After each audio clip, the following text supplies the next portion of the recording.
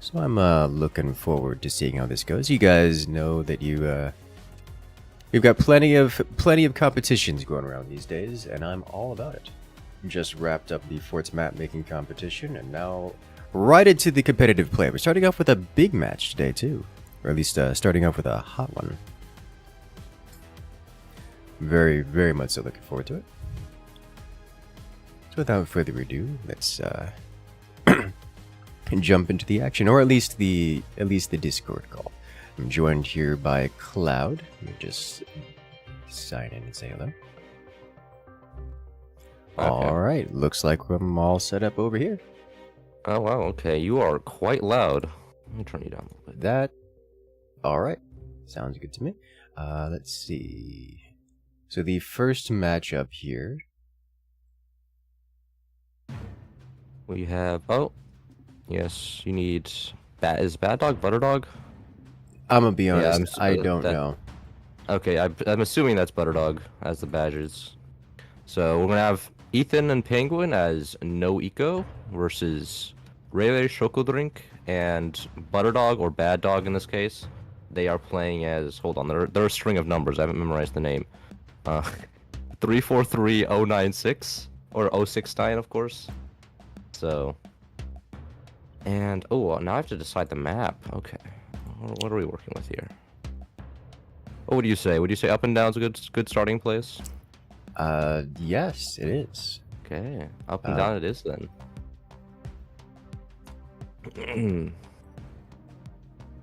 And, oh yeah, VFX explosions we also want on. Then do it.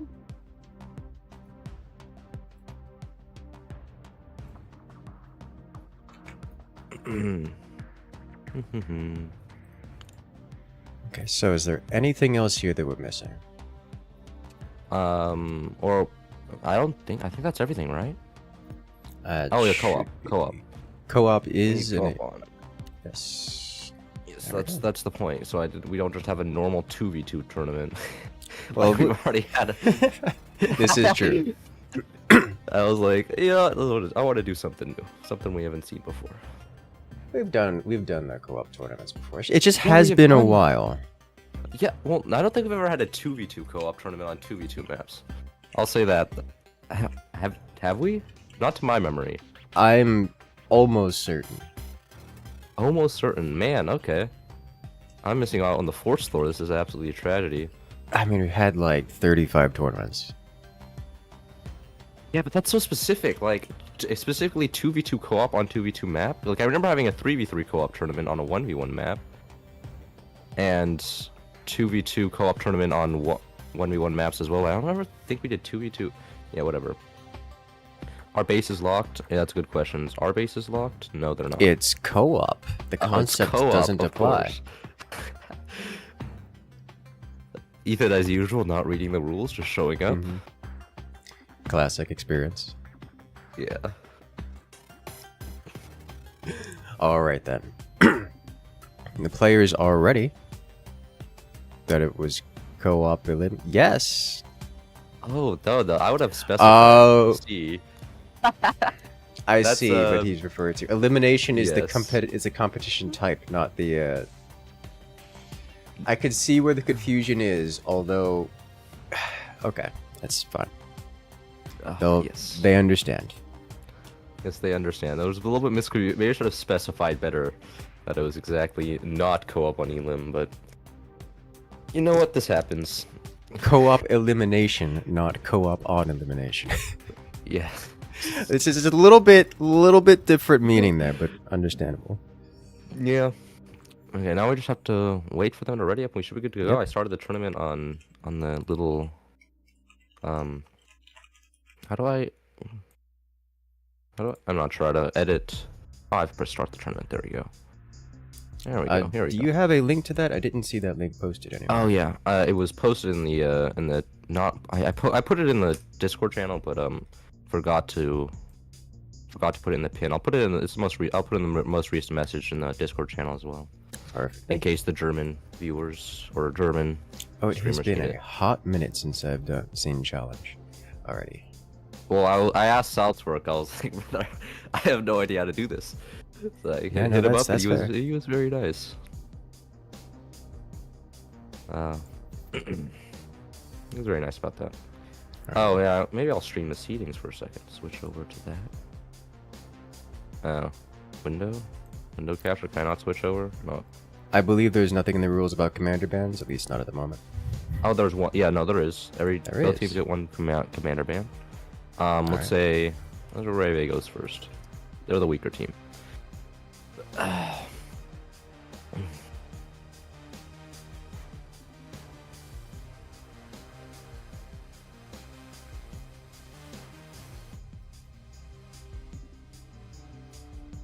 So, I mean, I just added that so we don't get pinch fist on pinch fist every time, as what happens every time you don't have commander bans. Firebird ban, that's fair. Firebird is a pain to deal with. No one wants to deal with Firebird. Yeah, this is. But I mean, it's not 1v1, so mortars aren't as effective. I mean, maybe they are, but it's quite a Yeah, they long are. And at 2v2, yeah, they are. I don't know, because generally when you go greedy mortars, you just get punished by the base you're not hitting. You just get one shot by a plasma beam. At least that's my experience. What I'm doing. It's co-op. Oh, that is true. You have twice. It's just one base with twice the mortar potential. Not really. I mean, like bottom base on up and down. Not really. Hard because buzzsaws just punish you so hard. Going low more. I mean, going low. Have you tried going low mortars on up and down? Yes. Yes, and how did it go? Usually very well, because very well. You put a piece of metal stopping the dangle. Okay. Well, and you can't I've get tried the entire it many thing times cut in off. my ranked games, and I've only ended up frustrated. Fair enough. But I'm sure if you find the go against an average internet citizen, That's it's true. quite effective. Hey, what? I wonder how portal mortars would work in co-op, actually, because you get. It's like the big thing about portal mortars is the energy cost, but now you have 2 cores and the extra eco to fund additional turbines without getting in the way. Yeah. You can like set portal mortars up on the top base. Yeah, I mean, I guess. I mean, the big problem with portal mortars is setting them up and losing all that APM. That's at least for me. No, good thing So you have I 2 mean, players. yeah, if you have 2 players, one person just take care of the base, build both bases. Somebody else set up the portal mortars. I mean, I think that would work. But it's also just like one set of portals is worth 2 turbines, so it's always painful. It is. Yeah. Once you get the extremely upgrades painful. going, you could wipe out a core like super quick. That's true. Okay, ban pinched, ban Firebird. Is everybody ready? Okay, I think we're good to go here then. Oh, I forget I'm not the one who starts the game. That's you, Incursus. I just pressed the ready button expecting the game to go, and it was quite embarrassing. Surprise! Surprise! All right, let's do this. Of course.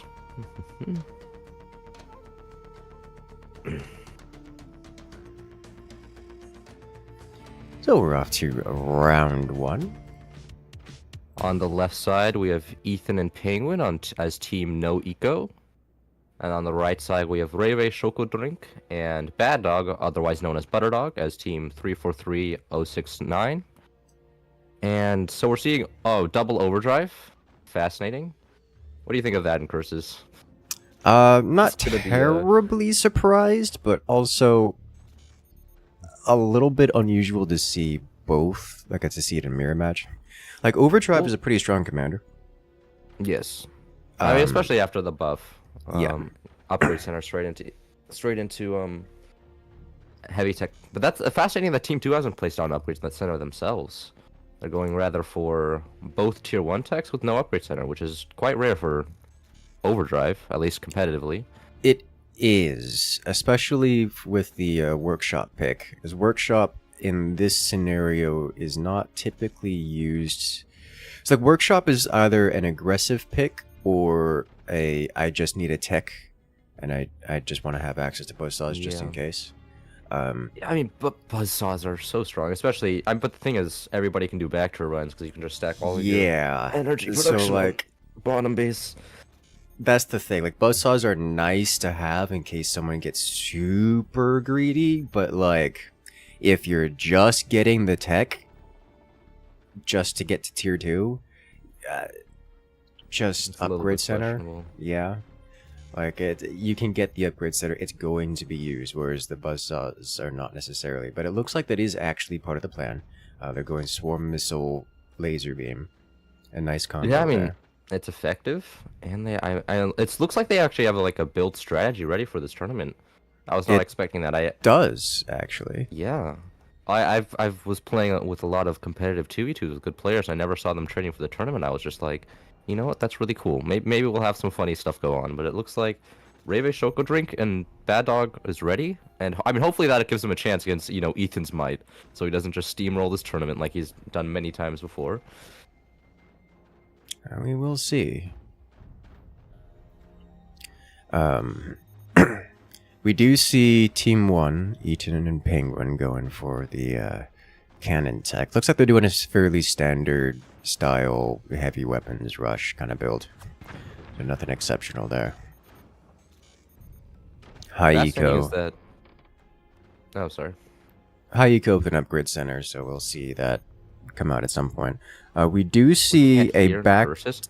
Oh my god, I had window capture on, not game capture. Oh, that's my bad. Thank you forever for whoever... Who was that? Was that Dragon? I think that was Dragon who Steam DM. Cloud just out here talking to himself. I'm literally talking to ghosts this entire time. It's honestly embarrassing. You know what? Team 2, the greediness is going crazy, selling off all of your metal. Like, oh, and we have Team 1 with a workshop, presumably to punish that. Oh no, to go mortars. Shot loud. Oh, thanks, shot loud. Sorry, I wasn't. Yeah, that doesn't surprise me too much. I mean, it's Ethan. He loves his mortars. Yeah, When Ethan he really can, he does does love his mortars. and I don't blame him at all. Yeah. They're very good. But I mean, this is looking scary. Double nukes, no AA. And fire beams are set up. I mean, once Team 2 hits that AK energy mark, I imagine the nukes are going to be straight firing. Yep, of course. There they go. Oh, and they're going to go directly into that 20mm. And they already have double fire beam to support the anti-air. Oh, and there goes and there go the mortars. The mortars, the 20mm, just everything. It's all gone. All so that's going to gone. set Team 1 back quite substantially. Like a lot. And they have no suppression weapons, no snipers out of Team 1. Team 2 controlling pretty much the whole map here. And the buzzsaws here are going to be greatly punishing bottom base. That big box wood spam, that hurts to see. It does, but also against nukes, it's kind of what you want. Yeah, but I'm talking about buzzsaws hitting big box wood spam, because if you don't catch it, then the whole deformity goes crazy, and then it's just it's painful. I think that's not. It's more. I'm gonna say it's probably more annoying than painful in this instance. Yeah, I mean, Because like it doesn't really matter.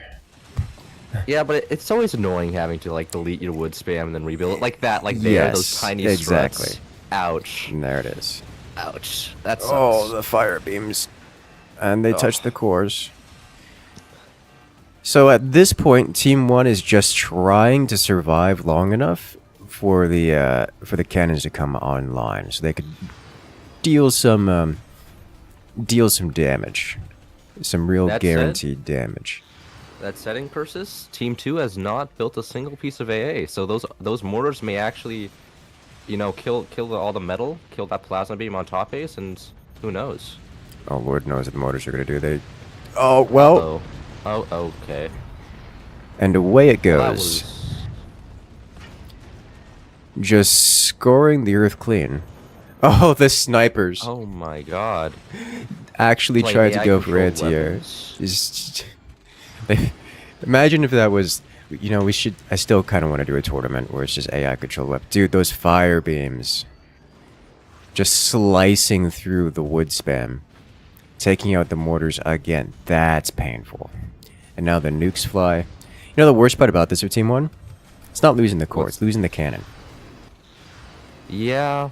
I mean, yeah, and all the eco. Team 2 has such a large eco lead here despite having nukes. It's actually And they're crazy. upgrading. Yeah. I mean, I'm mostly surprised we didn't see any upgraded mines out of Team 1 over here. They got a really early upgrade center and really never used it other than for the mortars. Yes, the aggression from Team 2 really set them back. Kind of Yeah. prevented them from getting those upgrades. That's what game over looks like. There it And is. that is GG. A surprise, honestly. Ethan getting set into the losers bracket in the first round. You know what? I'm all for it. If he comes back, it'll be impressive. Okay. I guess we need the next group of people. So we have No Eco going out to the losers bracket, and we have 3430969 going on to the next round. So now we FDP and Rainer Winkler coming in. I think both German teams. It sounds like German teams. Need to pull up the spreadsheet. Let's see. Taichu and MCC for FDP. And Julian and Nectus. Julian. Let me see. I need to get the exact names down. Oh yeah, Julian 8.1.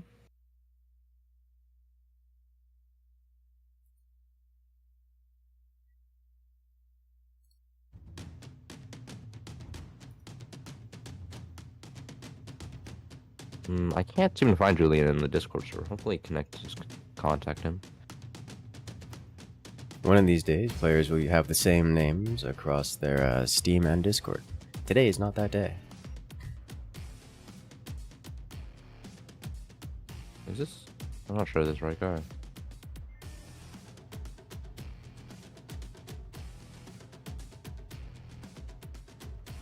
No, that's Knechel.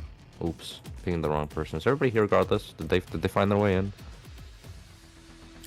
Still missing MCC. Okay.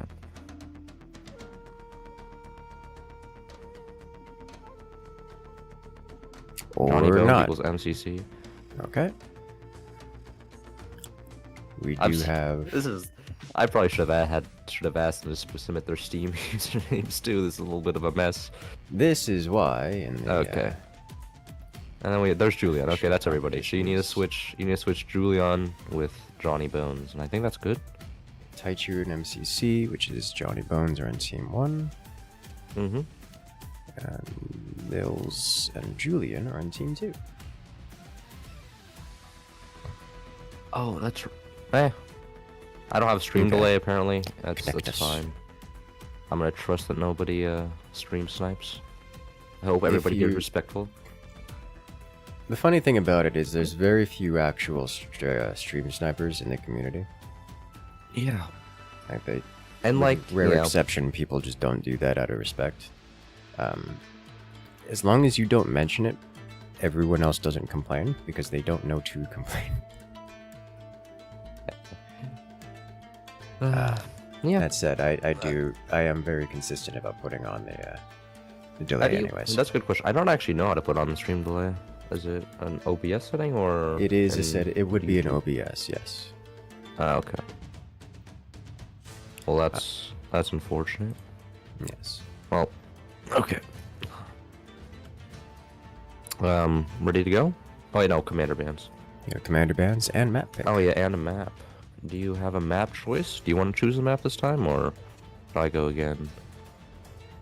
Let's see. About... We have vanilla, large, up and down, stalactites, balls, and abyss. All 2v2s, of course. I think balls 2v2 would be interesting.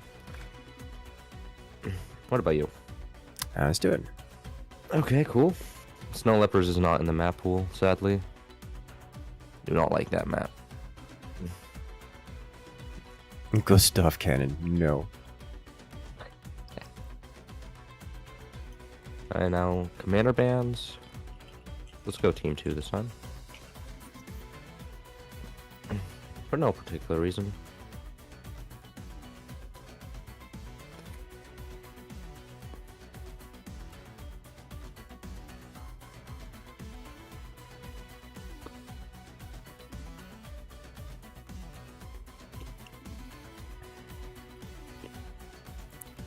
Overdrive getting banned. Kind of surprised to see that. Like, Overdrive is popular, but only because it's just kind of okay. And it's hard to go wrong with it. Overdrive, I would say, is meta, and 4v4s at least. Oh, and 4v4 certainly.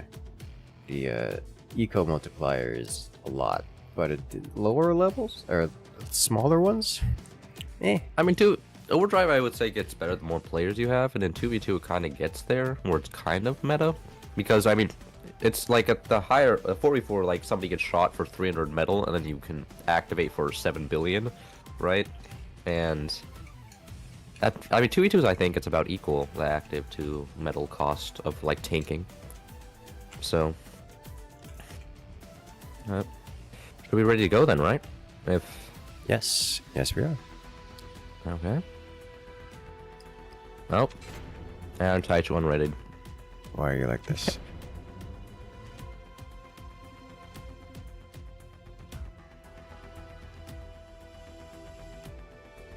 I'm not gonna.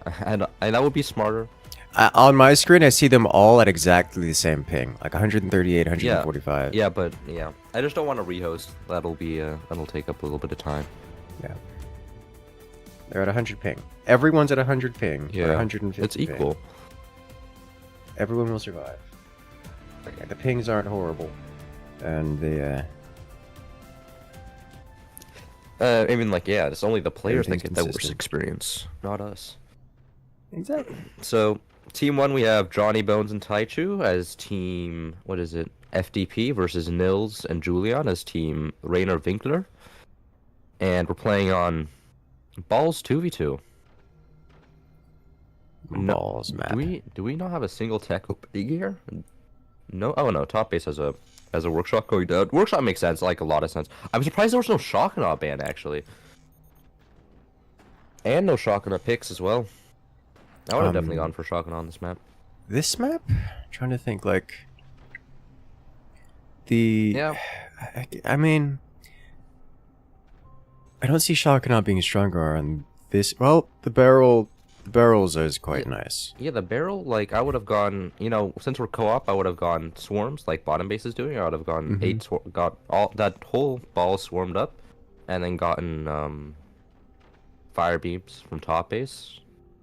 And they have co-op eco, so they can afford getting a lot of swarms very fast, as bottom base. Well, you know, both bottom base and top base. So I would have gone for and the shotgun barrel, so you can't get disconnected by a buzzsaw. Because when something's disconnected by a buzzsaw, the swarms don't fire, which is absolutely tragic. But we'll see. And it looks like both teams are going to go for nukes here.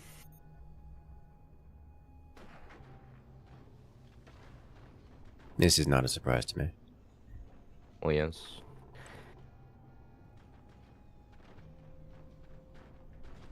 And the question is, who goes in nukes first? Or they just open swarms?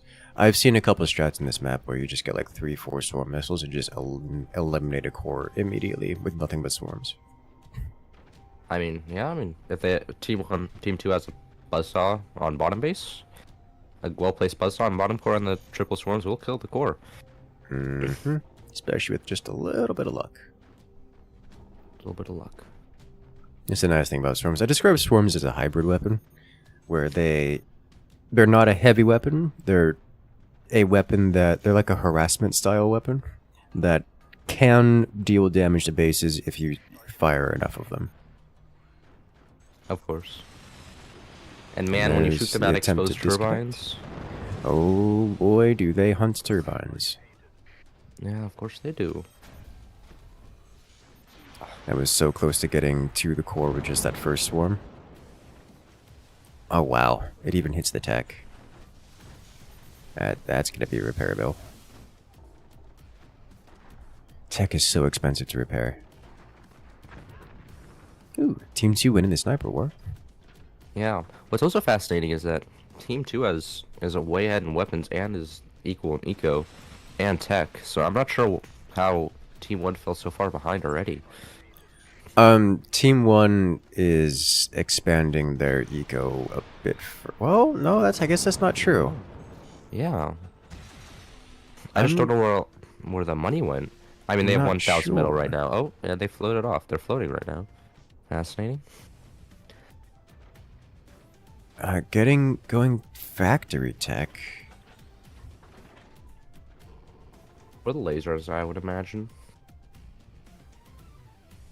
I'm surprised we're not seeing any armory as well out of either team. I would have gone armory just for the flak here. Yeah. Trench flak against, like trench flak on the bottom ball, would be very effective for either team to do. I'm not super surprised to see no armory out of Team 2 because they are playing the Hurricane Commander. That well, and they're ahead. That too. It empowers the machine gunners to be more be a more effective anti-air solution, so they don't need flak to be effective. Nah, that's fair. But I mean, buff also buffs flak, so it's not exactly solely for machine gunners. Still, it's good enough. I mean, yeah. I mean, if they want to spend the 400 metal somewhere else, that's fair. But right now they also floated off a little bit. No, the float hasn't I wasn't been too bad expecting for so either much team. floating out of the co-op games. The floating hasn't been bad for either team. It's like 100 metal for left team and 144 metal. They're at the same float, about the same float at about 150 metal apiece, which is really not much. Less than 1 flak worth of floating. I mean, yeah, I mean that's fair, but it's also co-op. So, because usually good players are very observant of their resource storages. Mm-hmm. They also, well, keep in mind they also both have gone for heavy weapons tech, specifically the laser beam. So like that's 150 metal worth of float, which is like 3 seconds of missed time on the tech placement. Well, I mean, they placed tech with 1k metal storage. They floated when they had over 1k metal, so... Yes. So that means it's a little bit more than 3 seconds, probably around 8 or so. Well, so they have about 50 income. 50 income, yes. And they have 1,200 metal storage, and tech costs 800.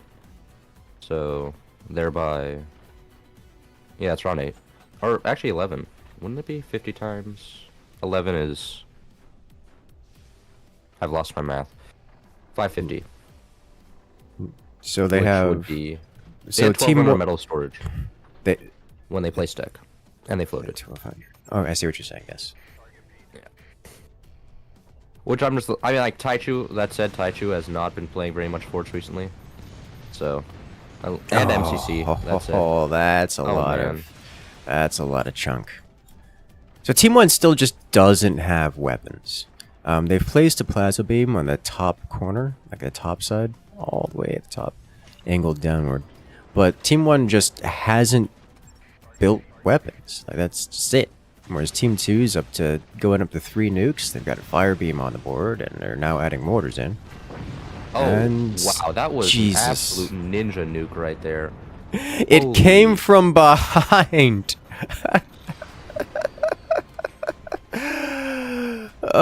Classic nuke.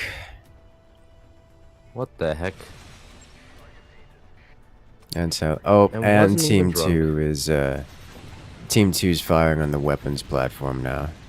Oh, is that nuke gonna expire? No. I don't think we're going to see very many expiring nukes on this map.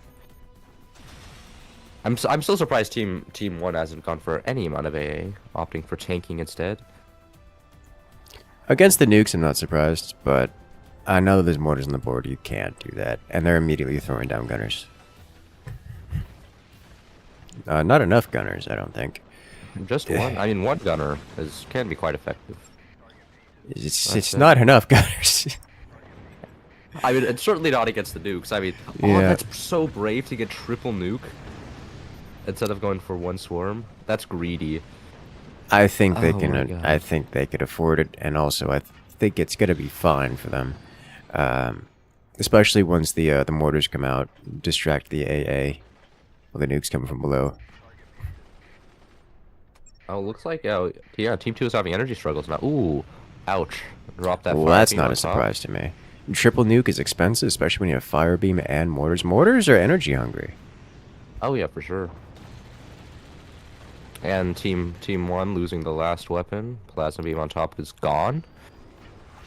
So it's been 8 minutes, and Team 1 has not fired a weapon. Not really. Which is a rough position to be in. Team 1 down to 4 mines in total, and that count's going to go down. Don't have the money to repair. So this should just be it. Nuke's going straight to the core. Or the floor, one of the two. And that's bottom nukes on this map. It's always a 50% chance of just exploding themselves. And that Yeah. is GG. Okay. Well done, Team 2. Annihilating Another- Team 1. Wow, this is surprising. The second seed got beaten by the 7th seed, and last round the 8th seed beat the first seed. This is not what I expected in the slightest, but I'm happy to see it.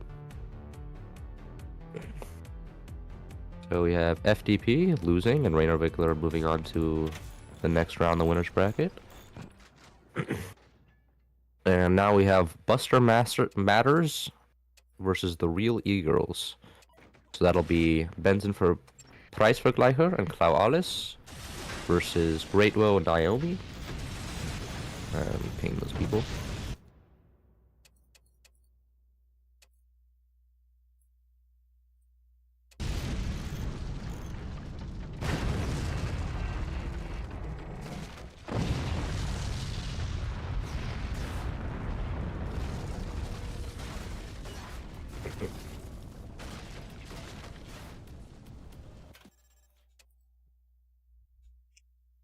Yeah, okay. Everybody's pinged, and hopefully they'll join soon. There's Greatwoe.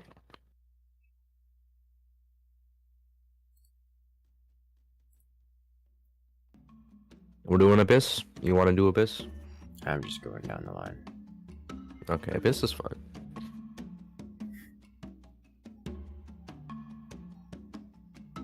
Okay, and now...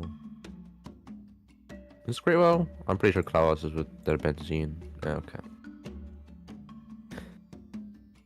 If you could change Klaus to Team 2, that would be great. And Naomi to Team 1.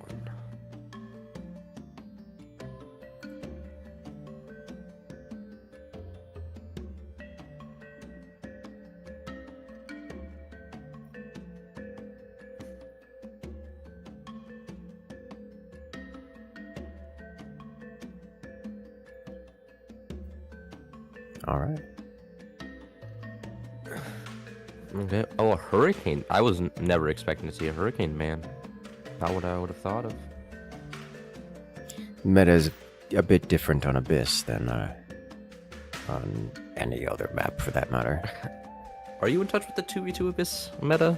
No. No, yeah, me neither. And we have a scatter ban. Okay. So Pinchfist is left unbanned, so is Overdrive. Fascinating. I've played Abyss 2v2 a bit. It's been a while. I've casted a few matches on it. It has also been a while. I mean, wasn't it part of the FPL pool? Yes. Yes, okay. Yeah, I mean, I didn't play in FPL myself outside of the first season, I think. So it's been a while as well. I just remember selling off a crazy amount of foundation nodes and your base being like held together by like 3 pieces of wood. Pinchfist meta. Yeah. Buzzsaws went crazy on that map. Mm-hmm. Yeah, so there's a couple meta plays for this that I recognize. I can Alright, talk we'll about get it when we get into it. Yeah, of course. It's been a hot minute since I've seen them here. But here we have on the Okay. left-hand side, it's Team Great Woo Naomi. And, oh, I'm doing the right hand. Okay, on the right hand side we have the Benson Preisvergleiche and Klaualis. And they are the German team versus an American, half German, half American actually. Naomi is German, is he not? I know Great Woo is Hawaiian. I believe so. It's gonna be interesting. So Yes. this map is Abyss. It has Abyss meta, which I don't keep up with that much. It's just a strange one. Typically, we see a lot of mortars and a lot of snipers on this map.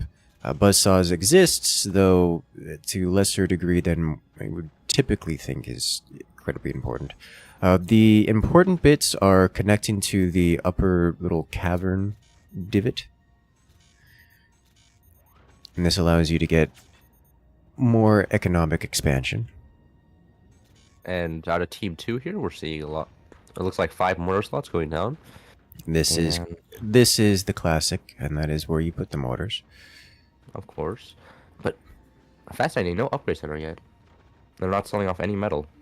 Both teams are keeping some metal in front of their cores, which is just unusual. I would have expected more greed. Oh, and Firebird out of Team 2, okay. Oh, this could be painful. Firebird, not banned, becomes powerful. No, yeah, that's what happens. And any gunners to be found, and there's straight core damage. So this is where the mortars do really well. Mortars from the bottom fort attacking the top fort. They just kind of hit things for a lot of damage. This is where the snipers and the crow's nest typically come into play. You build a sniper up above where the eco is currently set, and you snipe down upon the mortars. Defends against this kind of play.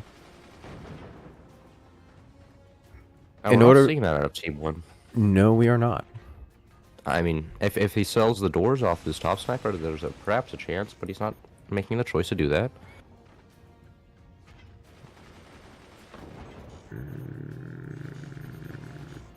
Yeah, the mortars are hitting the turbines. It means the turbines are going to go away very quickly. Oh, T1 opting to go straight for a munitions plant. Okay.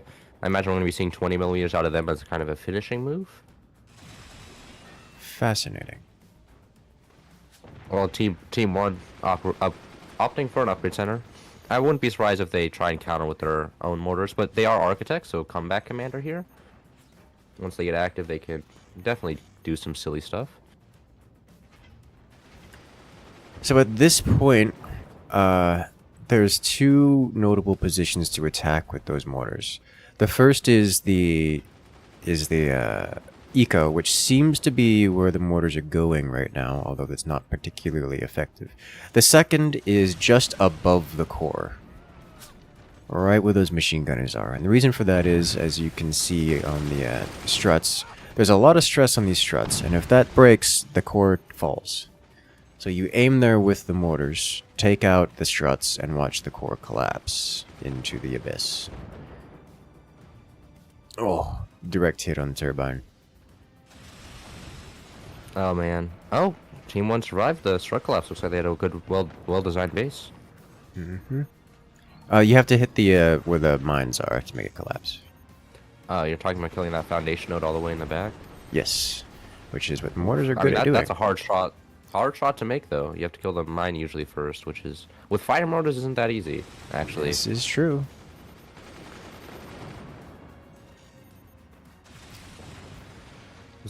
So we have Team 1 with an upgrade center, but haven't utilized... Oh, no. Actually, we have miniguns going on up on top and an upgraded AP sniper. Okay. Fascinating play. I'm not sure what they're going to do with the AP sniper, though. There's not many options. Miniguns... Oh, the miniguns have an angle down there? Yes. That's actually... Wow, I would not have thought they would have the firing arc to do that, but... They are angled downward. If they had a sniper up there, those mortars would already be gone. I mean, The AP sniper Mini should be Eagirls able to are go up. straight to the core.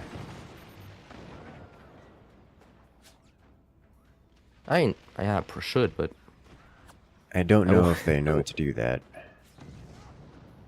I mean, there could be. They don't know for sure what if there's not a second piece of metal behind the first piece.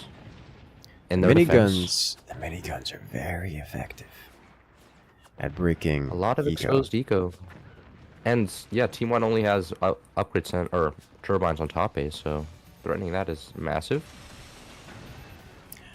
Buzzsaws are more effective than I would have expected in this instance. They keep hitting the foundation elements for Team 1's top base, which is just gradually deforming it over and over again. Yeah, honestly, when you're when co-op is off and you're playing 2v2 on this map and your top base is just it is so painful. It's top base that has to deal with all of the annoying angles more than bottom base really. Mm-hmm. Bottom base gets to be the fire powerhouse. Yeah. Top base Oh, gets to Team be One's- sniper spam and phase tanking. We have a high up sniper from Team 1 over here, so I don't think that'll have an angle to hit the mortars with that mini door, but if they delete off the mini door, I'm pretty sure the mortars will be in trouble. Team 1 over here. Honestly, the mortars have not been as effective as I would have expected. They needed to be upgraded to heavy mortars so they could actually break through sandbags and such. The incendiaries Yeah, are not cutting it. Also fascinating that Team 2 over here has built a munitions plant and then opted to build an armory and it's built flak before they built 20 millimeters. But that flak, you know what? With active, man, that's painful. It is. It gets fire But- everywhere. But there's no mortars left to do damage, so it doesn't even matter. Mm-hmm. The, Oh. Ooh. Ooh, oh my god. That's damage in a very important is. place. Are they don't realize they're on fire on bottom? No, they caught it. Okay. So that flak ignited the strut upon which this 20 mil was sitting, which means the 20 mil will burn and take damage. It cannot be repaired, so it's just going to be damaged until it is completed construction. So its construction is completed, which means it's vulnerable to being sniped by, for example, a second volley of fire. Have you looked at the flotation counts anytime recently? Yes, I wasn't going to comment on it, but now that you brought it up, Team 1 has floated a whole 1,300 metal, which is not good. Especially for being in the defending position. That's definitely painful. If you're wondering, why does it look like Team 1's not doing anything? It's because Team 1's not doing anything. Because they're not spending the money they have. Yes. That said, Team 1 is doing something, and it's build 20 mils, and they have come online. Team 2 has 174 energy production. That is absolutely atrocious. Well, You they can't- you can did barely do just anything with that. lose their turbines Yes. to the 20 mils. And now that's a massive energy shield there. Wow, okay. On the top turbine, they do Good not need an lord. energy shield that large at all. That Hurts to is see. impressively large. It is very difficult to get an energy shield that large. Yeah, no, it is. I mean, they built a node directly above the mine where they could. Yes.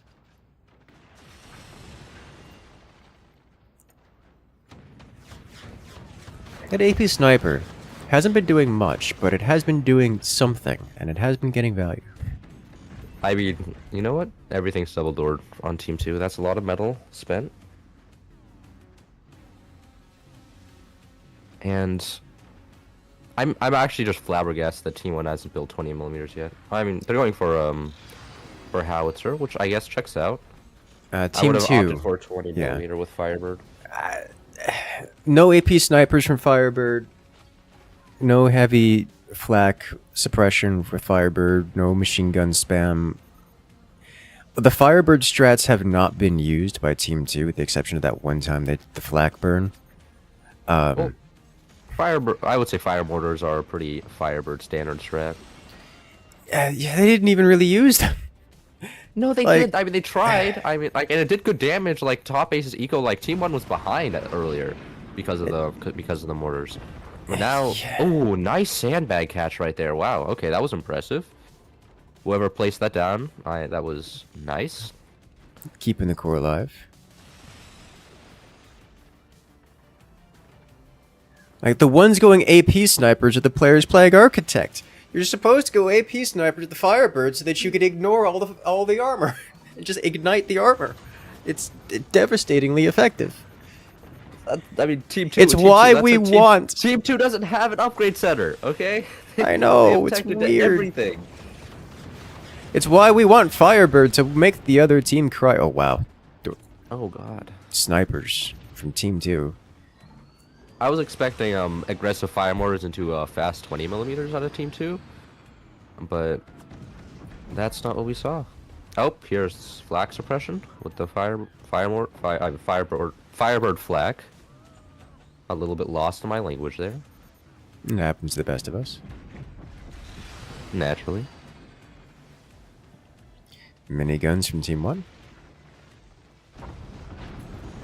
Ooh. Oh, it got shut down. Okay, lucky gunner there. More importantly, the 20 mils for Team 1 are burning. They just lost a second one to fire. Oh, 2300 metal reached for Team 1 flotation, while Team 2 is still only at 184. Honestly, on a map Pretty like massive Abyss, difference. I would probably just machine gun and flak everywhere and just tab spam. Just across the board. Like your Firebird on Abyss, you can just do that and watch the opponent collapse. Oh, they were going with the flak, or not the flak, the fog. Oh, are they? Are they going for the smoke launchers? They had one, and then it got sniped by Team 1. Oh my god, what a tragedy. I would have loved to see that. And then Team in a 2 competitive match. Finally completing an upgrade center. Let's see what they do with it. It's like the thing about Firebird, and I know chat loves when we do this, is it's a huge boost to map suppression. As in, all of your weapons get additional suppressive capabilities.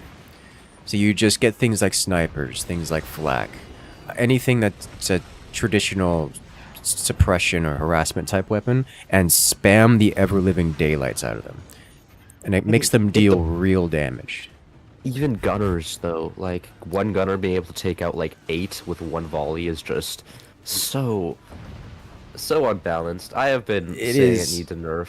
I'm just saying gunners need itself need a nerf because they cost nothing. But, as usual, I like that they cost nothing, because you can spam them and it's a flavor that isn't game-breaking.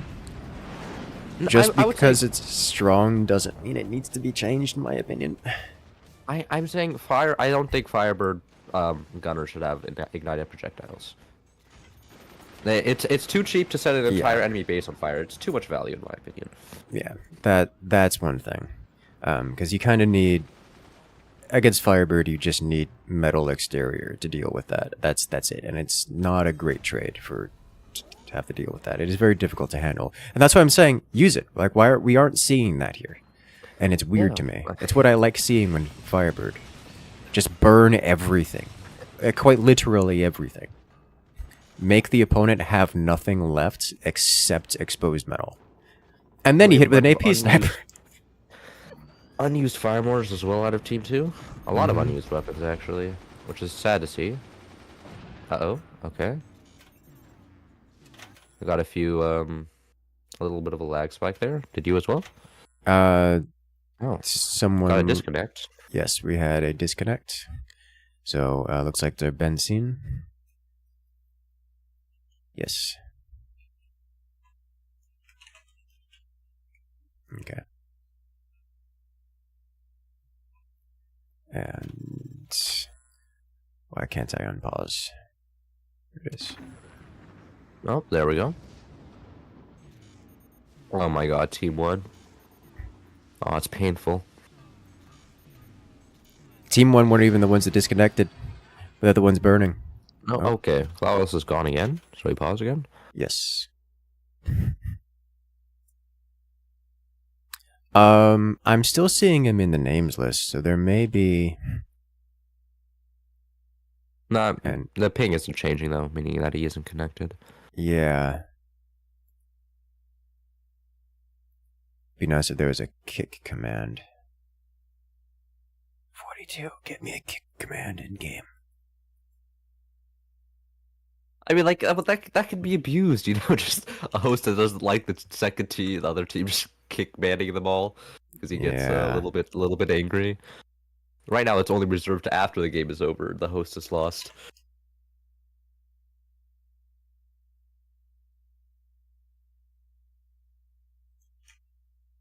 Yeah, that's a little weird. I'm fine rewarding team 2 the win here if I'm not. it comes down to. They're You're probably not. not. Oh dear. So, would you recommend a restart then? I would recommend a restart in this instance. As much as Team 2 certainly has the lead, I find it unlikely that either team would be happy with just awarding Team 2 the win here. Well, that's fair. And since Team 2 was the one to disconnect, it will also be a little bit weird. Well, it's clearly technical difficulties. Mm-hmm.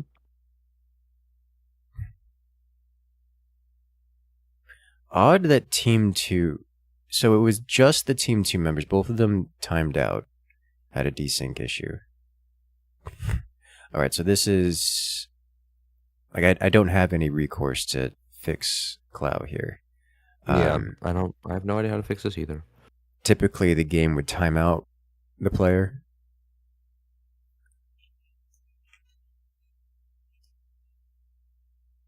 But it says the lobby's still full.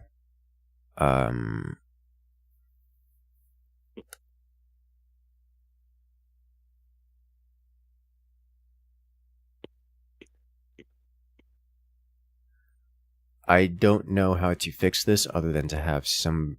I don't think... Yeah, he's not in the in-game. He's not in the normal lobby anymore either.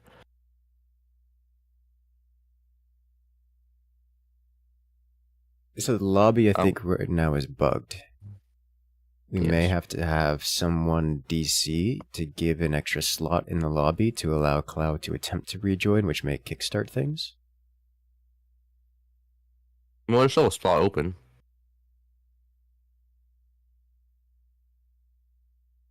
In the lobby outside, there's a slot open, but Interesting. Okay. a little bit odd. Because it shows on my screen that there's no slot open. Yeah, I know. I checked the outside lobby. I went to the chat lobby and there's a slot open for him. Hopefully he can rejoin. So that's my concern, because on my screen I don't see that slot open, and because I'm the host, it's probably the one that's going to be. No. My F6 screen also showed the slot full. I checked the lobby though. No. All right. Well, we can see if we'll be able to reconnect. I suspect he won't be able to reconnect.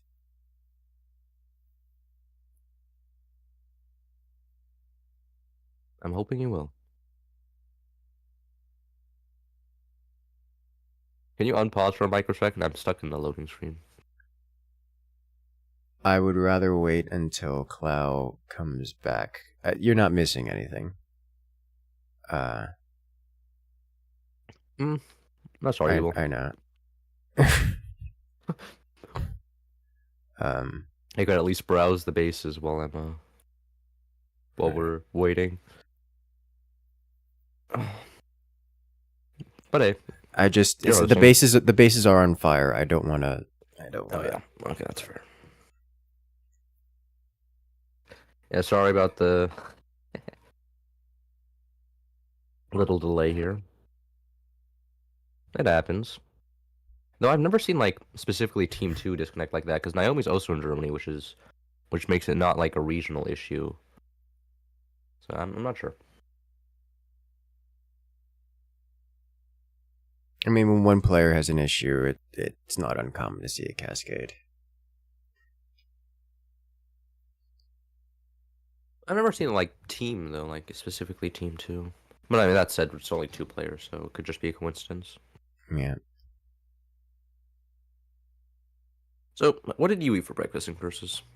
You told me you were A barbecue. You had barbecue. Do you get a full ass grill out? Effectively, yes. I mean, it was takeout barbecue. I didn't make it myself this time. Oh, you didn't take it out. Okay, makes a little bit more sense. I was like, wakes up at 9 a.m. to have a morning barbecue. I don't like breakfast foods. You don't like breakfast foods? Like even like No. bacon and eggs and No. no? What? You don't like have you ever like had bacon with like avocado on like bread? Yes. It's so good. And you don't like that? I would rather lunch. So you just don't eat breakfast? Yes. Alrighty. He's rejoined? I'm All pretty sure that's his. Oh?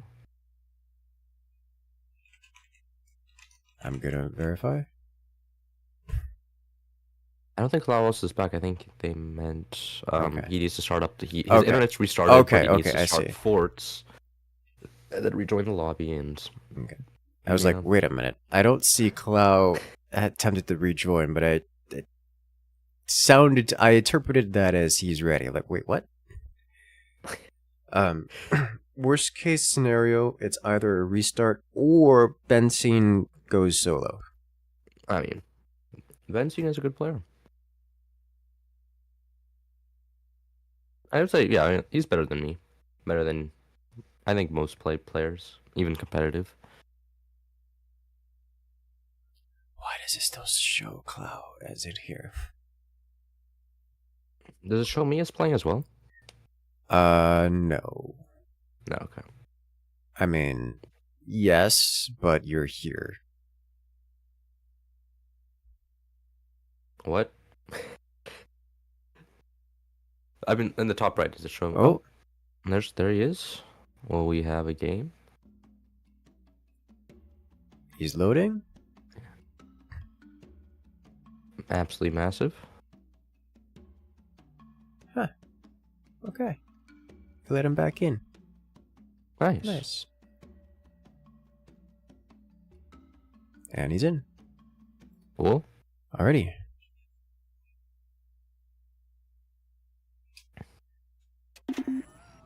And we're back. Everyone's rejoined. Everyone's in. Clear. Sweet. Absolutely lovely. Welcome back to the Land of Living. We're here, we have on the left-hand side, Team 1. Perpetually on fire, though not nearly enough for my tastes. It's Team 1, Great Woo and Naomi. On the back foot for this round, just floated a lot of their money away. I have not had the initiative for the entire game, but I haven't been knocked out yet. I'd said way too soon. Wow. Okay. Remember what I said about that node where the mine was? You take that out, the whole thing collapses. One buzzsaw is enough to do it, apparently. That was. I mean, you just had to say they weren't gonna die, and there you go. One died. Cursed them, and they're gone. Cursed them. Team 2, to Benson and Clow, having some technical difficulties, some internet-related issues. Seems to be on their end, at least for the moment, as opposed to anything server-side. Well, of course, that would make it your fault, and that never happens. Yeah, totally not. Yeah. Playing as the Firebird commander, they've been igniting the other team, but not nearly enough for my liking. They are in the lead. They've been aggressive since the beginning, haven't really floated any money, I say, as if they're not floating literally right now. And have been you should just stop talking. active. You're screwing both teams over right now. I think... Yeah, I am. I think that's exactly what it's doing. Yeah, that's exactly what's happening. But oh we my do god, have, that fire. It is everywhere. And it is wiping out anti-air, which is giving the mortars an opportunity to come back. The double howitzer. Oh my god. Taking out the fire mortars and everything. Wow. Okay. Beautifully done. Team 1 replying. All we needed was to let everyone take a 2-minute break. It's more like a 5-minute break. To get there, to reset everything. And now, all the aggression is coming out all at once. Team 1 finally getting their heavy weapons online and active, for that matter. A nuke coming across? I don't see that nuke landing.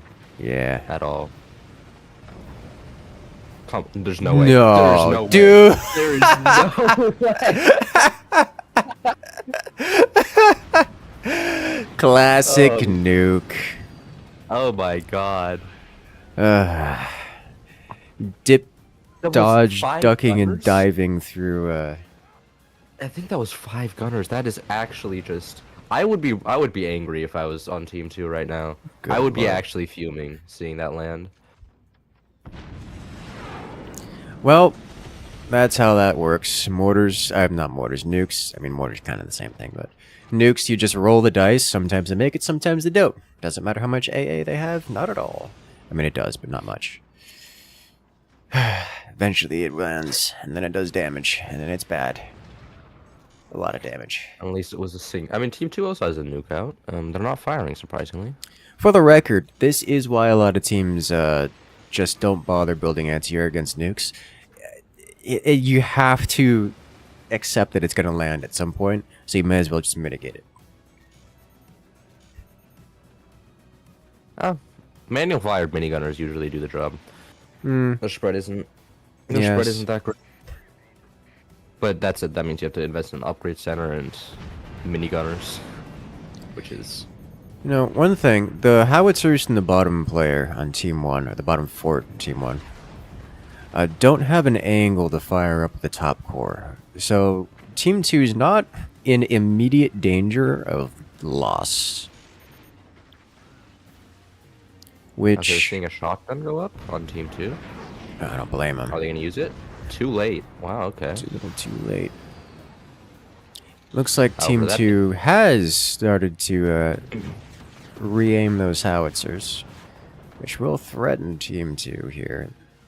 Sorry, Team 1 re-aiming the howitzers and threaten Team 2. In the bottom, I don't believe the bottom howitzer can hit that far up though. Not Maybe yet. it could if they delete it, if they restructure the doors, replace the doors with big doors on top. I believe it would, but I believe currently that node is blocking the exact angle on top base.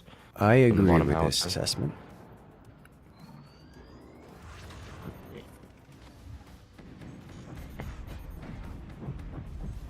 Oh my god, building exposed turbines in front of the miniguns, that is a brave play.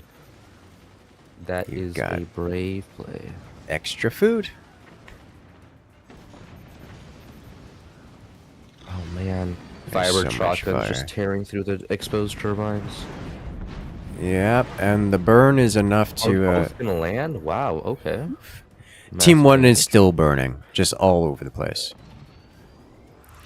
Oh wow, the turbine survives. Okay. Team 1 has rebuilt their workshop they lost in the first core explosion. Down there. They also lost their upgrade center. Okay, so Team 2 does not have an upgrade center. At least, am I missing the upgrade center? Am I blind? Team I don't 2 has think an so. upgrade center they on the do. bottom, just above okay. the Okay, I'm blind. That makes sense. just above the missile launcher. They do. Team 1, however, does lose a cannon and is on track to losing a 20 mil. As the mortars fly once again. Man.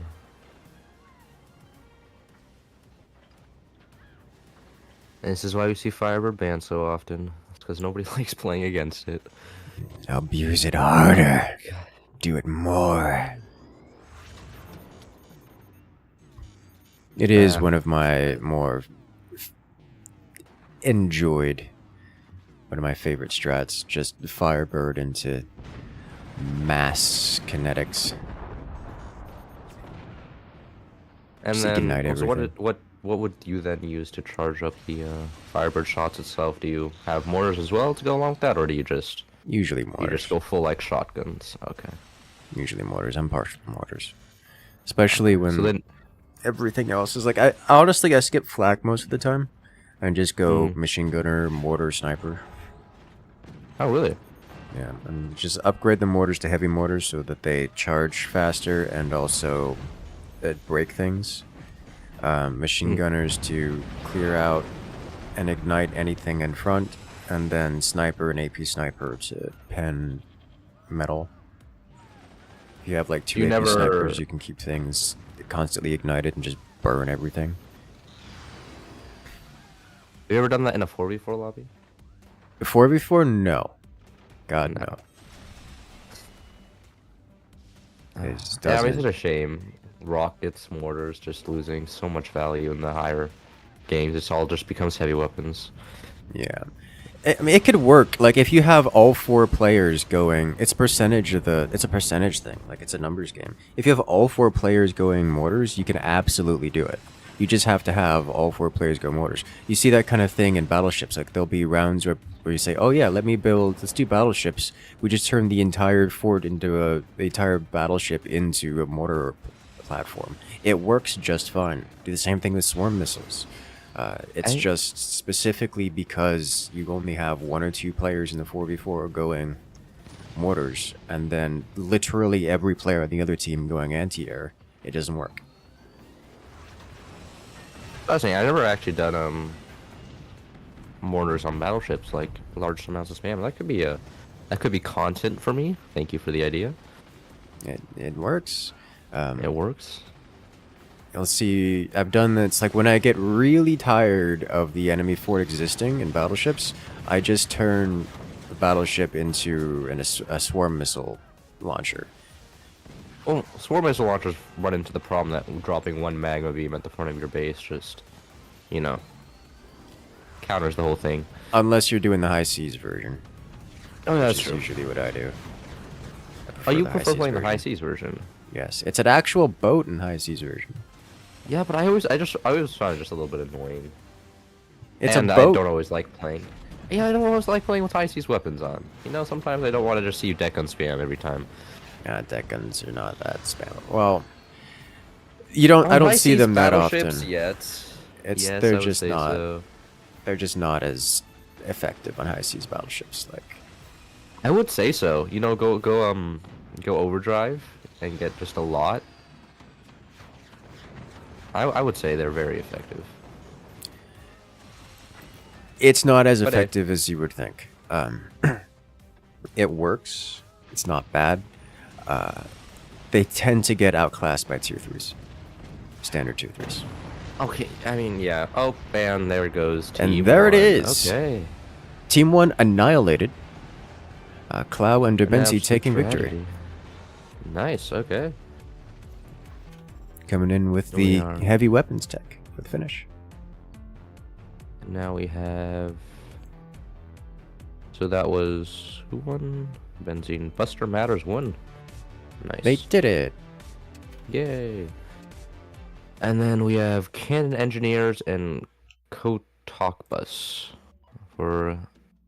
Okay, Halrasi. It looks like we have a Russian team and a... Where's Cannon Engineers? Did they change their name? Oh no, they didn't. Alijo and... Oh, Tar! Okay, we're gonna have a Tar game. You want to give them vanilla for Tar? Let him do his thing. Okay, let me ping all these people.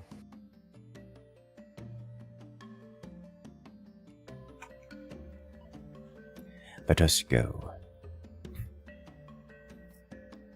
Tar at...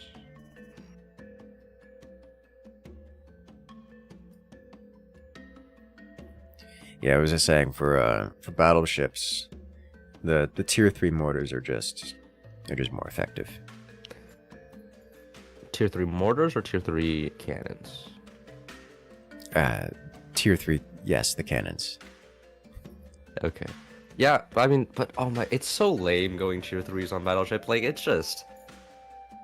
I just don't like doing that to the enemy. It's just so annoying to deal with. And it's also just most of the time roll of the dice. It's just, does it hit the thing or does it not hit the thing? Like, you build 6 of them, like...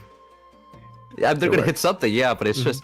Oh man, it's such a like, you know, like it's like smashing your fort into like the enemy in flying forts. It's just disrespectful. Like let's have some fun, please. Tier 3s are fun. They're fun if you're not playing against them. This is true.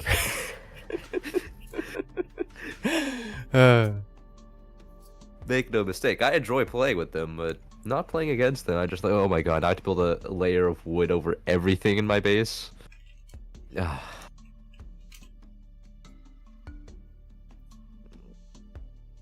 That is how that works.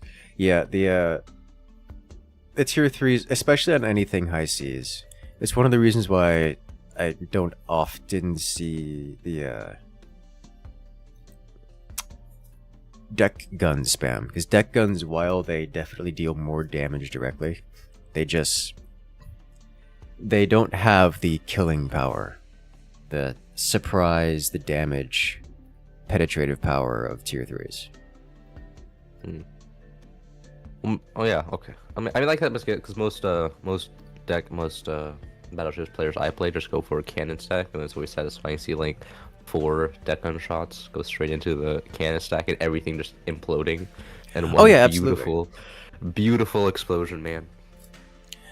Absolutely, like that's not even it. It's the damage and destruction that the deck guns bring to bear is unmatched. It is quite literally the most damage out of any weapon.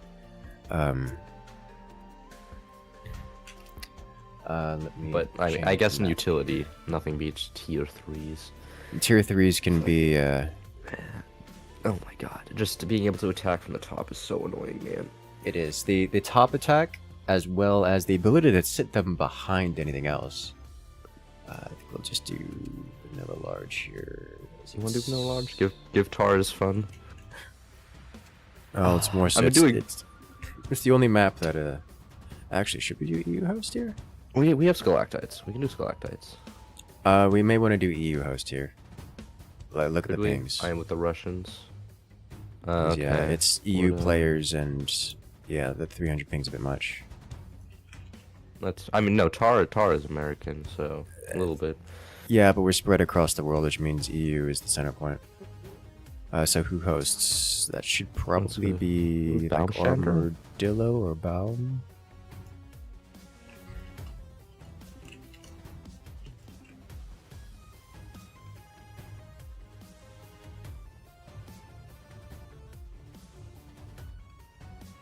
Okay.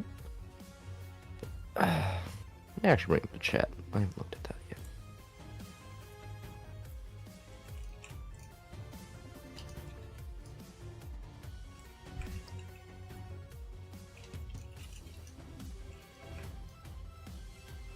Oh, chat wants me to play you after this is over. I don't think that's happening. I think I'm gonna go back to bed.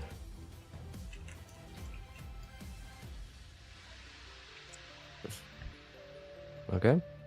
All right. Armadillo will host. Perfect.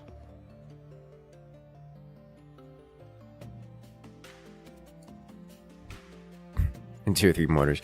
Well, unfortunately, due to the strength of tier 3ing mortars, they have been hard-coded to prevent tier 3ing. They always have the same set firing angle, even if you tier 3 them. I was actually not there for that meta. That was one that's too old for me. Yeah. It was really powerful. Oh, Armadillo's hosting. That's why.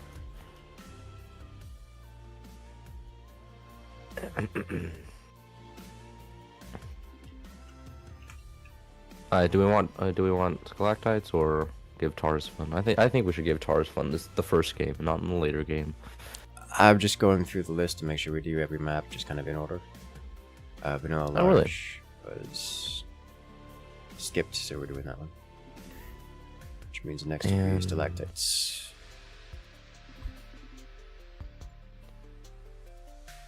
Florida is the center between West Coast and Germany. He's not wrong, but we have Russian involved here as well, so... Yeah, it's actually surprising that the Russians almost have as high ping as Tar, considering I'm pretty sure he lives... Actually, yeah, he lives in LA, so... Also, really Florida doesn't have... The cables that connect the internet run across the north, not the equator. So, Florida is almost as far from the West Coast as it is from the internet cable connections across the pond. Okay, I guess T1 bans pinned. Okay, I wanted Team 2 to go first, but you know, that's fine.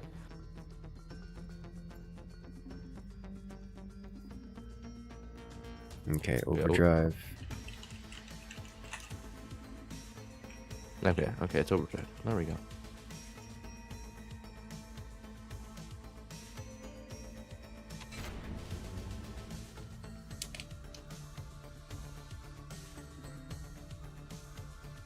Can I change my stream to the bracket? Is that an option? No, I can't. It's not something I can do. It's a shame. Yeah, the mortars used to be the... There's a reason why we call it the tier 3 mortars. Whenever you tier 3 something. The angled mortars was just the most powerful thing in the game. And it was not close. I mean, think about how powerful portal mortars are right now, and then imagine being able to do that without having to pay for portals. Or the energy upkeep for portals.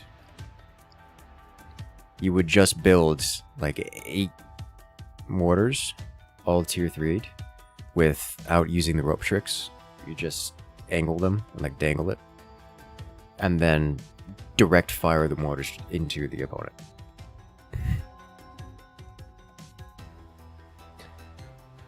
I imagine that was absolutely atrocious.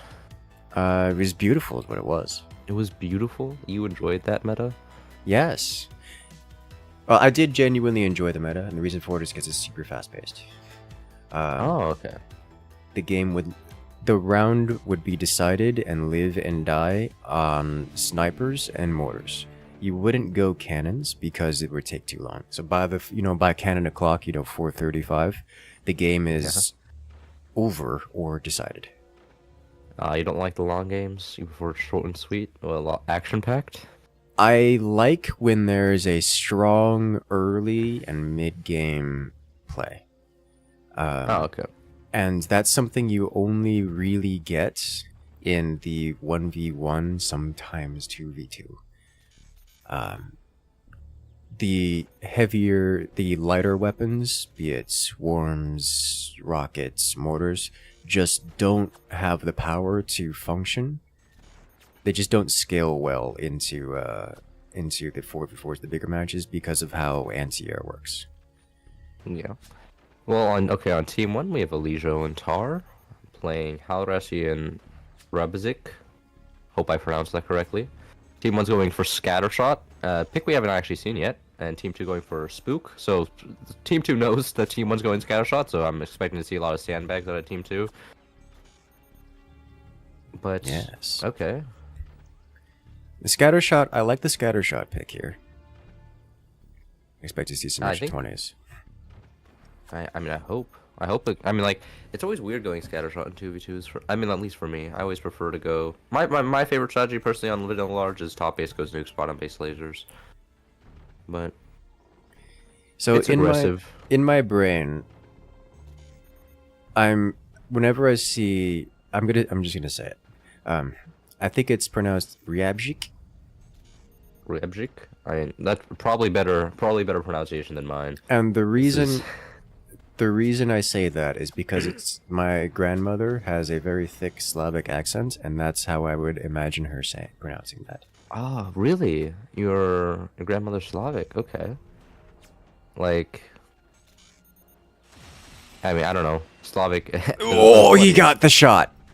Oh, that's terrifyingly close. Yeah, but the Tar base design is just too good.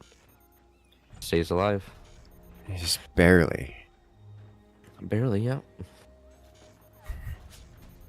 It's actually I actually hate sniper placements down under like that. I hate big Nord snipers. They're just so unsatisfying to the soul. Mm-hmm.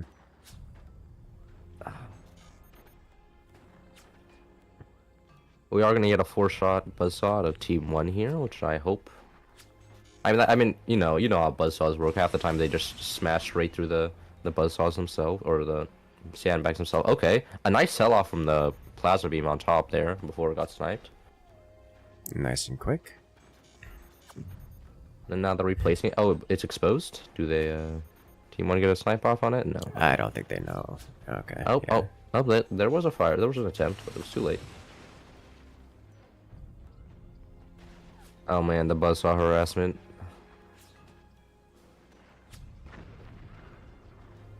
Ooh. And he actually gets the door snipe for that. This is a live game. This is a live tournament. We have... yeah, it's... Here, I can actually pull up the player list. There we go. Because the Nighthawk does hit very hard. So we do have a question regarding the damage output of a Nighthawk versus a deck gun. And the answer is it depends. Projectile per projectile, the Nighthawk does more, but remember with deck guns you get 3 projectiles. So the deck gun does generally hit harder than the Nighthawk.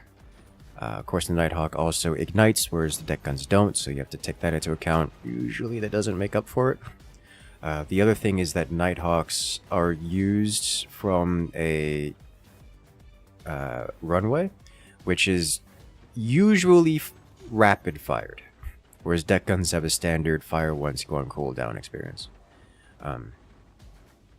So it isn't a directly easy one-to-one comparison, but generally speaking, the deck guns will, if you're considering like one deck gun versus one Nighthawk, the deck guns will do well.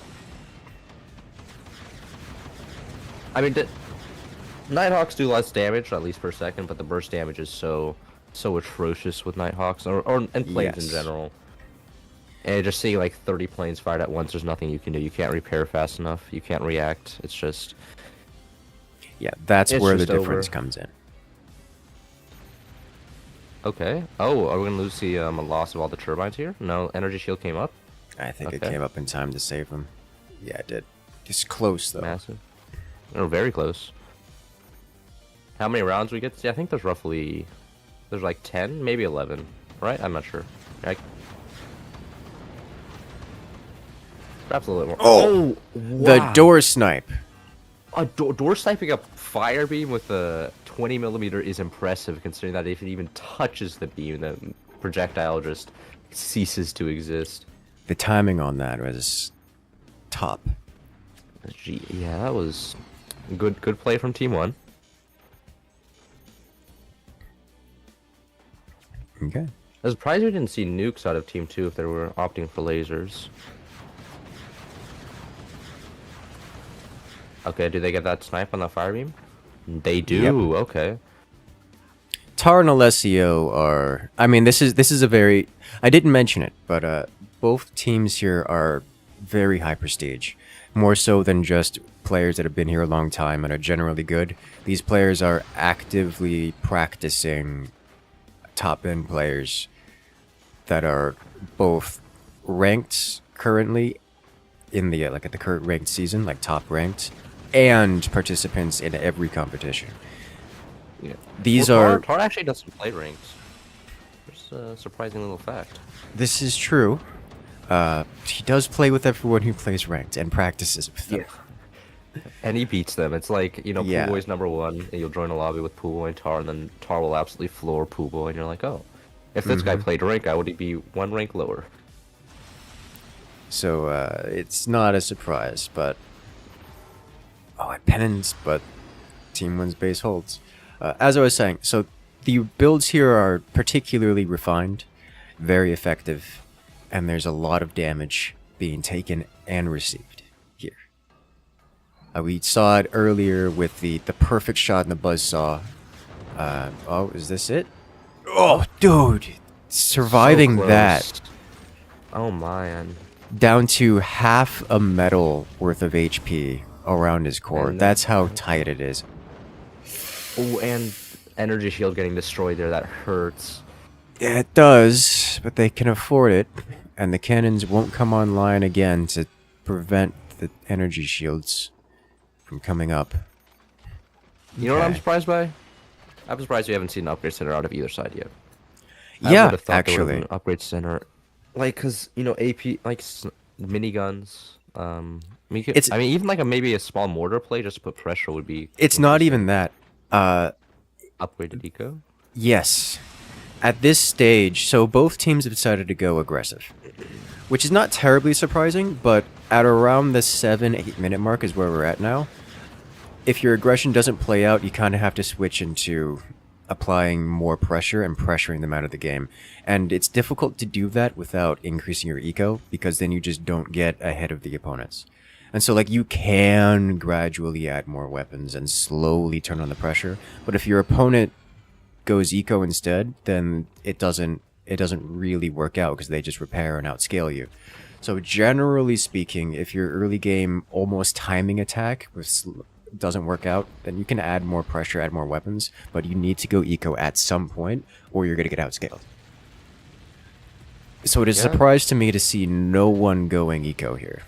And it's just more weapons. You see more fire beams, more plasmas out of Team 2, more 20 mils out of Team 1. Team 2 is building energy shields, which flawlessly defend against... Well, they didn't build there. Oh, doesn't look like the top 20 millers had an angle on bottom base. Yeah, okay. So Team 2 is building energy shields. I suspect their energy shield placement is insufficient. They may need to get them further away from the core to prevent the splash damage from getting involved. 20 millimeter splash damage, I wouldn't say is very significant, though. It isn't, but when your core is at 16%, it's cutting it a little close. Especially when you have, you know, weapons near your core. I mean, if the plasma beam goes up, that base is dead. Yes, yes it is. Very dead.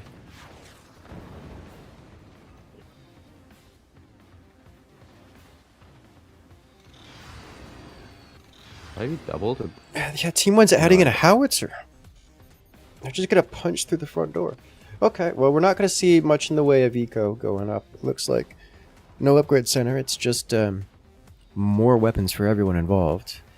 Coming on the 10-minute mark.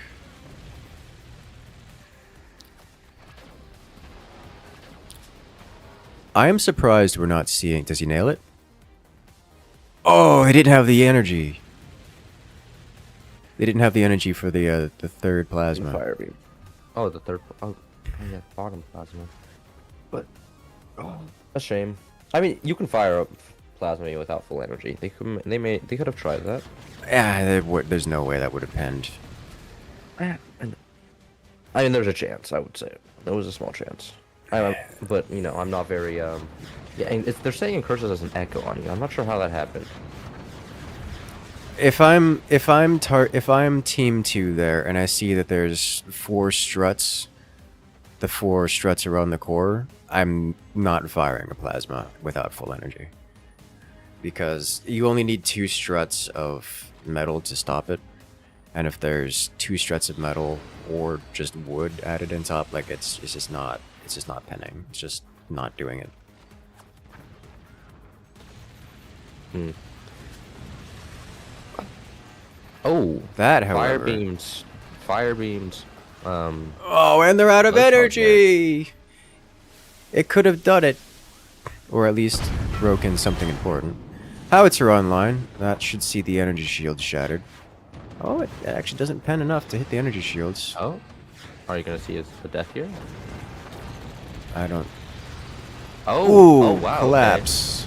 Okay. And it's gone. Top base and bottom base? Oh, I mean, bottom base is so low. I think it's looking pretty over. Team 2 doesn't really have the penetration. I mean, like, if a fire beam plasma can take out a 20 millimeter and perhaps drop the whole stack, but that would require them aiming at the mini doors. We'll see. That's what the I'm howitzer's surprised for. that Team 2 didn't go for double fire beam and just kill the 20 millimeters. Double fire beam would have just absolutely destroyed the 20 millimeters. I don't think they really fired at the weapon positions. Yeah, at all. It may have been too much respect. Too much respect. Like actually though, so most players, especially when you have a tiny door setup, build them such that the tiny doors defend against the fire beams, and so it's just you just can't pen it with fire beams at all. And so I think Team 2 assumed, yes, I think Team 2 assumed that those mini doors were set up in that fashion, but they weren't. Those fire beams 100% could have just gone through and touched, at least at some point. Yeah. Who's to say how T1 would have reacted? That's the game. Okay. Yeah, that's And the that info. is that game. Okay, nice job, Tar and the Legio. Moving on to the next round. And the reason why Tar's team was seeded so low is because he doesn't play ranked. So I had to go with his ranked badges. He doesn't have very many. How Okay, do you, now we're going on to the losers. yeah. Round 1. Alrighty. No eco and FDP. No eco and FDP. So does that mean I go back to host here? Yes. Are these American?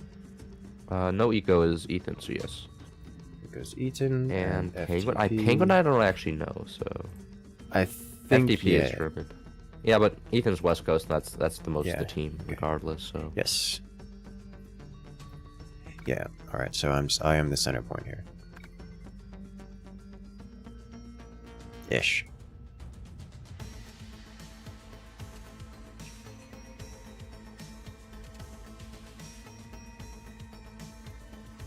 okay, shorts as always. Oh my God! Wow, we have some massive words in my chat. Somebody called your videos bad in my chat. Do you have any response to that? Not really. Not really. No. Okay. Everyone is entitled to their own opinions. Yeah, that's what I'm saying.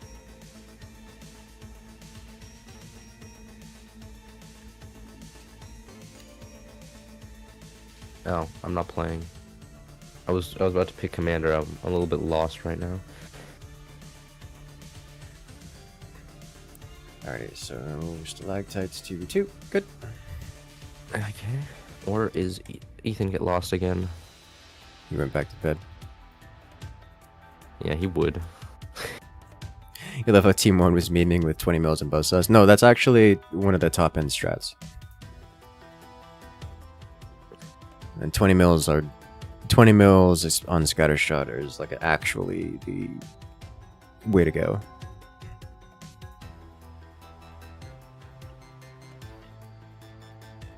Okay.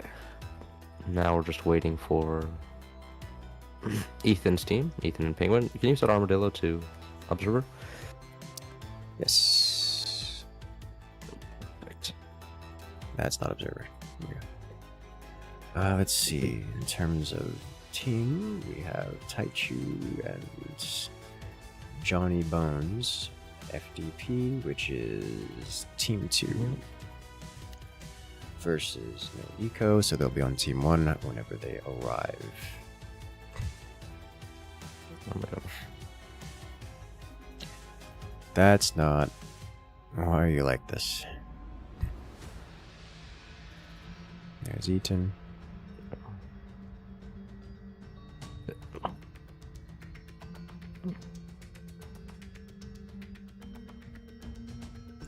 Where's our local penguin? That's a good question. Okay. Taichu, please behave.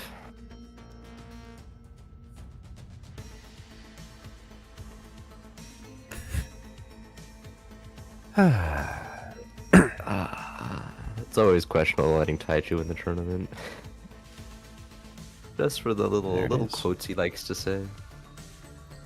Welcome to the degeneracy of humanity. Or at least that element of it. The Taichu element. Alrighty, commander bands. Alright, let's go. Team 1 goes first.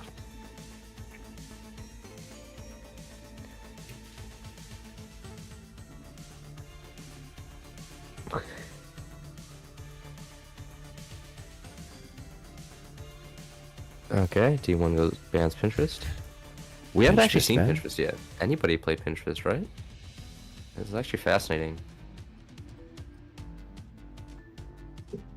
It's also been banned a lot. It's been banned but never played, which is just surprising. Most pros enjoy a lot of Pinterest gameplay. I'm just surprised we're not seeing a lot of it. Any of it, that is. Okay, we have Overdrive and Pinterest banned.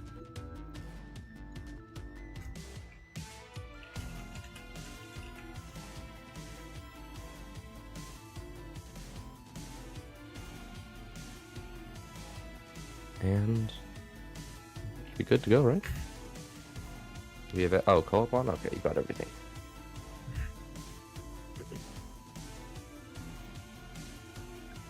And we're off.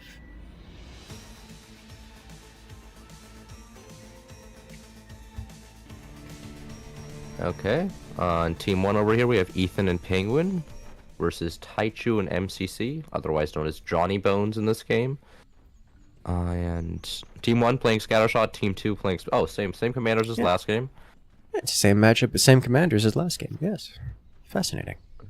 That's okay.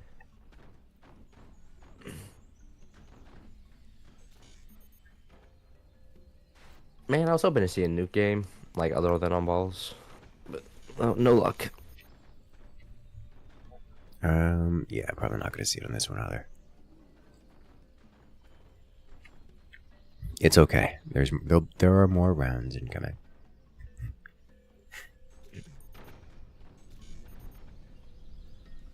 Ooh, T1 is opting for a lot of turbines. I mean, they're up to 4 turbines, just the standard turbine amount for any standard build. You don't have to spend that much energy on tech, so you can usually lessen turbines and get more mine eco up early. But that's my my opinion. Okay. Team 2 selling off. Actually, a lot of them are selling off all the foundation nodes as usual. Extra little bit of metal. Oh, Team 2 has got an upgrade center. Interesting. Team 1 going straight for munitions plant. I wonder if we're going to see an upgrade center as well out of Team 1 here. The upgrade center with workshop makes me wonder if we're going to see portal swarms. Honestly, no. I mean that. Okay. They're just looking for portal swarms eco. with fire beams is definitely meta, though. I mean, it's definitely a possibility if they went on laser tech.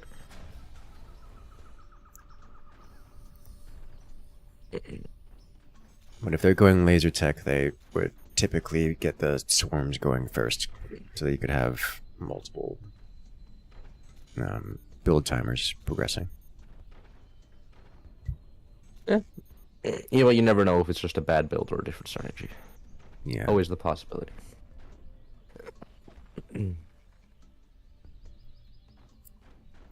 Buzzsaw coming up from Team 2 over here. Team 1. Ooh, are they the spindliness of Team 2's lower base is just unnerving. Oh my god, they're going. Team 1's going for howitzers here. Are you surprised? Well, I'm surprised. I'm surprised the first howitzer with scattershot. I would have thought they would go 20 millimeters into howitzers and not directly into howitzers. Because usually one eco commander for a howitzer rush, or even warthog. Like that's what I would have chosen. Warthog, Eagle Eye as well. Are better howitzer commanders. This is just to have a cheaper follow-up to the howitzer, because the howitzer typically doesn't... It isn't the kill shot, or it could be the kill shot, but you need something beyond just one howitzer. And the 20 mils enable that without being as expensive as standard cannons. I suppose getting the 20 millimeters up so late just allows them to usually, if they're going lasers in this case, they can usually just get a lot of lasers, and lasers are quite good against 20 millimeters. Double fire beam, and 20 millimeters are hard to defend as well, because they generally need bigger doors for their because they tend to shoot their own doors if they don't have big doors, which just sucks.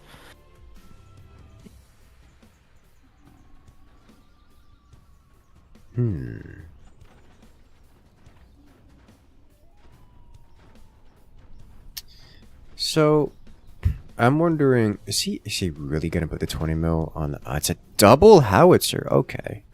I guess they're not taking advantage of the cheaper 20s. Oh, you thought there was going to be a 20 millimeter going there? Yeah. No, double this is ranked meta right now. Going double howitzer. I mean, on Stalactites 1v1 at least. So. Okay. Well, I was thinking because scattershot, you could use a 20 instead of the second howitzer. You get a similar, you get a similar effect, and it's just cheaper, and it comes out faster, so you could hit, you know, a hole like 30 seconds faster. Yeah, but the problem is that, you know, double howitzer is essentially impossible to stop. This is true. maybe not in these conditions. Looking at Team 2 over here, they seem to be quite adamant on defending them. And And they're gonna have a shot. 2 shots, in fact, one per shotgun. But if those howitzers land, then it's certainly game over for Team 2. The placement of that plasma beam guarantees destruction of the foundation nodes. If both land, it's definitely over. Yes. But I mean, with 2 people manually taking over the shotguns, and these are good players, I don't. And of course, there's gunners on bottom now as well. I don't imagine both will get through, but there's a chance.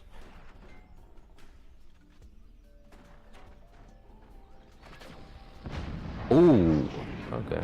There's First one one. got through. Alright, looks like they're going for the shotgun.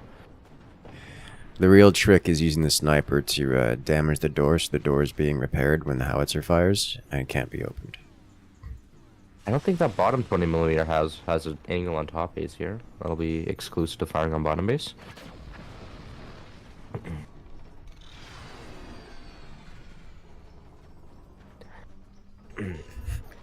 Alright. Let's see what we got. Oh, so double plasma beam. They didn't start off with a fire beam here. Fascinating. I guess they could be going for a door snipe. A door snipe on one of the Howies would just be game over. That it would.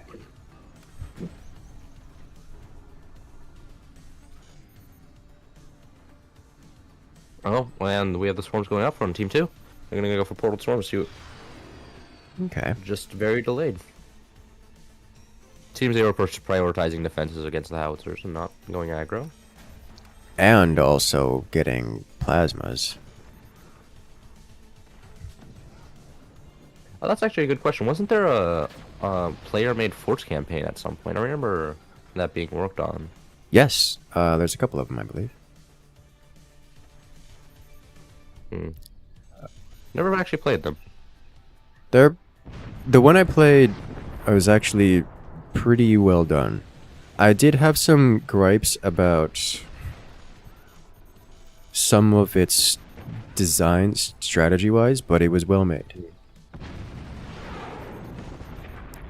Ouch. It was a campaign that was like not for me, but one that was high quality.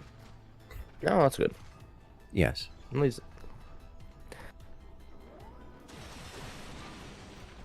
Oh, Team 1 here is definitely on the back foot.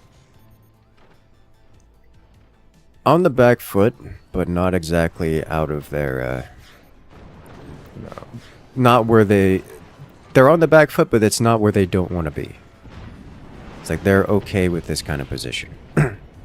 Like this is where they're expected to be. It's like, hey, either we're gonna win immediately, or we're gonna be at a point where we have to punch through a bunch of shotguns. And so that's where they're at, and they know where they're at, and it's just kind of just another step in the dance of destruction. The dance of destruction. Certainly a phrase. I'll be using that one. Now we got buzzsaws coming out of bottom base on Team 2 here.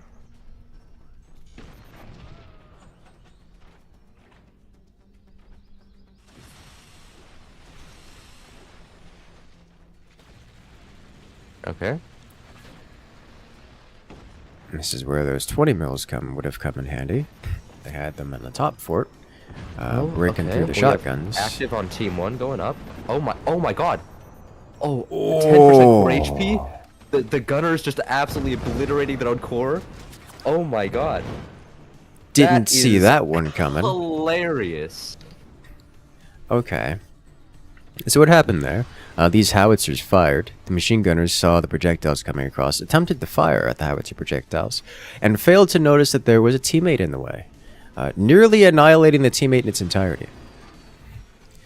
So Team 2 is trying to break this stalemate by bringing rockets to bear, and those rockets could be devastating. It's 2 rockets, which is not enough to cause a death spiral. Oh, rocket just shot its own door. Yeah, classic. The 2 rockets is not enough to start a death spiral, but it is going to be a problem for Team 1. How does Team 1 react to this? Nukes are up, though. Nukes are up. Let's see if the Team 2 fires them anytime soon. They just There got they the go. energy for it. I'm probably waiting for fire beam energy as well. And they'll have fire beam available. There's just literally no anti-air left for Team 1. It's all been destroyed. Okay, not too much damage though. Do we get a good plasma follow-up? No, we don't. Nuke catcher for Team 1 catches the nukes, prevents any real damage from being dealt. Plasma follow-up from Team 2, but without the nukes softening up the defenses, Team 1 just kind of face tanks and doesn't care. Oh my god. The Selling problem off the howitzers is an interesting play. Yeah. I was going to say the problem that Team 1 has right now is those howitzers are not going to be doing anything for the foreseeable future. There's just too many shotguns for Team 2. They need to do something else. And I would have thought that something else would have been add in 20 mils. And it seems to be that's what their something else is, but they're doing it in place of the howitzers. Like swapping out the howitzers directly for the 20 mils. Which is a little surprising to me. I would have kind of expected selling one of the howitzers. But selling both is a bit surprising to me.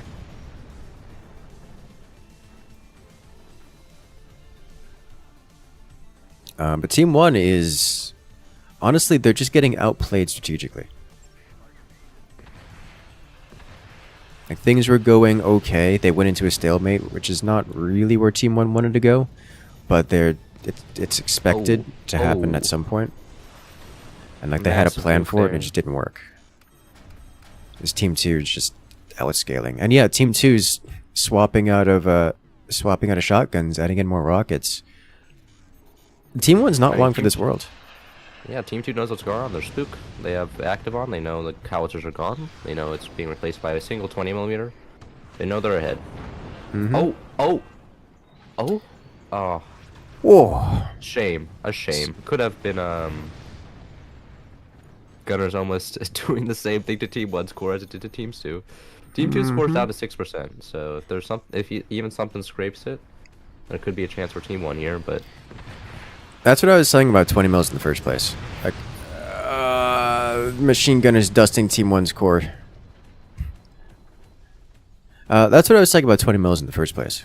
Just having that 120 mil there is enough to break things and follow up from the mortar that capitalizes on the howitzer's existence. It doesn't have the 1-2 punch potential, but yeah, clearly it is effective. Yeah. Oh my god. Oof. So, Team 1 is not in a good position. They're at a disadvantage. They've had to tech swap. They've had to swap out of their current weapons. They're not out of the game yet, as you can tell. They're still doing a lot of damage, and that 20 mil exists. If they can get a second 20 mil where that other howitzer once was, I think they actually have a very, very good chance, like probably above average chance of winning this game. Yeah, but I don't think they have the resources to. I mean, at this point, all of the resources are being spent on defense. There's 5 uncontested rocket launchers. The DPS on those things are actually unreal. This is the point where Team 1 is in a death spiral. Okay, we have an exposed 20mm. Is it going to die here? Surely, right? Because they can't repair... I imagine it has to. Oh my god. They would have to sell off Team 2's fort in its almost entirety in order to get the Rico to defend this thing, right? Like, that's just how that works. Like, math-wise. Yeah, and nukes coming online. I'm surprised they aren't shooting nukes back at top base with the rocket pressure as well. But... I don't think it really matters. Oh. Yeah. Okay. And I think say this is co-op, and they're winning via economic destruction. As long as you're doing as much damage as you can per shot, it doesn't really matter. And Ethan has been eliminated from the tournament. That is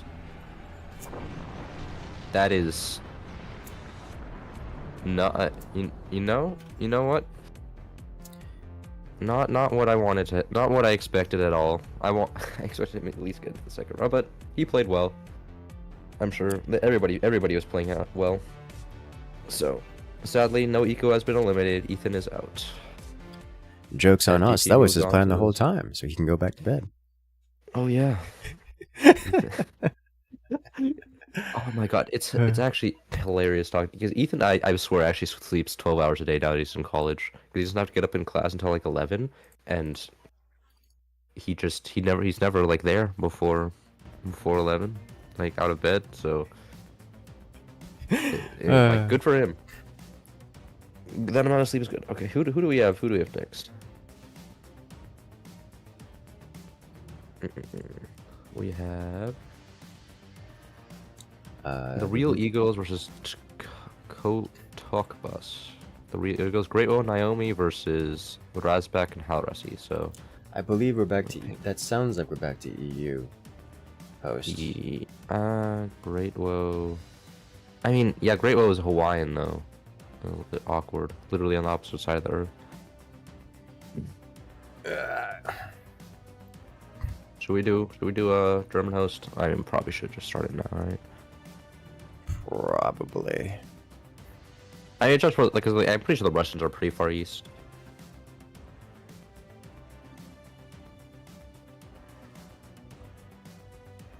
That would be Armadillo again. Yeah, that's fair. I mean, like Great was already playing 131 ping. Playing with EU host would jump it up to 250. So what do we think?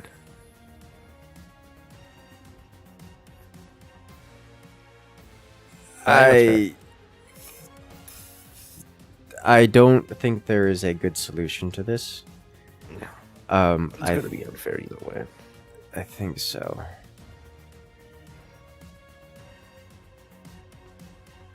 They're not going to be happy about it. It's not too terrible. No.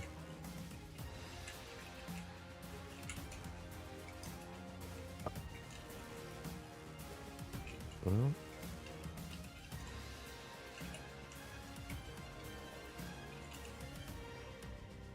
That's everybody, yes. Okay.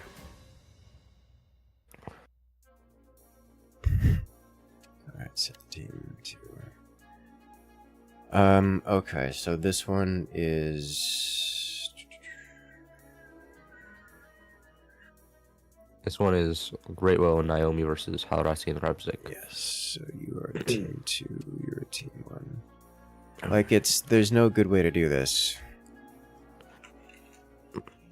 No, I mean, it's either Naomi and Great Will are disadvantage or the Russians are disadvantage. There's no real middle ground.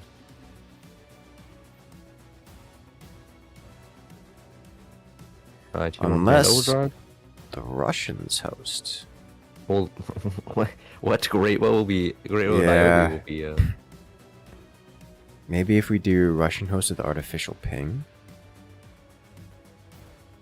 That's a little bit awkward. It could work. Unless like maybe Great Woo pings, but then my Naomi's gonna be. We can't.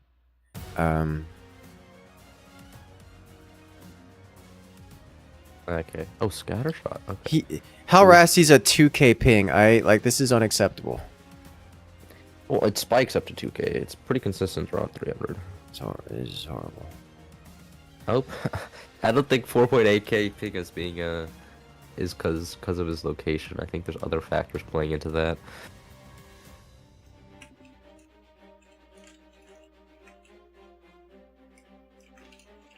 I have overdrive and scattershot banned.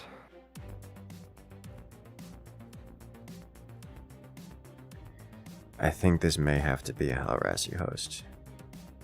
I don't think so. I think no. It'll be over for. I think a German host, because then Great Will will be at a great disadvantage. She's in Hawaii, and Halrassi and Rebzik are kind of far away. Niobe's there, so I would say Baum. Should we have Baum host? I think so. But then it's in Germany. It's closer to the Russians. It's only Great Will who lives in Hawaii will be at disadvantage. And Naomi lives in Germany, so he'll have perfect ping.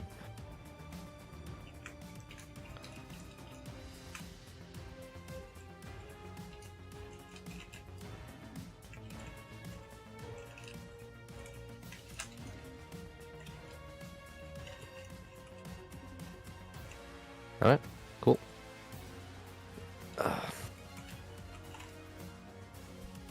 Alright, we'll do it.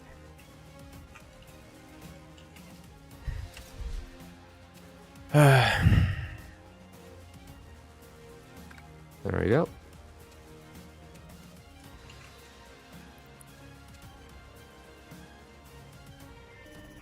We're back to up and down, right? Yes. Perfect.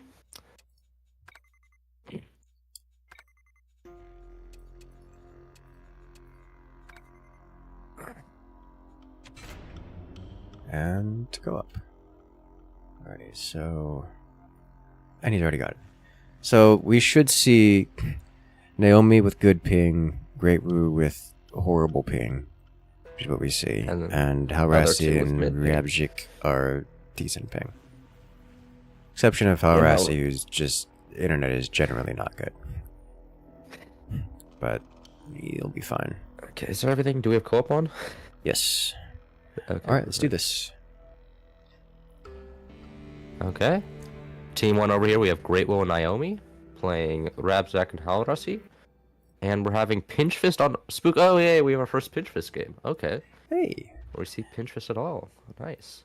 So Team 2, Haurasi and Ryabjik. Playing as the Pinch Fist commander. They're going to be, well, they're the first ones to get Pinch Fist this time around, which is nice.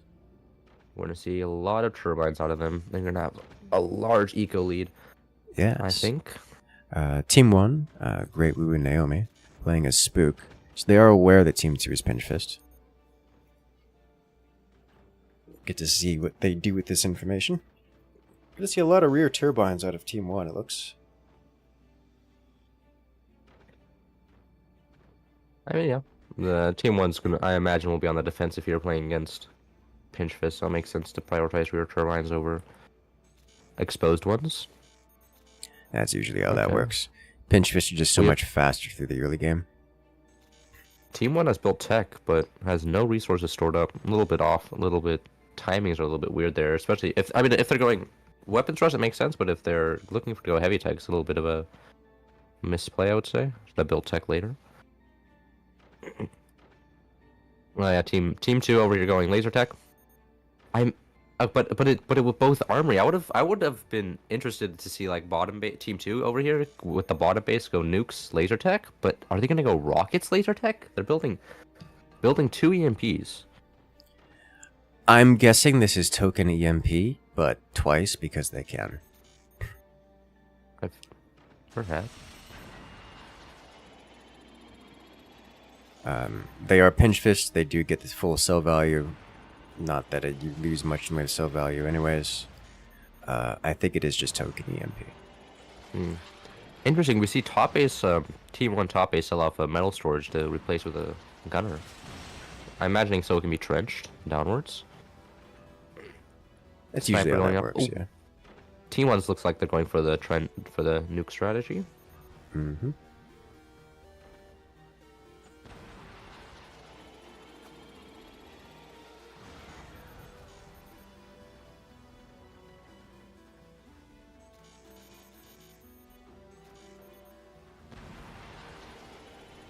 Okay, and we see Team 2 sell off an EMP. Oof. Okay. Actually, I'm pretty sure that EMP hit the strut below the turbine there, because the turbine didn't die. Impressive. I think it did, because, yeah, look at the damage on the strut. Like, it directly impact that strut. That's so unlucky for Team 2 that there's 2 massive turbines. EMP just happens to hit the strut in between. Oh my god. Okay. And we're seeing nukes upgrades come in. And Team 2 is opting for fast plasmas.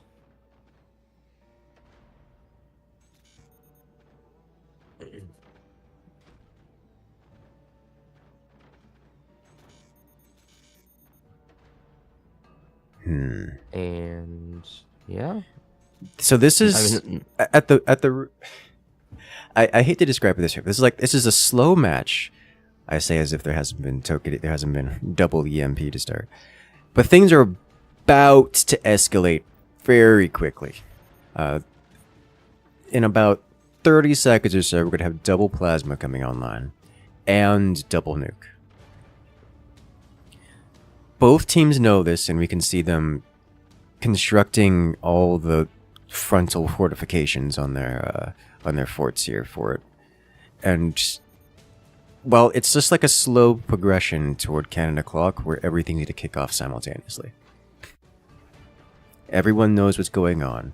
Pinchfist is leading, and Team 1 is, they're spooked, so they see everything, and also they're not hiding any of their stuff. So everyone knows what's going on and the timing of it, and it's just about to get messy. Everyone has defenses against all the things. Nothing for it but to see where the shots land. Yeah. I mean, it's largely, I think, going to come, like, I'm surprised they built so many flags on any gunners, because if they all get baited out by the swarms, I'd imagine the double nukes will just obliterate something. Depends where they aim. No gunners out of Team 2, I think, is a big questionable play. They've got a lot of flak, though. Yeah, but they all fire. Flak will, if they fire the swarms before the nukes, Flak will all shoot it. Nukes will just cruise across the map, and boom, a base is dead. At least top base if they hit where the plasma beam currently is. Or they could opt to obliterate bottom base's weapons as well. Here comes the sniper. Sniper's getting to work. Oh, God. Ouch. Devastating. Uh-oh. Do they... Okay, no. Doesn't quite hit the foundation node. Stability check on Team 2? I was about to say, with that plasma being fired, there's no plasma anti-air. And they do, in fact, confirm the presence of overwhelming flak. Yeah, but no gunners. I feel like with the idea that there's no gunners, they know they can just bait out the flaks and have the nukes do their thing. I hate watching Team 1 build double battery in front of the core. Why are you like this? I know batteries go near the core, that's where they're supposed to go, but why are you like this? Especially when they have so many other good options.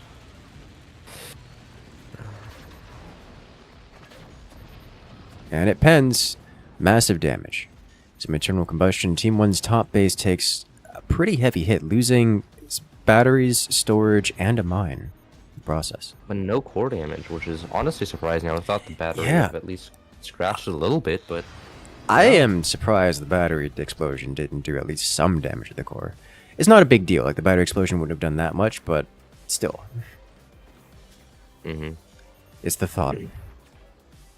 It's the spirit of it. Like, I broke the inside of your base. Why did you take no damage? That's always frustrating, just watching you shooting a cannon, trying to base, just find this all background racing. You're just like, oh man. Happened so many times.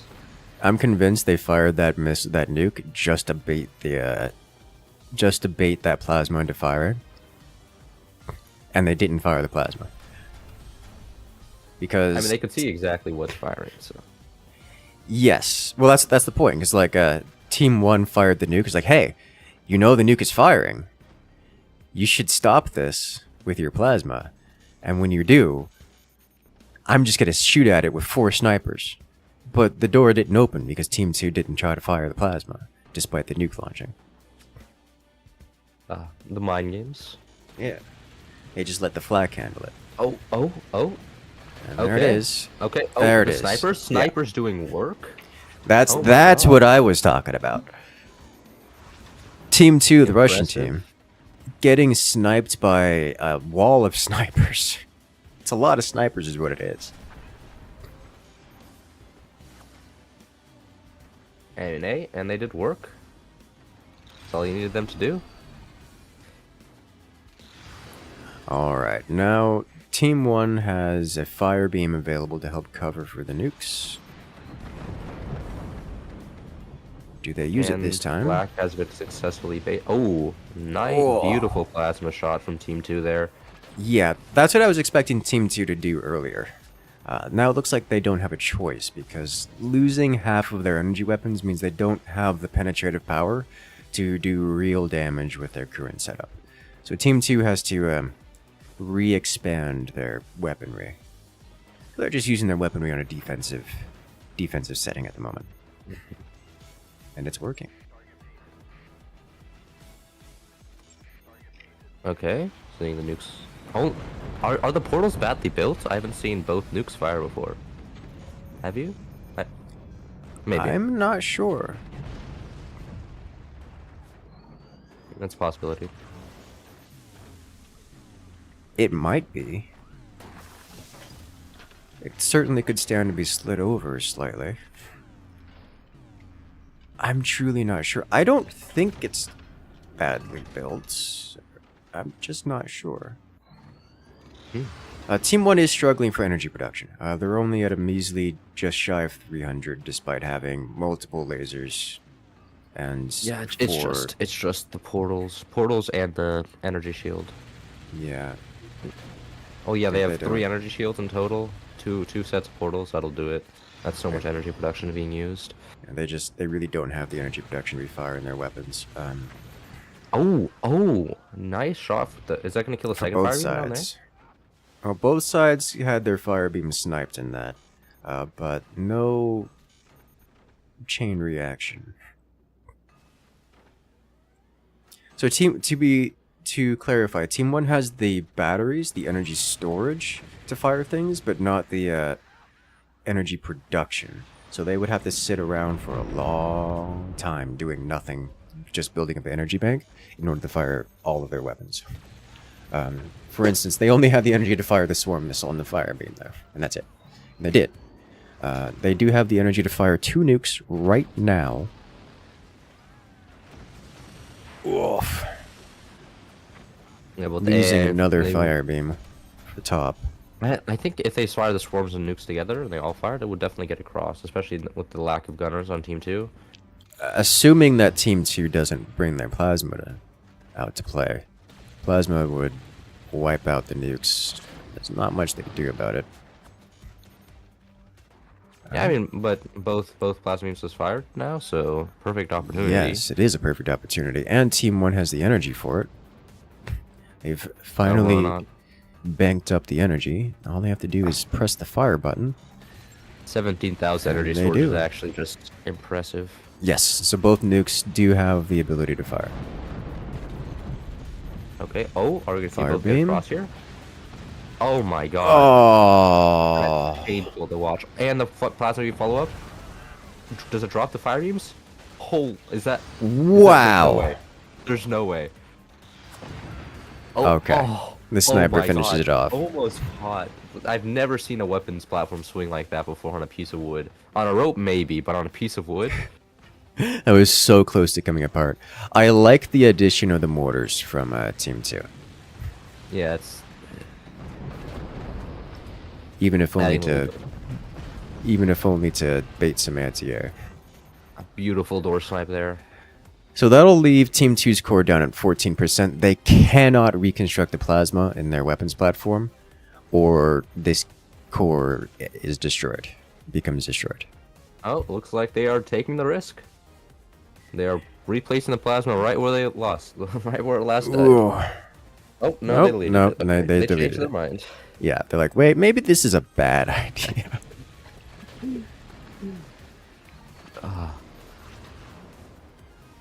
Plasma cuts deep, but not deep enough. Yeah. Team 1 still doesn't have the energy to fire all their weapons. They're gonna try. Yeah, they fire 1 swarm and double nuke, so only half swarm power Okay. and not full laser Beautiful protection. fire beam. Uh-oh. Okay. Well, okay. One nuke decided That it was doesn't scary. want to die. Oh, but there goes the first core on Team 2. Immediately reconnects. I mean, Team 2 still in this. Top 8 Yes. is very suppressed on Team 1. It is worth noting that Oh the my teams God. don't have to wait for the cores to be destroyed in order to connect to their forts, though there's no particular motivation to do so. Mm-hmm. Seeing just bare double nukes here. See if one gets across. Oh, they held fire. Team 2 knows the game plan now. They know. They held this flax. Very good. honestly, getting one plasma in that lower fort position for Team 2 could be game changing. Like, all they need is an angle that prevents where they can fire at the nuke launching position to shut down the nuke launch. You would need 2 plasmas considering reload times, but yes, that is true.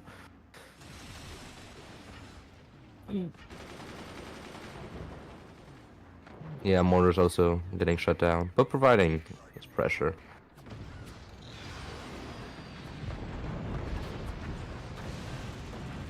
Oh, this could be it.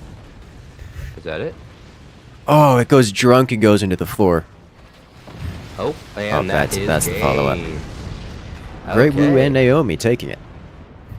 That absolutely massive. Nice drop. And the Oh, Russian no. team has been eliminated. That means Harasi and Ryabchik are eliminated. Aw.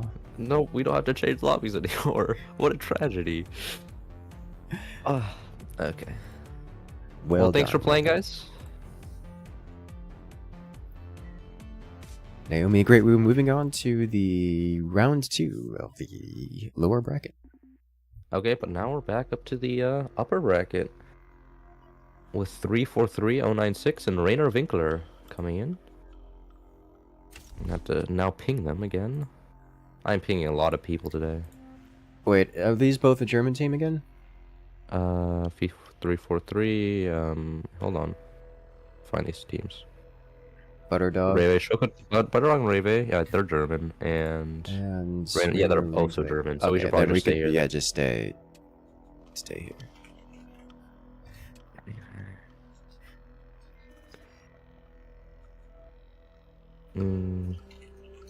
Butterdog.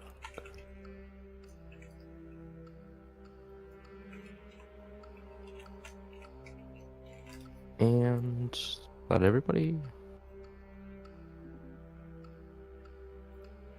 Yeah, Julian's here, so I'm assuming his teammate knows.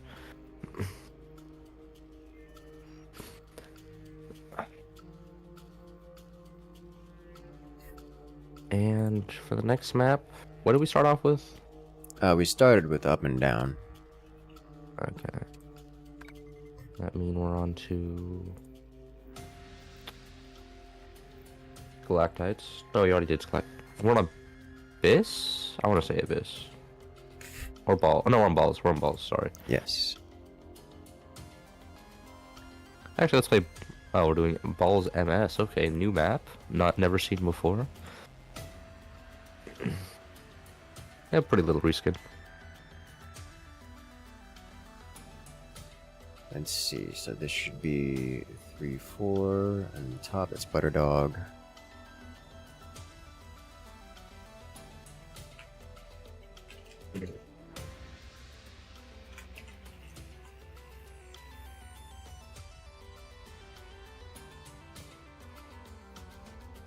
And Team Cobas? Okay, that should be good. Okay. Here we go. Any commander bands? Good job. And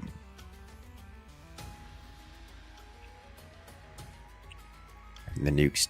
The devastating damage. Okay, Hurricane, okay. Yeah.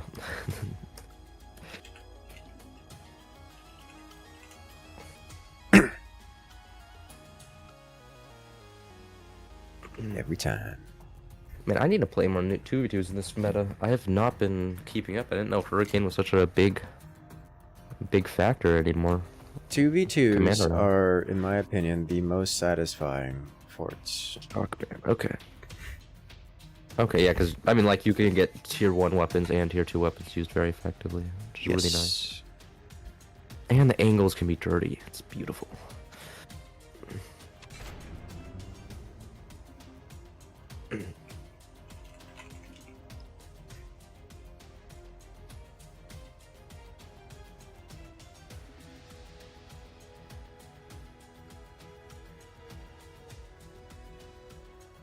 Alright.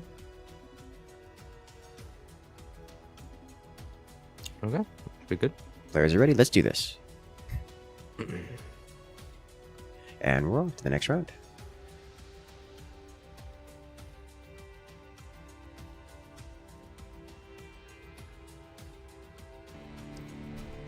Okay, on the left hand Oh, you want to do the intro? You know what? You do it. You're senior. What? Seniority? Seniority is the word. Did you just call me old? Oh, okay. You in YouTube terms, like you have existed for more than 3 years. Okay, like come on. This is the internet we're talking about. Everyone, I'm just not even gonna go. Nope, not making that joke. Not responding. Here we have on the left-hand side, it's Butterdog, and why are you like this with your names? You keep changing your names. Rue is here, playing as the Seep Commander. We'll get to see some swarm missiles and associated rocketry at them. Facing off against their opponents, the right-hand side, Julian and Nils, playing as the Overdrive Commander. So the swarm missiles are generally just the way to go on this map. Regardless of which commander you choose, it's very rare to see things that don't involve swarm missiles. So I expect to see different flavors of the same strategies here. Yeah, I'm really hoping. But going for base, they're going out for swarm missiles on their base, not on the island. This is really interesting. I mean, I guess they could build down and just direct fire. They're just going for a straight nuke rush, it looks like. I imagine from Team 1 here, while Team 2 is going to look for more eco. And go from there. Not terribly surprising. So this is what I was talking about, different flavors of the same kind of strat. Overdrive, specializing with its higher eco and better upgrade speeds, can get those nukes out a bit faster. And gets more money to boot. But Seep semi-empowers. I usually describe it as empowering the nukes. However, they don't deal more damage, they just fly faster. They also split into swarms when they're destroyed, so they're more consistent. And they are stronger, You can't ignore the fact that you don't see where they're painted either. That's actually massive. Oh, Yeah. Beautiful buzzsaw. Yeah. Are they gonna snipe out silo there? No, okay. They're not going to be able to snipe out. Like the silo's got way too much HP to snipe out during that small point in time, but they can at least damage it, and it can do some. Okay. It's expensive to repair. Oh my god. Oh my god. There's They don't have any AP snipers. They won't have the DPS to burn it down, but they could get it down to 55%, which is hilarious. Oh my god. The greed. Team 1 greed is actually crazy here. Selling off all of their metal. They don't have a single piece of metal to be found in any of their bases. Oh my god. But Team 2 also living on the edge there. No extra defenses. If those swarms had coalesced, that could have just destroyed the core. Yeah. It definitely has done that before. Seen that on vanilla a lot.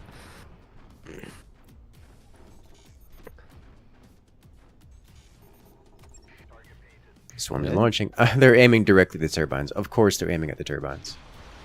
But the distance just allows Team 1 to react. That's absolutely a tragedy. It doesn't matter. Swarm hunts anyways. Swarm does. I don't think they're gonna get anything. Are they? Oh, no. Okay. It didn't kill. That was so close. It was so close. I'm gonna sit here and stare at it till he repairs it, so I can see how much damage it actually dealt. If he doesn't repair it, there's a good chance that Team 2 just hits it with a single sniper. I think that's one shot away to sniper. I think so. That's at it has like 5% HP. I'm sure of it. Come on, repair it. I want to see how much HP you have left. I think they're metagaming. I don't think they want to give up the energy. Oh, they didn't build a wood there. Why are you like they this? don't give up the energy production by repairing it. I don't think that's why they're not repairing it. No, I think so, because they're building all around it. They built a sandbag in front of it.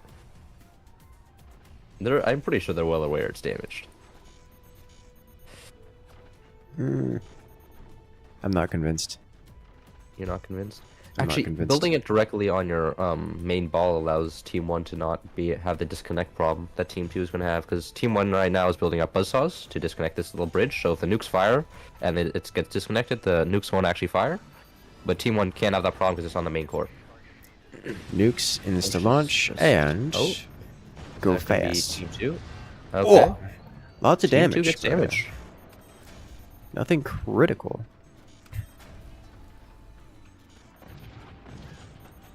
Snipers in all fields. Oh dear. That turbine still hasn't been repaired. That I hate it. has to be intentional. You can't dispute it now. Like they've built so much on the top base there. They know it.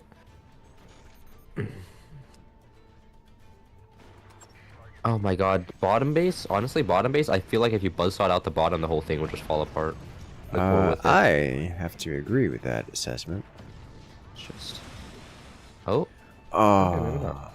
Did they not? Oh, they didn't reconnect the back. You're supposed to reconnect the back, so it doesn't... Okay. This is fine. It's not fine, actually. Absolutely,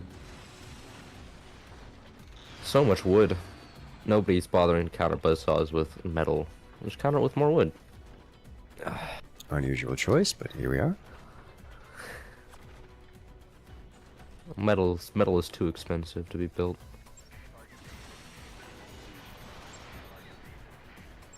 The swarms are launching. Kind of surprised to see any swarms still from Team 1, although they really don't have the eco to be firing another nuke.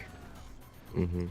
That's a lot of very swift Are they gonna get wood that? construction. Oh, they do get Nice. it. The buzzsaw is honestly just kind of tearing Team 2 apart here. Yeah, and I'm surprised they're not respawning. They haven't fired their nukes at all. Oh, we're seeing a double buzzsaw out of Team 2, so maybe they'll disconnect the bottom and be able to drop all the AA. Maybe. Uh-oh.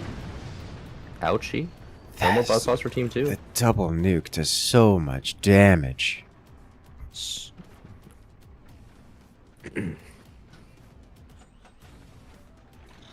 Alright, Team 1 adding in a fourth launcher.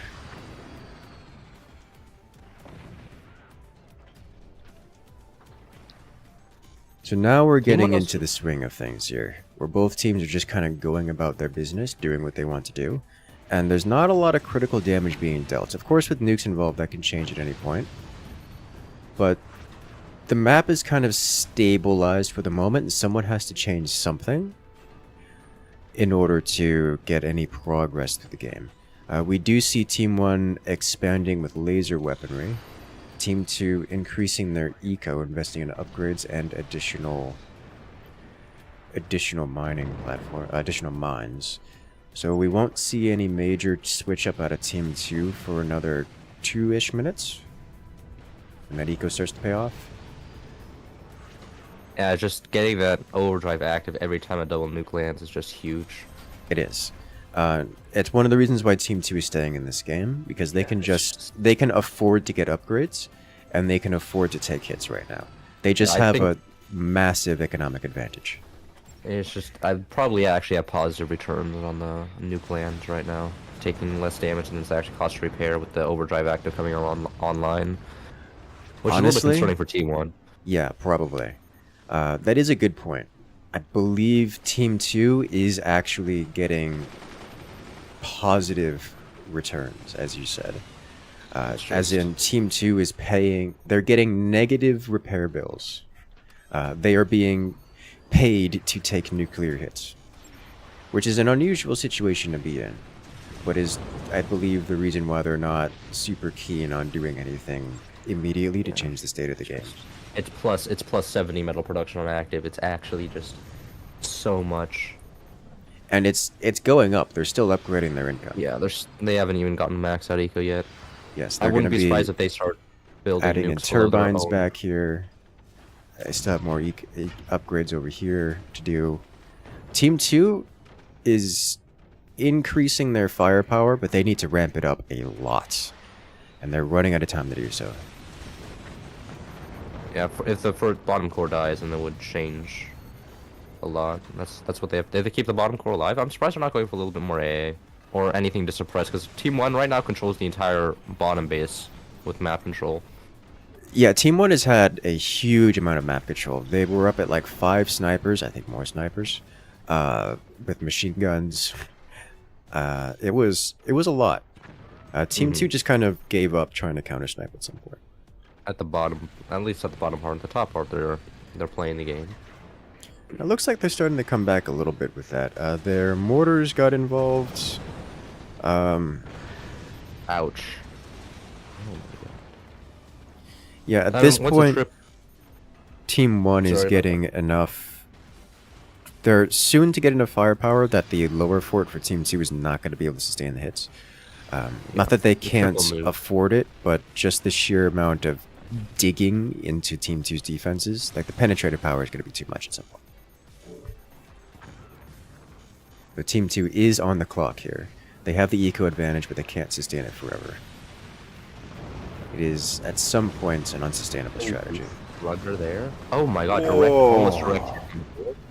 Nukes land from Team... Wow, okay. So, massive damage from both sides.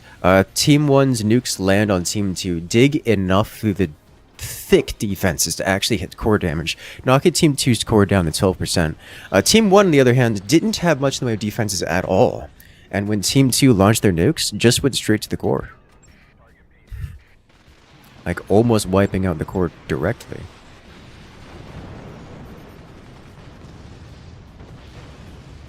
Oof.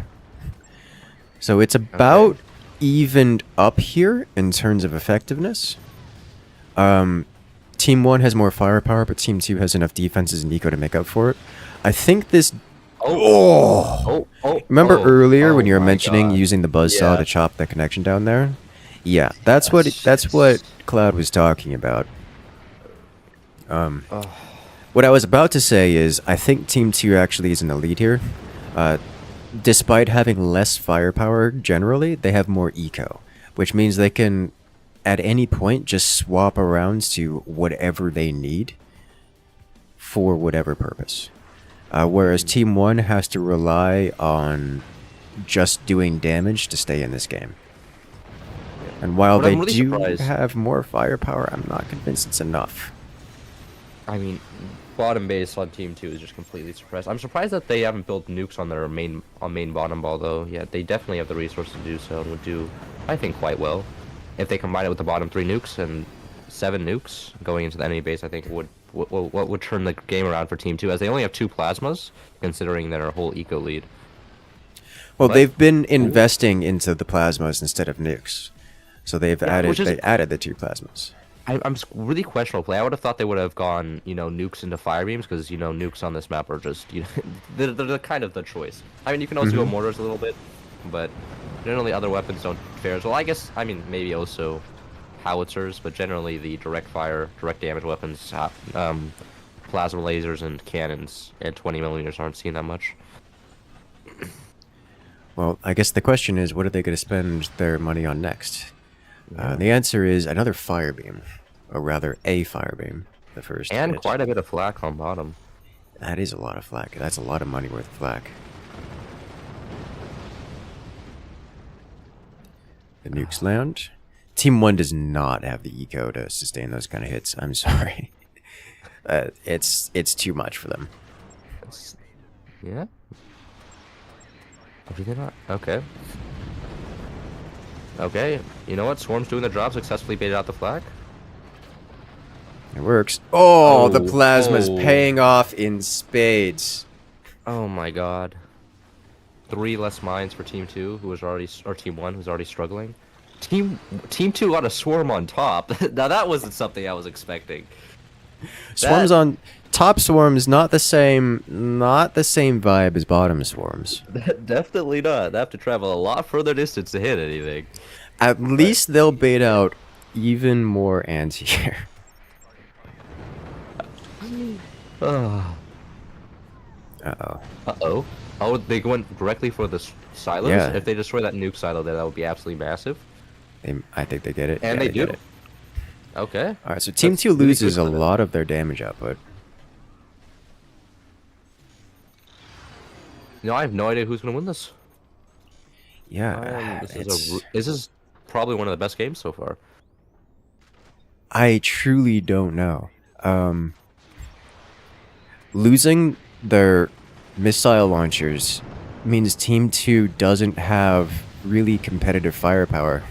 Like, a minute ago, before losing that, they had at least threatening firepower, even if it was, less than Team 1. Now they just don't have real threatening firepower. Really, all they have left are the plasmas.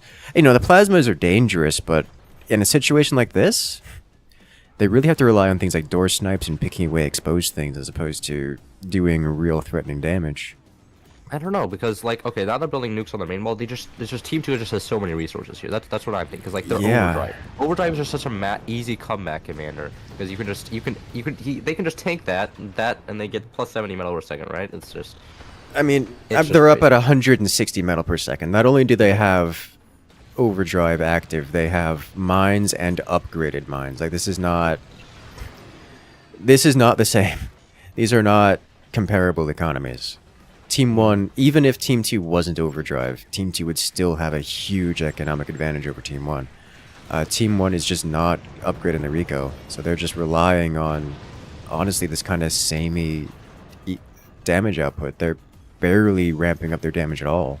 I mean, Team 1 is investing in additional missiles, but they're investing in missiles on top, which is, again, in place of mines.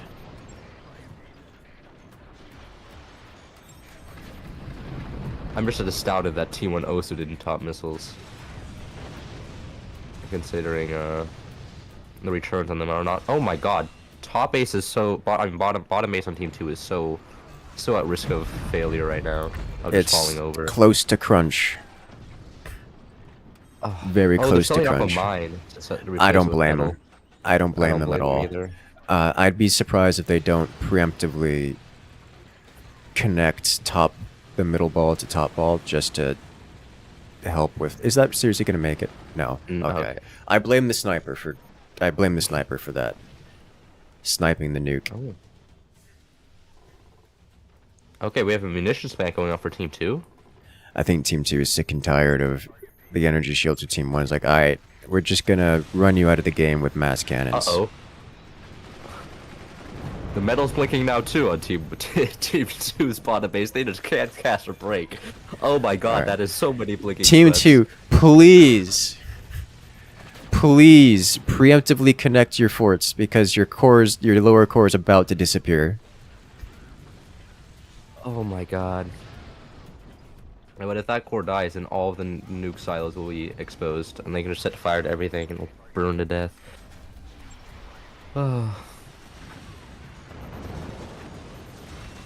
Okay, that flak just decided it didn't want to play the game. Didn't even open its door.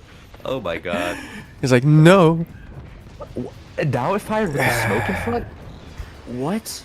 The world may Was never that manual know. fired? That must have been manual fired, right? There's no way it would fire. I would have fired that. Maybe. I'm not sure.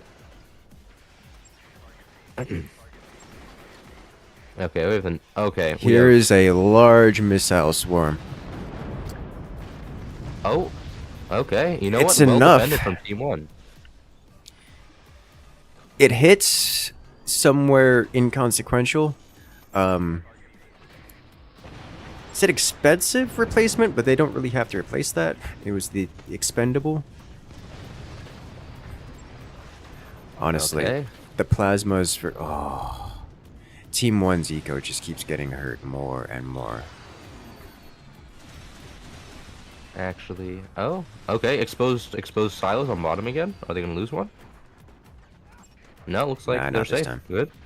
Not enough snipers. And then top nukes are just working. You know what? You know what? Why not?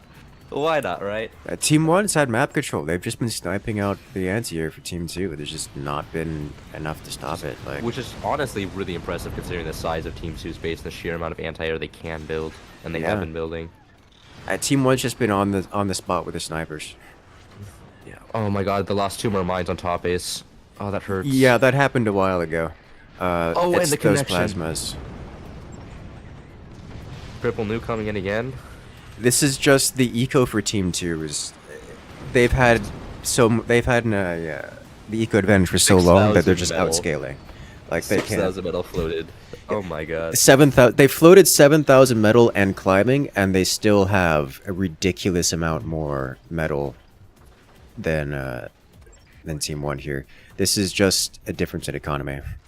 Like to give numbers, Team 1's down at 45 metal per second, whereas Team 2 rocks out 180 metal per second during Commander active. Like these are not close. It's an eighth of the eco. Like you can't do that. An eighth? An eighth, a fourth, whatever. A fourth of the eco. I was like, wait a minute. No, it's a quarter of the economy. Like, you can't do that. Yeah. It's not sustainable. I mean, but props to Team 2 for surviving this long, as like surviving aggressive sieve nukes is not easy. Oh god. Oh, massive damage. Team 1 may still be in the game. Every time I think it's over for somebody, I don't think so. I think so. I mean, you never know. 4 nukes, I mean triple nukes, plus they have 2 more nukes going down on the very bottom, can kill something. At this point, Team 1 still has, even losing those 3 weapons, Team 1 still has more firepower than Team 2. Like, this isn't, like, sure, triple nuke can do something, but it hasn't for the past 20 minutes. I don't think something is going to change here. Okay. Like, Team 1 isn't even defending via anti-air, they're just face tanking. Well, I think that's it. Yeah. I think... Like, Team 1 isn't even defending with anti-air. Like, they have some anti-air, but it's more token than anything else. They've just been defending by face tanking. So, like, nukes... Yeah. Even if the nukes land, which they have been, Team 2 doesn't care. They're not vulnerable. I was talking about if the nukes targeted top base there. Could have done a lot of damage. Ah. Top base is killable by the nukes. This is true. Oh my, just lighting them on fire for the enemy there. An absolute tragedy. I think he was hoping those would expire before they make it across, but the distance is too close. It's way too close. Oh, wow. And there goes the counter snipe. Yeah, Team 1 is falling apart. Just shot by shot, Team 2 is just dismantling them. They're out of batteries as well. There's some 7,000 energy storage. They can't fire the nukes. And are they about to lose a silo? They lost a silo. They're going to lose a second silo here. Yeah. Oh yeah. Yep. Okay. There it goes.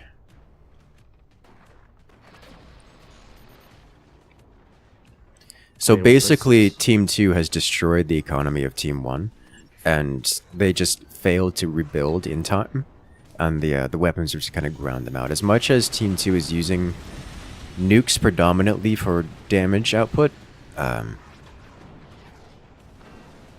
it is an economic victory.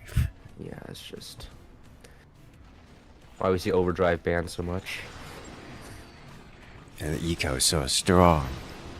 It's just so much money, and like this isn't even like, with this is not really taking into the recent overdrive buff into account. The upgrade center into heavy tech doesn't really have an effect here. Oh wow, okay. You know what? Well played. That was an extremely good game. I was happy to see that, to watch that. So we have Nils and Butterdog Julian Rave. moving on. Oh. And Yeah. Butterdog and Rhea getting sent into the lower bracket.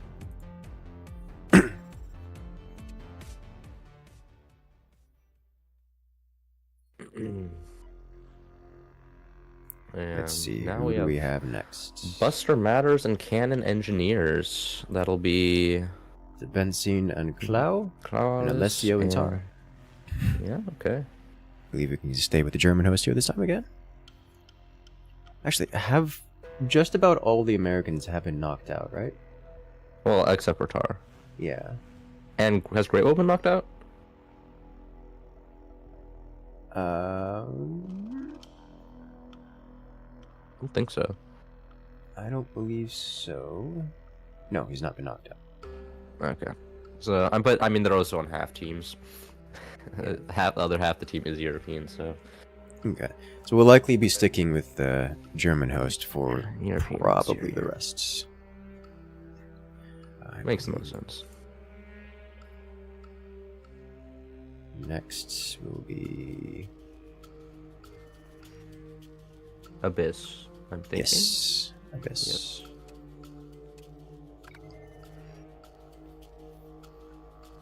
Yep.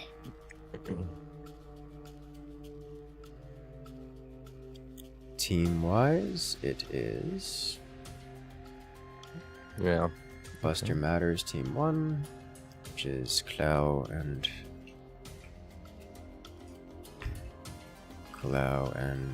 Benzie, Team 1.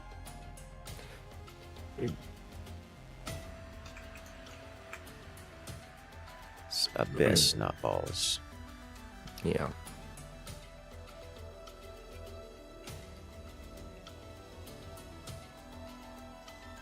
Okay.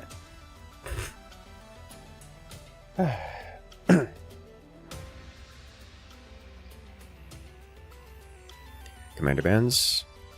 Oh yeah. Sure. Let's do team 2 this time.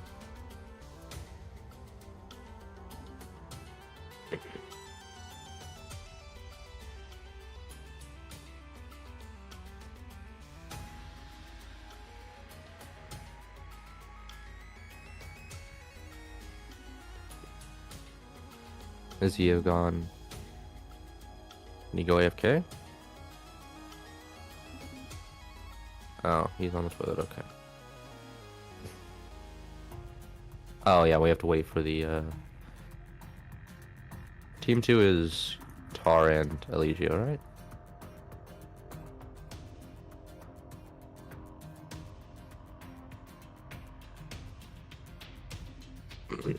So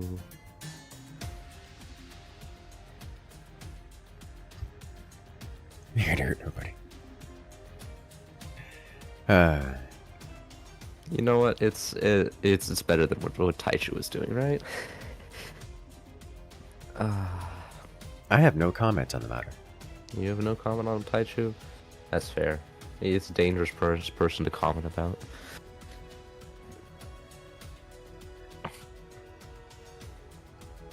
Oh my god. Okay, everybody has just left. Everybody decided that It's break time. It is. It is what the time is for. Armadillo's back. Hey. Nice. Now Tara's gone though. Huge.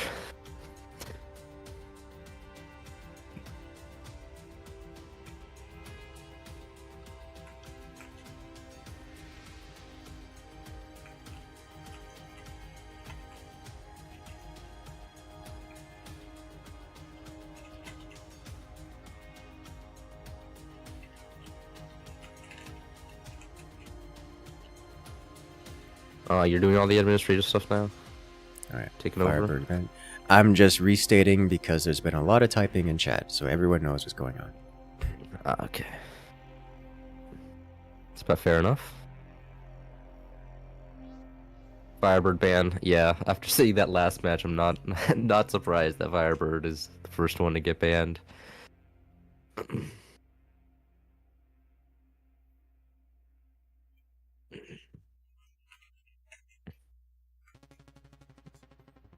Seems they have a little bit of a discussion going on there. Where who's gonna get banned? Scattershot, okay.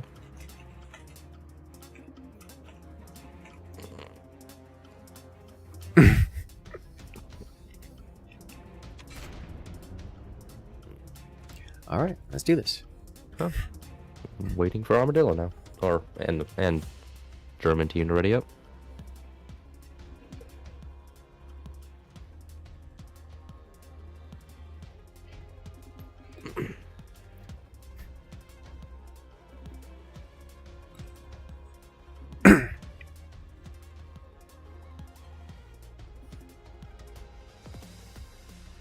I'm actually looking forward to this one. See what Tara does when cannons don't exist in meaningful capacity. Yeah, I don't know if he has exactly has a lot of base design for this map either. It's not something he typically plays. Brother.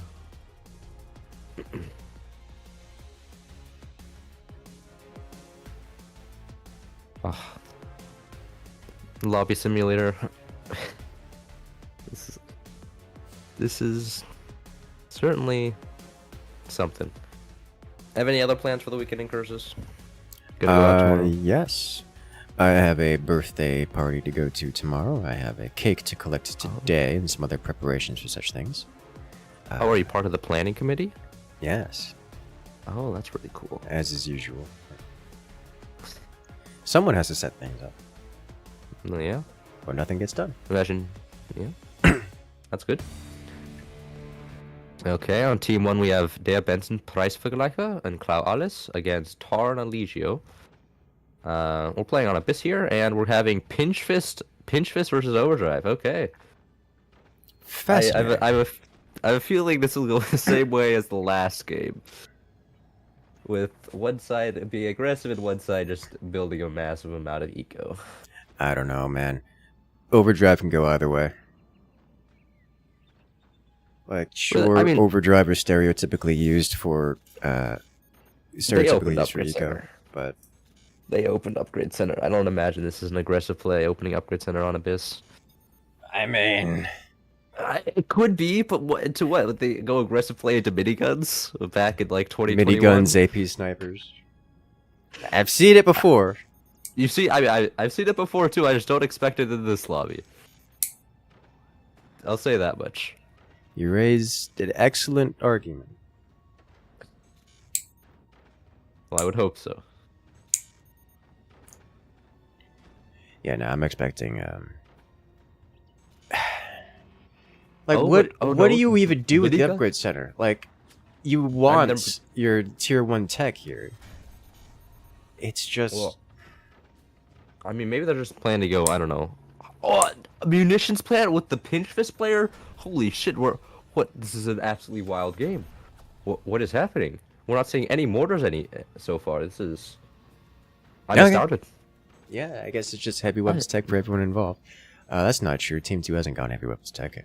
Yeah, but they've gotten the storages, so I imagine they intend to get it. Yeah, and we do see minigun opener for Team 2. Mm-hmm. I'm not terribly surprised to see that. Only thing that's missing is the. Uh-oh. One gets sniped. An absolute tragedy. Yeah. Team 1 selling off all of their metal, and that's Pinch Fist selling as well. Oh my, they have, and they float. They floated 568 metal so far. That is, honestly, Not 2 minutes, ideal. 500 metal.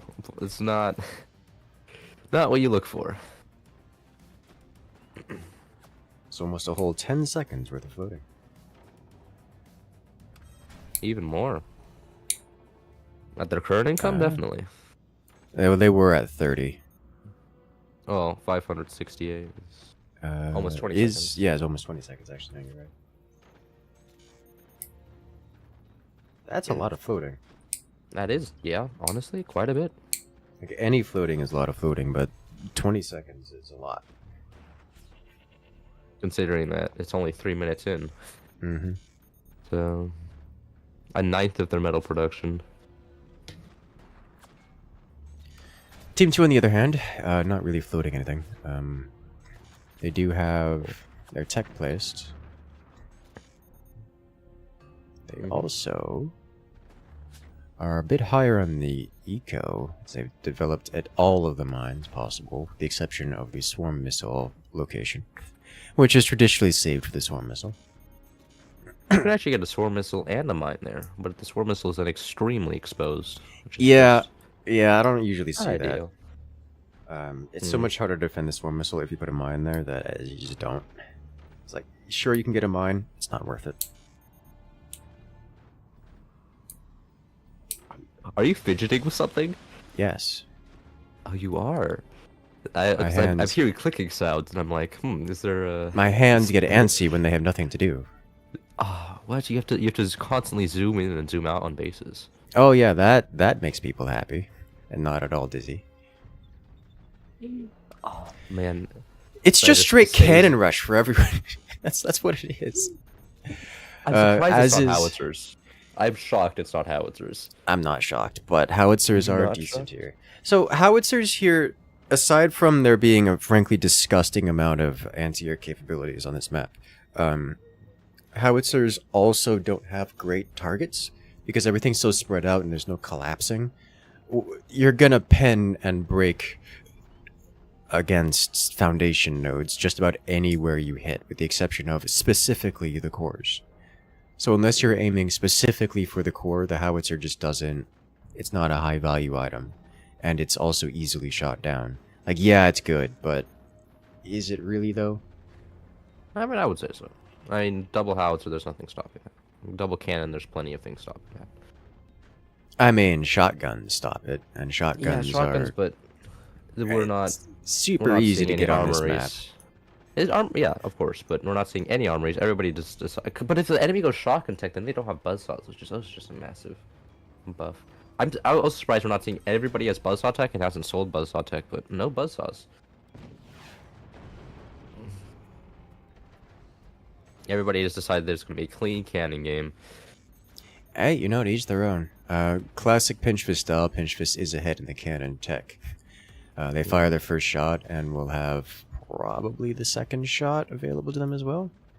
Whereas Team 2 with Overdrive has notably more economy. Is that true? No, it they have less isn't right actually. now. They have less right now. Well, but with the not including Overdrive... active, and now they have a Whoa! lot less. Oh my god. How did that cannon have that angle? What? Oh, they sold off. Yeah, the they bottom sold part. off. They have double tiny door instead of single tiny door. Yeah, a great move, honestly. But once the active kicks in, I imagine Overdrive players will start. It'll Catching make back up up, for the and- eco loss. And they're starting to go mortars here. There's no AA to be found on team 1 over here, so. See Yeah, how but the mortars cannons work. I'm are in surprised- the elevated position, so those mortars are vulnerable. I would say they're pretty hard to hit, and I'm surprised we're not seeing the mortars out of the bottom base. So I'm surprised they didn't opt to just throw it on bottom base and put it on second top base as well. Because I'm pretty sure the bottom base could have mortars just going directly into the cannons on team 1 top. I mean, that's true. Even if they use the top, even launch from the top, they can just kind of go directly over. Okay, this is Not much looking of an very arc there. dangerous. Oh my god, that repair bill. For reference for those watching, mortars are much more damage efficient than cannons. They're just mortars like this are just higher DPS and more damage per energy than cannons. And against are. mini doors, they're so good. Yeah. So it is actually harder to defend against these mortars than it would be that double, triple cannon from top. And oh my god, T1. Oh, that feels bad. 2 cannons down, and they're playing against Overdrive. They're not. And okay, Overdrive active is up as well. Looking extremely good for Team 2 here. Oh, Howitzer on bottom base on Team 1. With the nuke. Team With 2 the not nuke? yet developing the nuke position. I don't know if Team 2 has realized that. I don't think they have. I don't think Team 2 is looking at shutdown. bottom base at all.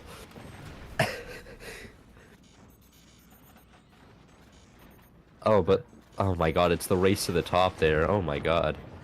Look at that. Classic. The higher the better. Yeah, the angles get worse and worse the higher you go. Sillier and sillier, that's for sure.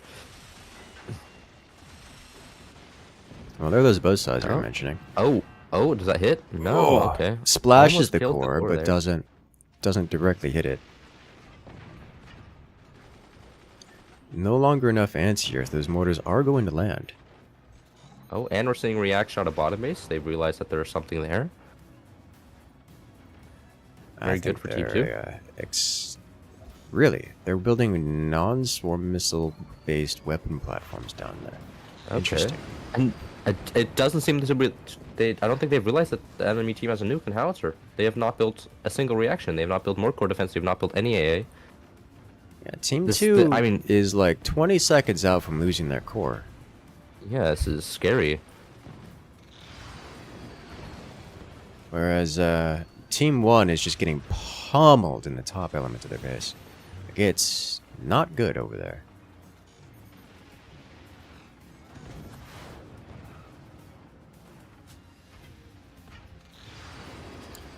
Team 2 going all the way to build height.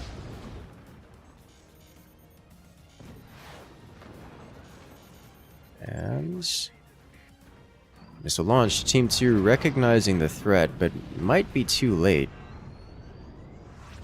The nuke is defended. The howitzer, however, goes to the core, knocking it down to 84%. Team 2 is in a desperate need for extra defenses here. Yeah. Around now their lower core. now they have AA coming up everywhere. Yes. I think they're gonna be okay now. I think so. And that's going to leave Team 1 in a rough spot. as Ooh. they've been defeated on the top, or at least they've been suppressed on the top half of the map. Oh And my Team god. 2 is just kind of doing what they want, which involves pummeling Team 1 at the ground. Whereas Team 1 is trying to reclaim control via the howitzer and nuke combo. And Okay. it's getting damage Knows. done, Yeah. which is something. But with top ace is just running away with this game so hard. It is. That was Okay. Oh, so close to a direct hit on the core. so close. Top core for Team 1 down to 41%.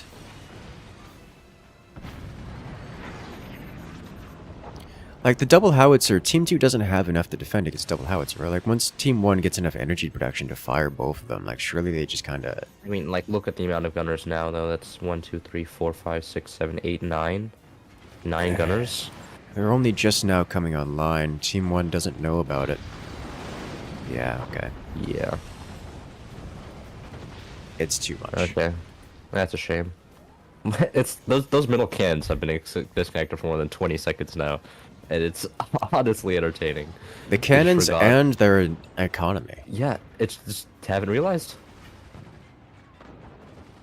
That's so many resources just being lost into the void. Oh, there they realized it. Nice.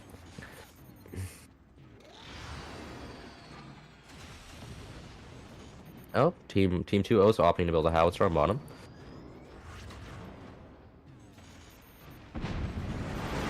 Double howitzer launch, double howitzer defeated. Okay. Not sure where that nuke was painted, but you know what? See We'll this find out epic in a moment. strategy? Oh, Yeah. No, Yeah, I saw where it was okay. painted. I was just a little bit confused. I imagine that was a misclick. I assume so, yes. Though I suspect it wouldn't have mattered. I don't think that nuke was making it across if it was going straight into the gunfire. Yeah. That said, Team 1's top core does not look like it would be easy to kill anytime soon. It does not, and I believe Team 2 agrees, so they're choosing not to target the core, but instead the Oh. economy... Oh, ho, ho. Oh. Oh, If wow! They stop. broke the node! They broke Oh the... my god. They broke the They mine broke the node. Oh It's my. gone. Okay. You know what? Well done to Team 2. Yeah, you got you know what? got it. I shouldn't have said anything. I'm sorry, Team 1. Team 1's core was too thick. Couldn't survive its own weight. Luke too close to the sun. Too close to the donuts, more like. Too heavy. Too fat. Too thick. Collapsing under its own weight. Now it's just Team 2 is just running away with the game. I mean, like, Team 1's floating right now. Team 1 floating off 7,000 metal, and the overdrive players only floating off 2,700. It's kind of surprising. A little backwards to how that usually goes. Yeah, I know. I'm surprised that like Team 1 even got so much metal in the first place. They invested early and Okay. heavily into their economy. But And yes, that the is cannons, GG. the cannon follow-up is enough, and Team 2 moves on. Well done. Impressive. Okay. Well played, everybody. And that'll be Cannon Engineers gonna be moving on to face Vayner Winkler in the third round. When we come to that, now we have the are they? They're Cannon Engineers are. Yes. Tarius. Okay. Cannon Okay. Now we engineers. have Buster Matters versus FDP. Okay. Buster Matters, you can stay in the lobby. They're Benzine and Clow. And FDP is Taichu and MCC.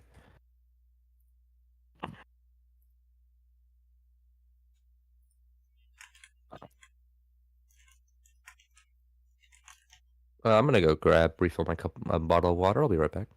All right.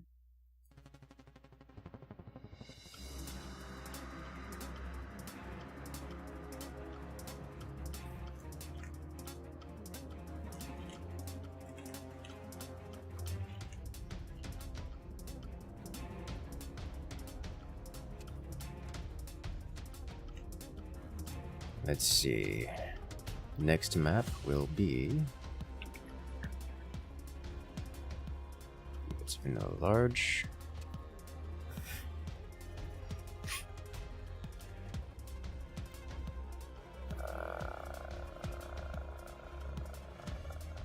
Is that true?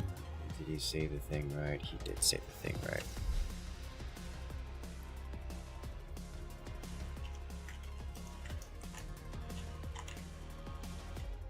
Oh. Cloud all this left? Yes, it's the other matchup first. Oh, it's other match? Oh, I didn't realize that. I'm sorry. If we do it out of orders. If you already sent out the ping to players, then I already pinged the players. Would feel guilty now to. Okay, that's fine.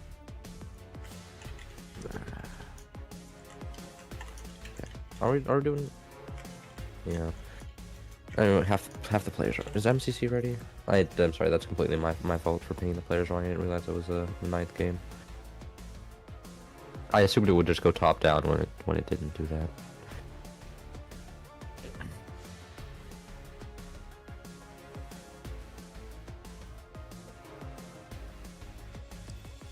Okay. You didn't paint licking big doors? No. Not in this instance.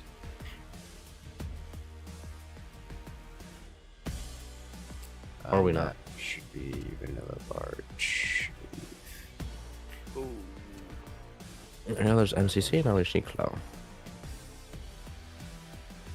Who's team 1? Buster Matters is team 1, so current blue team. Good.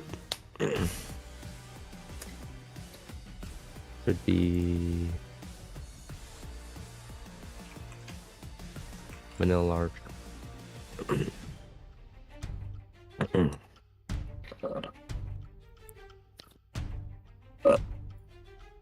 Okay. Johnny and Taichu.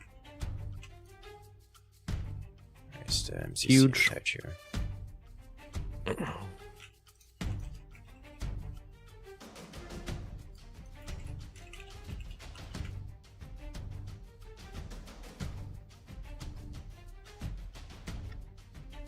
Well, I'm probably should wait for Cloud to come back. Oh, there he is. There he is.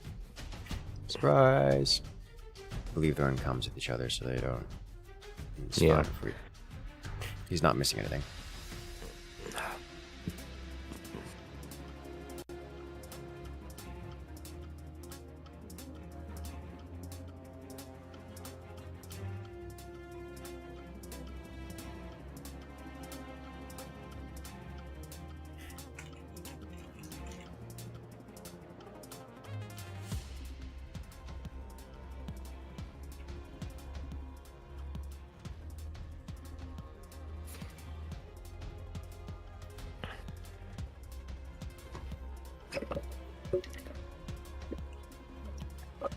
No. Wait, don't- no. No. Why? Why do you say these things? So that's also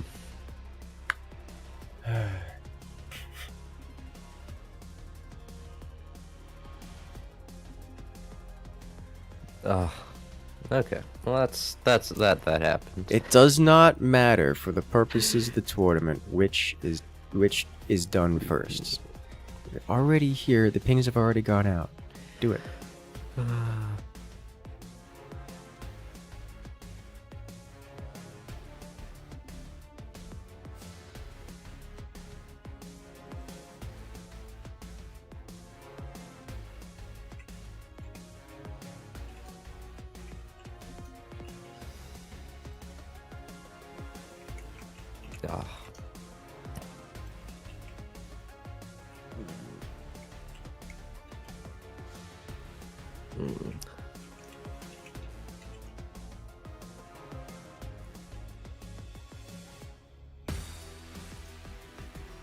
There we go. Okay.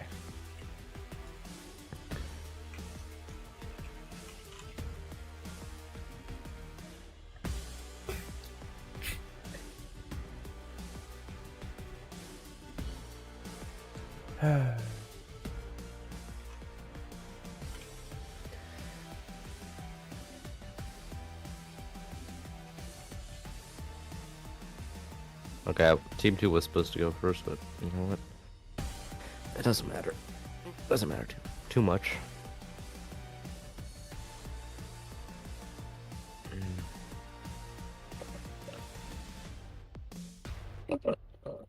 You did say Team 1 goes first for bans, but... Oh, I'm getting a little lost. I think everyone's noticed.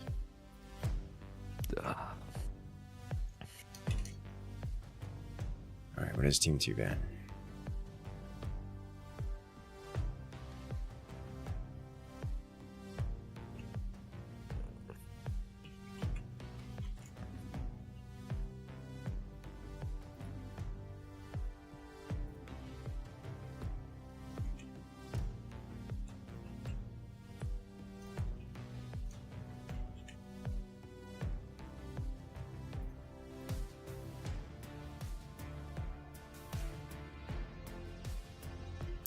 Alright, so we're finishing up the commander bans right now, and then we'll be ready to go. Yeah, okay, pinch banned. Very good.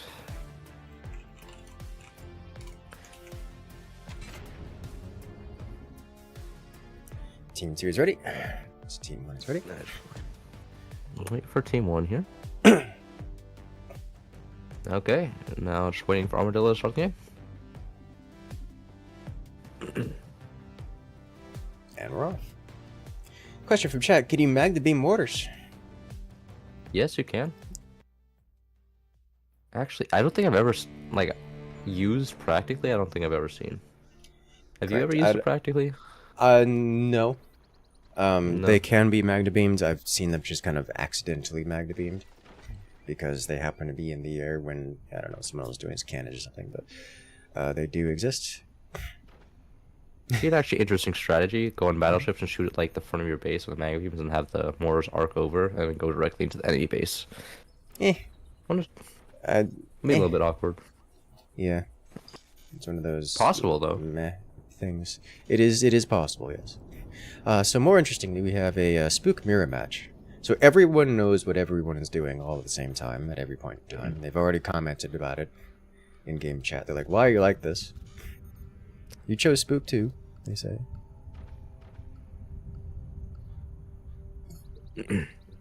I'm surprised we're seeing the back turbine design on a Team 1 over here. It's not expecting that. That slows you down so much. I was not expecting to see that, but you know, it's just cool. You can see some weird things. And usually when you go that strategy, you're usually playing overdrive, giving up really resources for I think he greater just protection. really wanted to lean back. He's doing Really? the deep lean strat. Oh my god. See what Team 2 did there? Want a list? With the node. They sold off one of the back races and risked collapsing just to get a little bit more back lean. Well, yeah, that is the lean strat. You notice everyone has done that, even on Team 1. Yeah, it's just That is the lean strat. he sold off not only the node but the strut behind the battery, which I've not seen before. Mm-hmm. Have you seen that before? Yes. Really? Okay. Yes. Are those portal mortars? Is it a portal mortar setup we're getting out of Team 1? Could be. Where? Top base. It looks very similar to a portal mortar setup. I can't imagine that's anything but. Huh. Yeah, we made. I think that is a portal mortar setup. All right. It's got a. I guess Did they he can just do have it the- exit from bottom base. Yeah. No, I'm messed okay. up Or the. they're just confused. No, I think you just There's messed up something the going. bracing there. It's like you got to mean, get it's the very- angles real. The angles are really finicky on it. Yeah. Like you got to get it perfect. Kind of surprised he's not extruding from the top section. Or is the top section also messed up? Top section's Oof. probably also messed up. He's replacing wood with metal without not deleting it first. Does Team 2 punish him for it? Nope. Okay. I think building metal should not be killed by buzzsaws. I think that's just a weird game mechanic. It is indeed portal mortars. Let's see if Team 2 notices this. Team 2 is using buzzsaws against Team 1 here. Team 1 investing in the upgrades a little early, as is Team 2, but not to the same degree.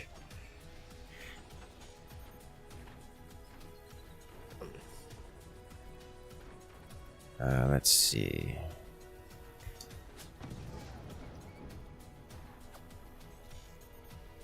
Okay, we have portal motors coming up. We'll see where those go. Upgrading first. So surely Team 2 knows this is happening. Right? Team 2 going for normal mortars. This is... Surely Team 2 knows this is happening and will react accordingly. Okay, they're reacting.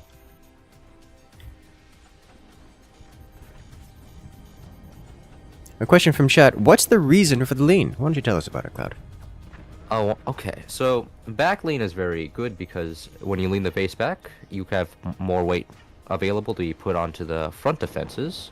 So you can extrude a very large portion of your base in the front. You can also put weapons in the front defenses, which just makes it very strong, and it helps with base collapse later in the game. It's a preemptive thing, and much like stability tech. Exactly. It is a weight management part of your base design. By leaning the base back, all these heavier elements like the core, some of the frontal defenses, are pulled physically backwards, away from the front. This means that you can then build outwards and place more weight on the front without it adding to the weight in the back.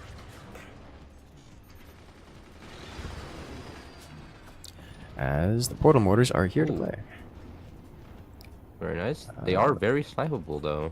A single sniper would do massive returns for Team 2 here, but they don't have one.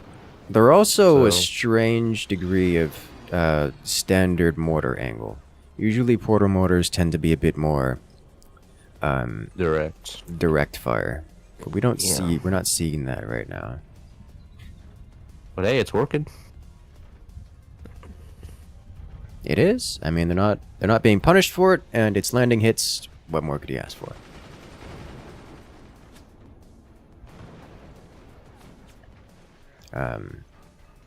You can ask for direct fire mortars, which you can ask for. Yeah, but 200 energy production is so little. Yeah, they really don't have the eco to be running this. Despite having co-op eco, they don't have the eco to be running portal mortars. They just have no turbines on bottom base. It's so painful. Just top bases. Yeah.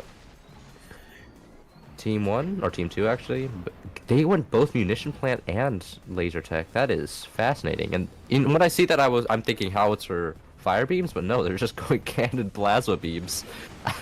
I don't think I've seen this before, like as an intentional strategy. It's just a lot of investment into tech and not much investment into weaponry. Yeah, it's just quite foreign to me. How about Team 1 also building up the cannons? Oh, the sniper. See, everybody he's going for the portal. Did you notice? Oh. Oh! Does how did that that make it so it's not snipeable? That's certainly not. Certainly not. That is almost certainly snipeable if he just gets it in the bottom half of the portal. It's just... There's no way.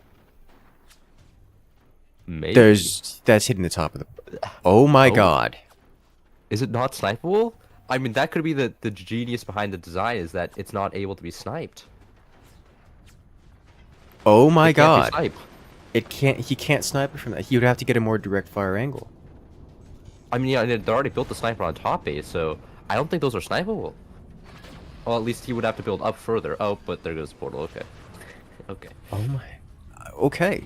I've never seen that be the case. Yeah, I'd never seen that design before. I'm honestly impressed. Okay. Well, that is convenient. I'll have to remember that one. It does reduce the strength of the mortars by a lot, because it no longer avoids anti-air because of the angle. But it does mean that they can just fire them. It just goes out the back, it doesn't care. That's oh my god, fascinating to me. Yeah. You know, I didn't think much new things were being discovered in this game anymore, but you know what? I'm happy to see it. I'm happy to see that. These mortars are still stronger slightly than just having standard mortars placed across the top, but not by much. Well, I mean, look at that. That's 1, 2, 3, 4, 5, 6 gunners that are not, well, that are failing to shoot it down. I mean, that's really strong. It is strong. It just could be stronger. No, for sure. And like the angle it's coming out of isn't crazy. It isn't like the gunners are shooting it down now. Like in order to fix that, you have to angle that portal to go direct fire.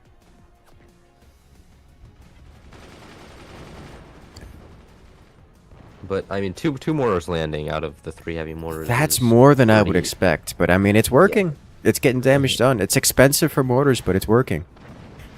Oh, okay. It Well, is losing a lot of their slightly turbines there. stronger than just exposed mortars, just not by much. I mean, I wouldn't say that 4 exposed mortars would get through any of those. I mean, maybe 1 or 2. But oh my god. Oh, he got it. Oh, he got the shot. Okay. He got the shot, hit the mortar to cause it all to chain react. It's all gone. It's bad. Oh dear. Feels bad. Okay. He found the angle. Well, I guess nothing ever happens. I think that was actually a self-destruct kind of thing. The laser was going through the portal when the mortars fired. And Oh, caused really? the mortar projectiles to detonate, and everything chain reacted. Oh, I hadn't considered that. Yeah, it's probably. I mean, that makes no sense because that was a lot of explosive power for just a plasma beam to cause. Mm-hmm. Though to be fair, I don't even think that would have done it. So I was thinking, like, because they could have, if they fired enough lasers through that, it would still have ignited and broken the background bracing back there, but it wasn't. Yeah, but it was super... such an explosive collapse. It was an I felt. explosive collapse, and also that strut wild load bearing wasn't critical, I think. So I think it wouldn't have caused they a had a lot of collapse. back turbines. They had did. stacked up. I'm gonna have to look at the replay to see exactly what happened. But I think Team 1 is just demoralized. They're like, well, I think we're done here. Yeah. Oh, I ran out of energy there. So close, so far away.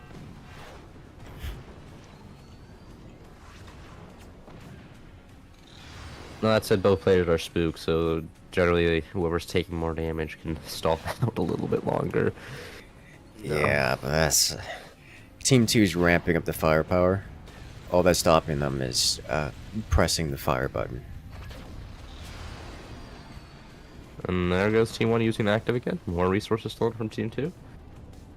They just don't. Team 2 just doesn't have enough energy, surprisingly enough. Actually, like 800 energy production, I imagine that should be enough now, right? That's so much. That's battleships levels of energy production they have. Yes. I should just... That's what I was saying.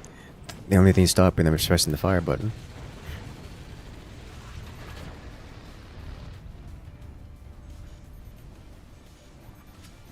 No luck? No luck? Team 1 bringing mass snipers to bear, hoping to spite at thee. Big doored cannons are snipeable. So many snipers.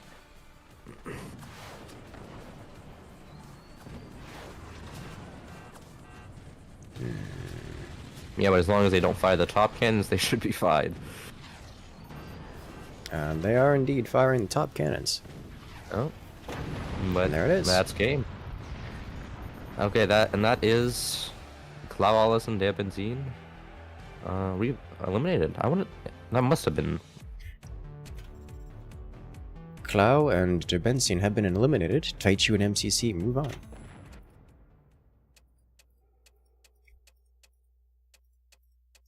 Alright, let's check out what happened here. Yeah. No, you were right. It mortar fired, killed itself, and then the entire thing exploded. Ugh.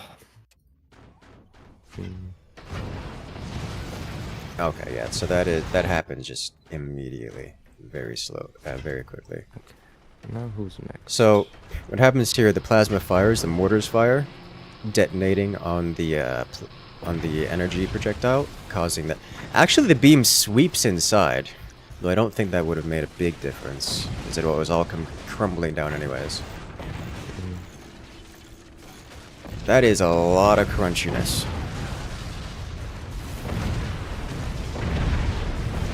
It's a lot of crunchiness happening all at once. I gotta watch that again.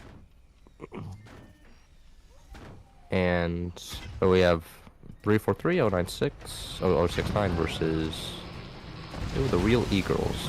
Okay, Great Woe and Naomi. Okay, cool. The shot that won it all. Yeah, I mean that was impressive.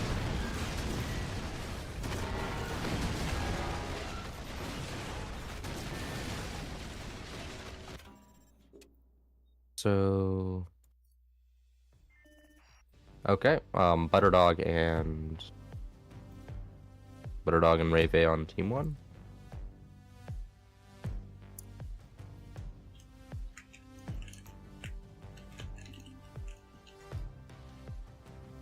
Team 1, and next for the map in the line. Let's see. Up and down. Yes, up and down.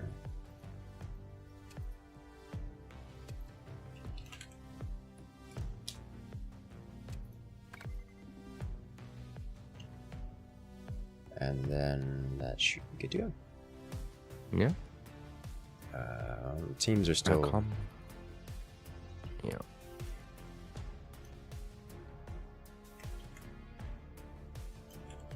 Teams are still mixed up.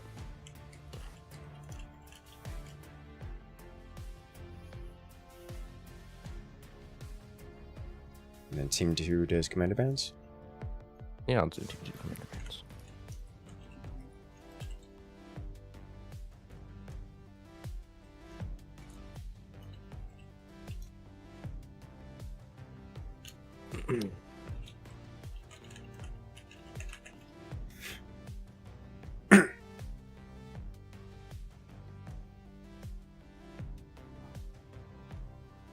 Let's go. Overdrive.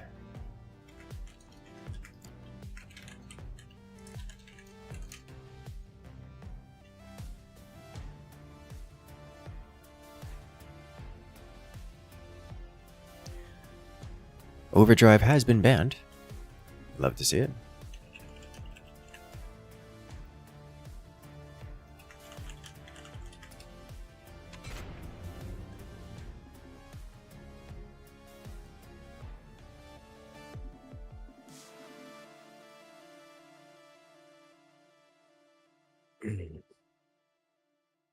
Okay. And we're off. What was the second band? I didn't quite catch that. Spook. Spook and Overdrive. Okay. Okay. And on team 1 we have Bad Dog and Rave Shulker Drink facing off Great Woe and Naomi. You love to see it. We have Hurricane on the left-hand side, Architect on the right. So we expect to see a little bit more defensive and tech switchy play out of Team 2. And honestly, Hurricane's kind of a generalist commander as well. Just a little bit less eco-focused, more DPS.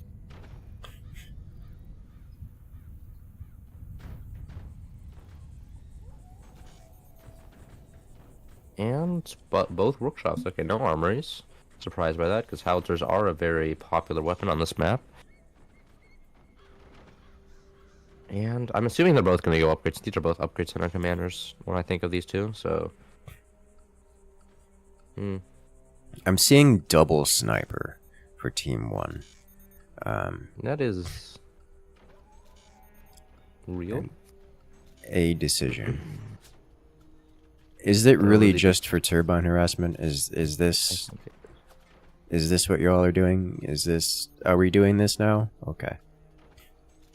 I mean, I understand the strategy as pitch fist because you force those delays and you can just sell off the snipers, but as Hurricane, I would be a little bit more reserved generally because now they just lose resources doing that play. Is the guy not going to fire the sniper second time? Oh no, there it goes. Okay. Ooh, we have a nuke play. Okay. All right. So it'll be nuke rush out of. Well, I don't know. So there's no upgrade center. There is now an upgrade center. And they're going lasers first. Okay, so we will see. It will be a nuke laser build out of Team 1. Team 2, on the other hand, I think it's just raw lasers. Yeah, I mean, it looks like they're going for armory. Looks like they're going to set up some flak position. I imagine they're going to get trench flak on the bottom there. And... oh, Buzzsaw as well out of bottom base. Team 2. That could be very dangerous. Team 1 does not have a piece of metal. Ooh, mortars out of Team 1 as well. Okay. They're getting very aggressive. Okay.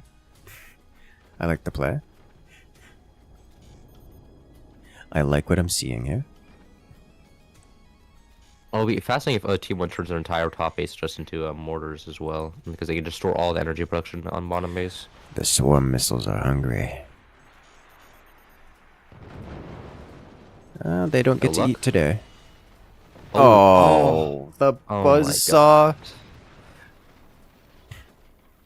Why are you like this?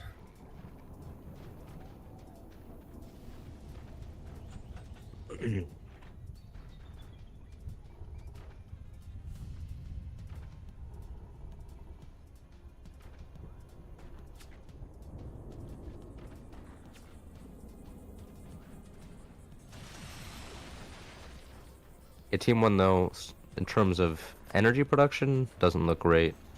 They have a lot of weapons and not a lot of turbines. They're a little low on eco generally. They also sacrificed 2 of their mine placements for the swarm missiles, which is not a surprise, given the energy requirements on this map, but it is going to be painful. We'll see how that plays out, because Team 2, on the other hand, is playing a little bit more defensive and eco-heavy. I am surprised to see they're playing as greedy as they are.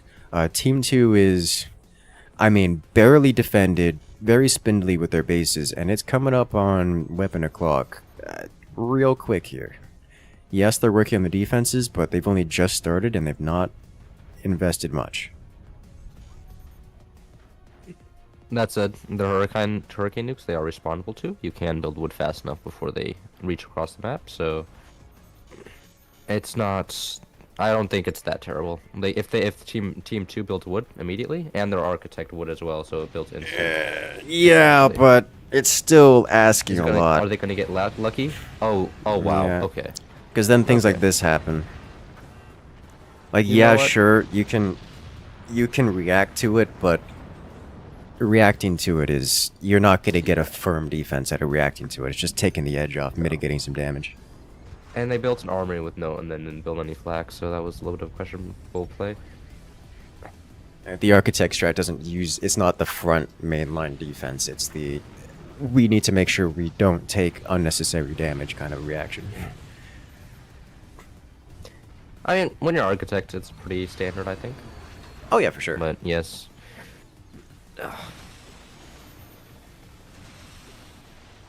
It's just no replacement for having actual defenses.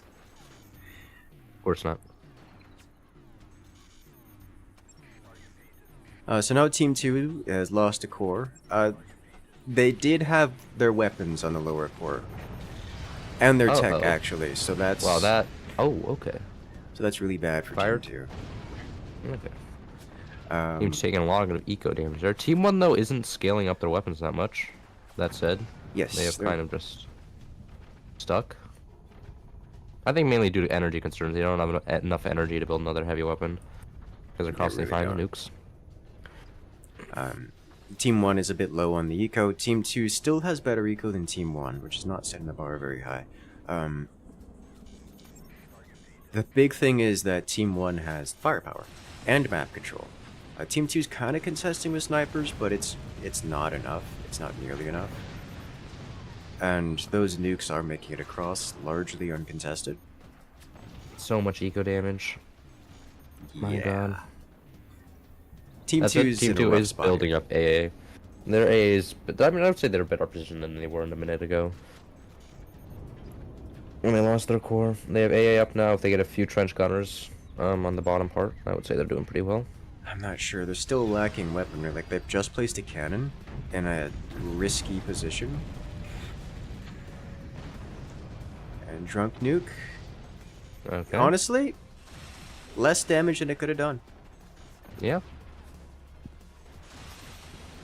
Oh my god, the buzzsaws now. Absolutely criminal. And you know what? I mean, that's what they're for, right? Mm-hmm. When players spam wood to stay alive, or, you know, exist as architects, that's what buzzsaws are for. Yeah. Trying to get that pre-fire on yeah, I was gonna say, if he pre-fired that, that could be devastating. Yeah. Oh! No. Oh. It's getting crunchy. It's getting crunchy. If he breaks the shred, that could be it. It's not going to burn. Okay. No plasma beam, though. Sadly, from team one. Not really direct fire. But, oh. Buzzsaws. How are you alive? Alright, team 2 Architect cheaper would, I would imagine. is gonna get like one shot with that cannon, and they've got to make it count. Yeah, but they can't even hit anything. I was gonna say, like, where could they aim with this thing to maybe actually? The bottom fire beam. Maybe when its doors open, they could straight snipe the core, but doesn't look like. And they're selling off. Okay. You know, funny enough, they would have survived that nuke. Only because the nuke managed to miss the entire base, despite not having anything preventing it from hitting the base. Yeah. Would they have won? Nah. But I just want to show that what that nuke decided to do, because that's ridiculous. Alright. Like the team 2 is selling off their core here. Because they can. And because they're like, oh no, we've lost. This nuke hits us, we have no defense, to go straight to the core and wins. And then the nuke decides to go and say, ha ha, joke's on you. I'm going to miss the entire fort. And then the sell-off completes and they all collapse. Okay, now we have... Oh, we actually have 3-4-3 stays. Okay, I'm gonna go in the correct order this time.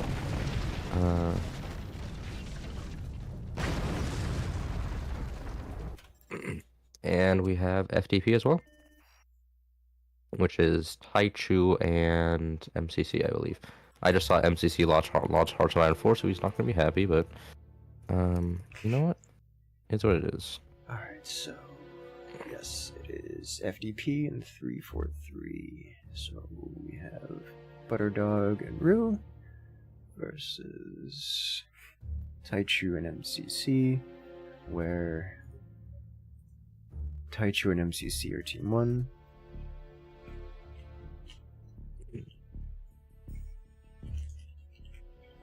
Oh, actually, perhaps I'll change the stream to Stalactites 2v2. Oh, is this it? Yeah, this is it. Okay, this is the current bracket. Who is left? We have Rainer Winkler, Cannon Engineers, FDP, and 343. Rainer Winkler and Cannon Engineers in the winning bracket, and FDP 343 in the losing bracket.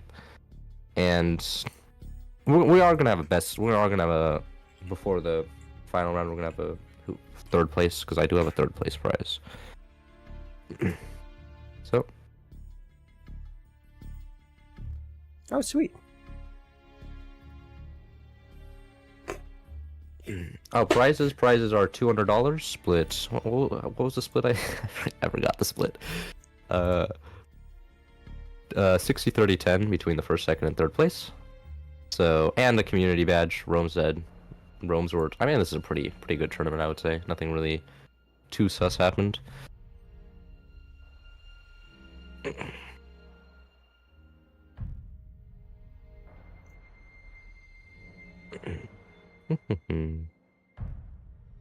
Oh, is this the round for third place? Oh, this is the third place round. Okay. Yes. Let's see. So Wait. Rue and Butter, team 2, Taichu and MCC, team 1. It's all good. So Commander Band's time. All right. Yeah, let's do team 2 first.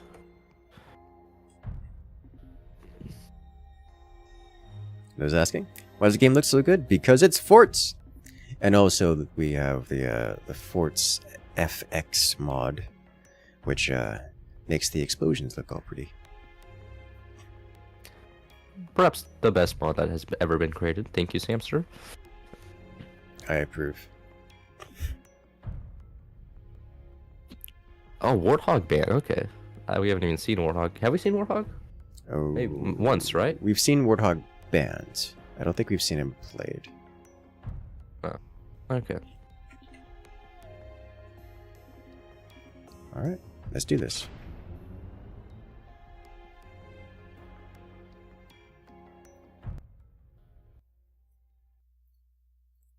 And we're off. Into the next round. Okay. On team 1, we have Taichu and Johnny Bones versus Bad Dog and Rave Shokodrink. Want to do the commanders? Sure. In team 1, we have Spook, known for stealing money and also getting information such as the knowledge of what your opponent's commander, which in this case is Overdrive. We have team 2 is Overdrive over here. Don't really know what to expect here in terms of commander associated modifications to the strategy. However, it is typical to go howitzers in the top bases in this map in particular. Yep. But it looks like we're seeing mass eke out of really both. I mean, it's more than Team 1 actually, which is surprising because they're not Overdrive. We're seeing Team 2 actually placed on tech. Team 1 hasn't placed on any tech yet, so Team 2 looks like it will be ahead in weapons, but behind in eco, which is usually the reverse for what you see for Overdrive, which is interesting. We see laser tech for Team 2. Oh, I mean, I imagine they're gonna go portal nukes, or maybe just top base is just gonna go. Are they just gonna do nuke rush? I mean, I imagine they could just slap down some nukes top base, maybe even triple nukes. Triple nukes would be viable with co-op on. You know, it would be a funny strat, something I haven't seen happen very often. Mm-hmm. Players opening Magna Beam on this map, because the omnipresence of howitzers, you can cause a howitzer internal self-destruct with a Magna Beam. Oh, I have not seen that before. But it looks like we're gonna get triple nukes. Not any Magna Beams. At least not yet. I would love to see that happen, just to mess with someone. Just to mess with somebody. It's like when Eaton goes out and says, "Yeah, I may do double howitzer." You just Magna Beam. And say, "No, you." I would laugh so hard. But okay, team 1 opting for all of the tier 1 techs, which is just interesting. I mean, fair buzzsaws are good, and they should get flak, and they're going late eco, so they need an upgrade center. So I understand their choices. That is a lot of swarm missiles for Team 2. Okay, well, the swarm missiles are both exposed, and Team 1 is spooked, so Team 1 knows all about this. Okay, first the swarms, but they double buzzsaws could do really okay. We're not seeing howitzer tech out of Team 1 at all, which is a surprise to me. I mean, I can see the howitzer tech coming out laser, but they haven't even utilized the laser tech yet, or they haven't at all. They don't. Team 2 doesn't have a single laser yet, which is honestly surprising. Nor do they even have the storages to build a plasma beam right now.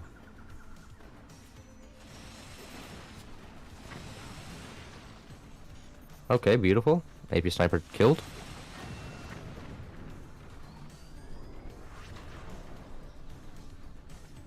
Man, buzzsaws. Everybody's abusing them though, so it's it's okay.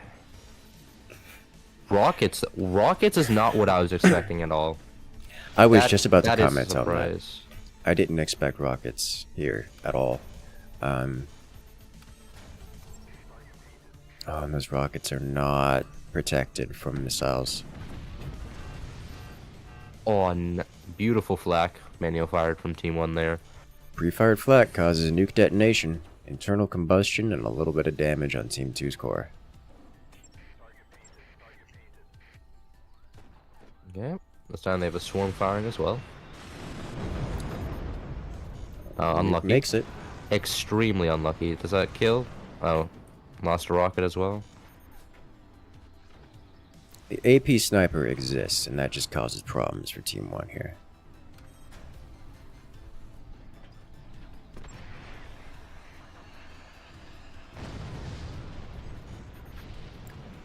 But that said, Team 2's eco not looking too hot compared to Team 1 at least. I'm surprised they're not upgrading mines along with the nukes they upgraded. They've only opted to upgrade 2 turbines for eco upgrades. I don't think they have the energy right now for that.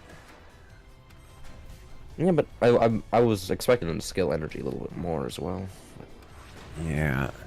There's the mine. They're starting a mine upgrade, but it comes at a pretty heavy cost for them. Only firing one of the nukes. Oh. That could have been way worse. Yeah. It went drunk, dipped under the core, and then just didn't go deep enough. It just decided to immediately turn back up and detonate instead of going any distance further in and eliminating Team 1 entirely.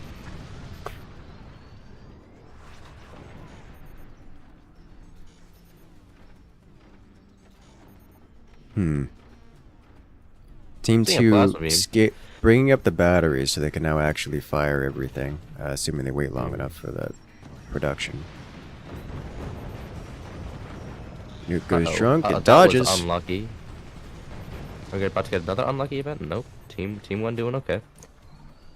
With that plasma beam, we'll kill the fire beams on the enemy spawn. Oh, are they double dooring now? Oh, they've decided to double door. Okay. Seems about right.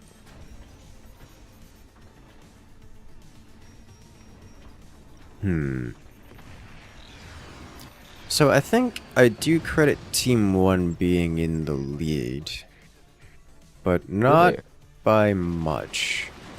It's just based on current firepower. Like, yeah, Team 1... Sorry, did I say Team 1 in the lead? I said Team 2 in the lead. Oh, okay. I said that backwards. I said that backwards. I credit with Team 2 being in the lead here, but not by much. Team 1 technically has an eco advantage by a small amount. But Team 2 just has additional firepower. And yes, the firepower isn't guaranteed. It isn't breaking Team 1, but it is threatening to, whereas Team 1 doesn't really have that threat. And yeah, now they're catching up with mine production. Overdrive should be more than enough to make up for the lost mines. Ouchie. That's just a lot of damage. Yeah, no core damage though. I'm really surprised by that.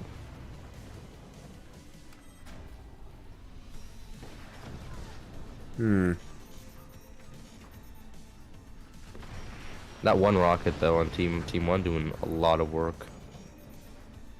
It's like they're forcing out so many gunners with just one rocket is impressive. Pre-fired flak doesn't quite cut it. Get that nuke burns out. Doesn't matter. You see these messages? Yes, I do see chat. But it's a little bit awkward responding to you guys and talking to Incursus at the same time because he may be a little bit confused. Which I'm sure happens. Classic.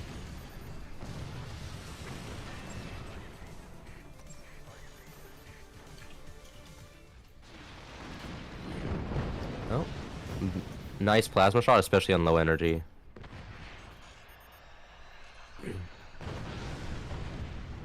Is that a fire beam really about to get AP sniped?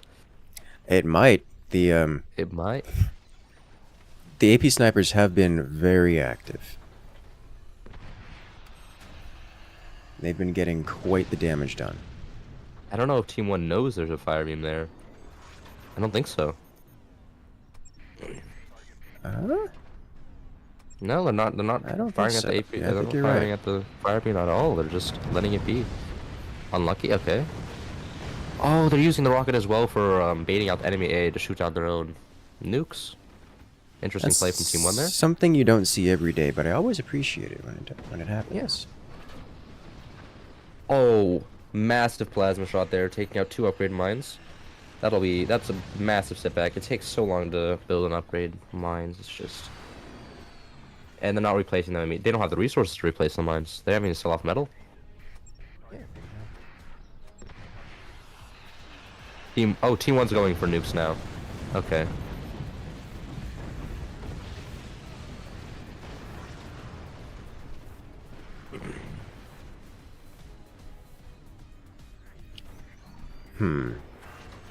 Oh, well, now that the AP sniper's touching the core. He's like, ha! Honestly, Team 2's AP sniper has been an absolute gremlin. Just terrorizing Team 1 for this entire match. I have mixed feelings about AP snipers. Really? They are just usually less... Oh my god, the airburst nuke. Oh, the timing. I think I've never actually seen that before. A drunk nuke detonating at the perfect time to damage the core. Just from burnout timer. Yeah, it's a. That's new I to don't know me. if I've ever seen, yeah, I don't think I've ever seen that before either. Specifically a drunk nuke.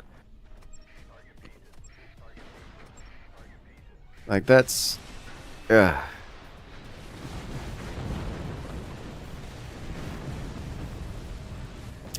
Oh, it goes so deep. And the miniguns to taking out the cores. What I was saying about AP snipers, the the fire rate on them is low enough that it just doesn't perform well as a sniper. Yes, they have yes, they do more damage, but realistically, snipers don't need a lot of damage. They just need to get damage onto a target. So the extra rate of fire is nicer. Yeah, I mean, the thing about AP snipers is that they penetrate one layer of doors, so they force like twice the expenditure on defense. oh, absolutely lovely nuke there. Yeah, but my problem with AP sniper is actually not the reload; it's the deviation. The deviation on the AP sniper makes it just really hard to use. I feel, and really inconsistent, so I don't like them very much just because of that. Was it like Not 2 patches exactly ago? They boosted the AP sniper to have less deviation. It's not but as it's bad. Still, you still feel it. You still do feel it. still You're like, feel it, yes. it just sucks seeing like a cannon with one piece of wood in front of it, and you shoot at the same place it hit last time, and it just doesn't hit, and you're just like, wow, Yeah. thanks AP sniper. Now they have 4 pieces of wood in front of the cannon. I can't do anything. Yes. It is painful. It is It's quite just frustratingly painful. inconsistent. Ooh, very lucky with the drunk nuke there. In a rare instance of a drunk nuke going perfectly straight. Yeah. And decided it didn't want to kill anything today.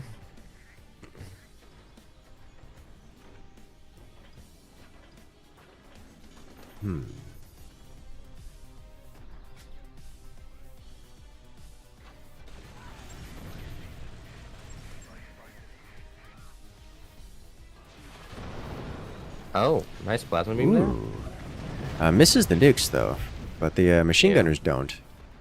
I wonder if we're gonna have another event where the machine gunners shoot the core here. I could see that happening. Just killing Team 1. It's roughly the same setup as we saw in the Howie game. Yeah. I think it's just a matter of time before Team 2 lands the nukes, though. Yeah, but with Team 1 has nukes coming up as well. If those fire, especially do. on either really base, it would do. If both lands, that would be, I think, game ending with a laser follow up.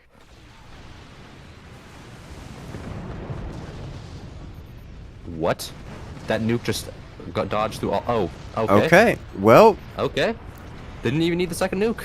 in a Wow. wild exchange of fire, Team 2 comes out on the short end of the stick, loses their top fort, and with it all of their offensive firepower. 5 missile launchers left unclaimed and burning.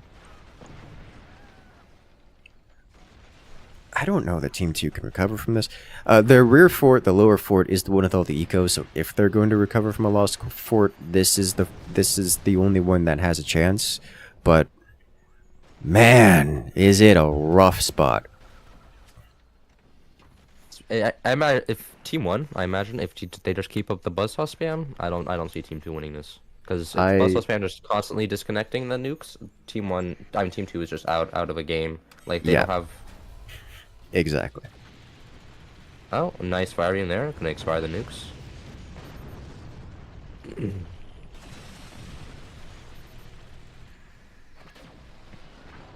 Oh, lost. Okay, another one fire beam dead. They're down to one last. I wouldn't even call that a heavy weapon, a fire beam. Yeah, I consider the fire beam a hybrid weapon, in the category of it's a harassment weapon that with enough of them can deal damage.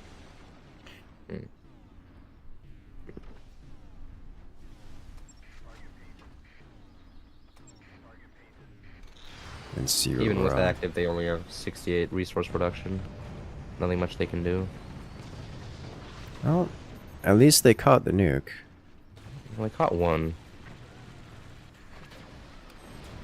Oh. Sad to see that fire beam die. That's gonna leave Team 2 without much interactivity on this match. They're trying to rebuild, but Team 1 not gonna let it.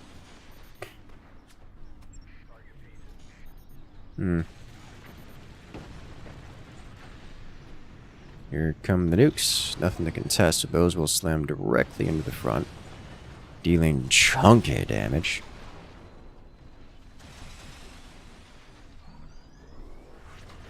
There's so much. Yeah. Team 2 is just completely suppressed. They can't build anything. I mean, they've built one fire beam, but they can't even afford a door on it. We'll see, though. If they get a lucky one nuke, I see. In fact, I mean, really lucky. I don't see that landing. They just have so much eco. It takes forever to dig through it all. Like, Team 1 really needs to ramp up the pressure. Like, double nuke just isn't cutting it. They need more. Looks like they're building up a few more rockets on top base there. I imagine that'll be the nail in the coffin. If they have the energy production right now, which is 800 energy production as well. I think they have the energy production, and they're ramping up the energy production just in case. But yeah, once those EMPs are upgraded to rockets, I think that's just it. Yeah. There'll be too much Swiss cheese to handle.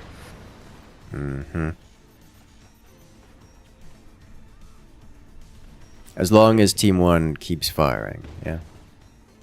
Yeah. There's the upgrade on the last EMP. Wow. And the buzzsaws, man. Hitting that thick wood spam.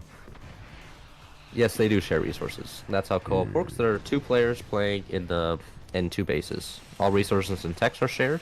It's like they're 1 base, but with 2 cores. Are you responding to a viewer there?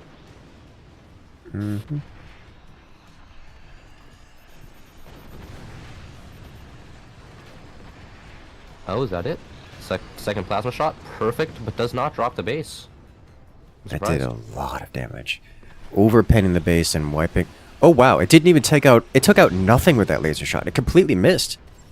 Yeah, I mean, like that was honestly just perfect for Team 2 if they were going to get penetrated anywhere. Yeah, I thought it at least took out the tech. No, it just missed entirely. This looks like pretty much it though. Oh yeah, no. Once the rockets come online, just the damage output is enough, and they get sliced for it. Well fought by both teams. Team 2, that was some tanking they did there. That was a lot of damage. Wow. Okay. Well done. Well done. Taichu and MCC Johnny Bones moves on. Yeah, they're currently in running for 3rd place, and if it's all in. They could still get 1st place if they get lucky. Okay, now we have Rainer Winkler and Ken Engineers.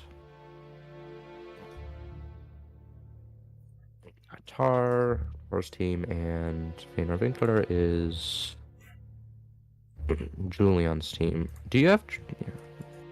Alright, in that case, we'll have to switch hosts. I mean, Tar's team is half German, and Julian's team is 100% German, so I say we stay. He can't.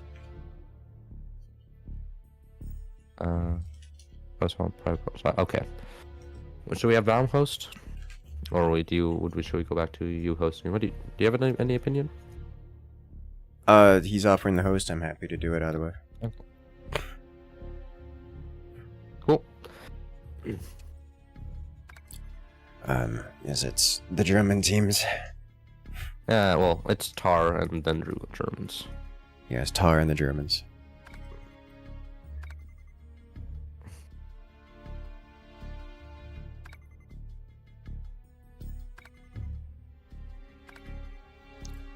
Alrighty,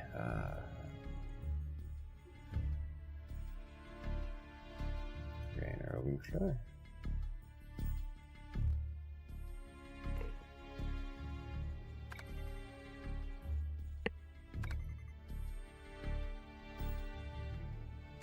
Has lobby gone up yet? Nope. Yeah, I'm not seeing it either. Just refreshing for it.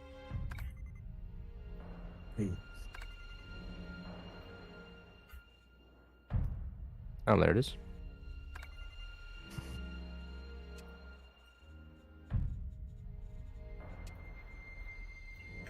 And okay. What map are we on? Not back. Just did.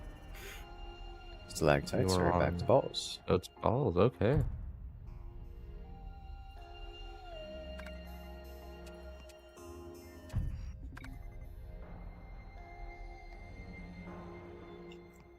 Teams wise, it's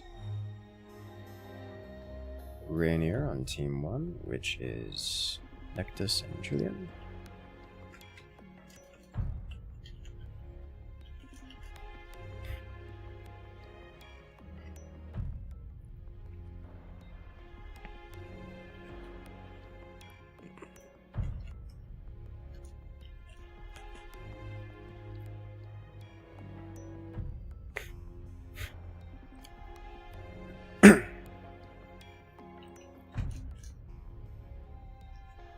Right.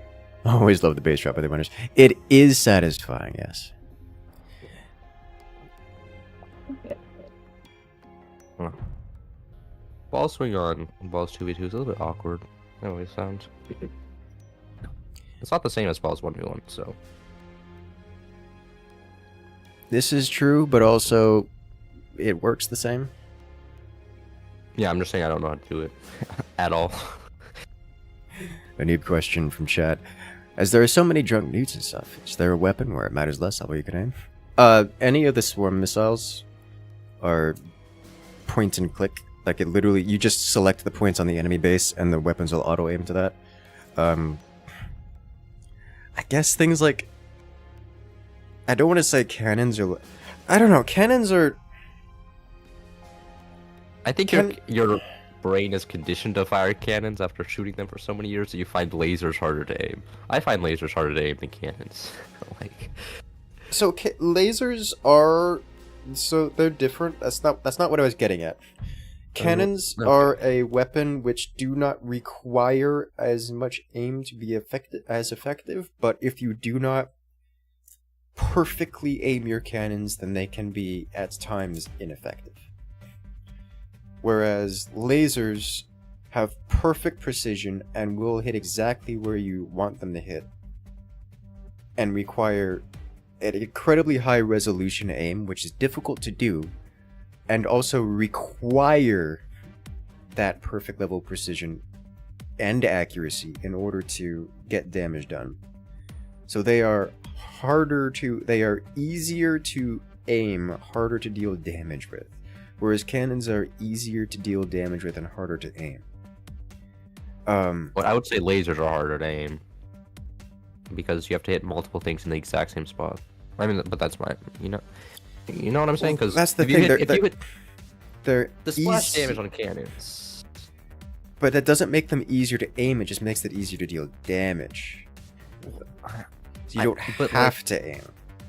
Yeah, but by that logic, like, everything is the same difficulty for aiming, because you have to shoot at the exact spot, you know? Because, like, I just find that weapons with splash damage are, you know, easier to aim, because if you're struck above or struck below, it's kind of, it doesn't matter. Like, if you hit a howitzer or struck below where you hit the previous howitzer, that howitzer is still going to do a lot of damage. Well, if you do that with lasers, the laser's pretty much useless, especially if it's a plasma beam just going into a wall of wood.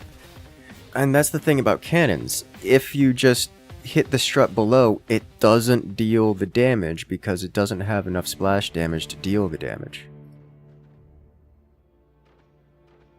I mean, I would say so. With enough cannons, definitely.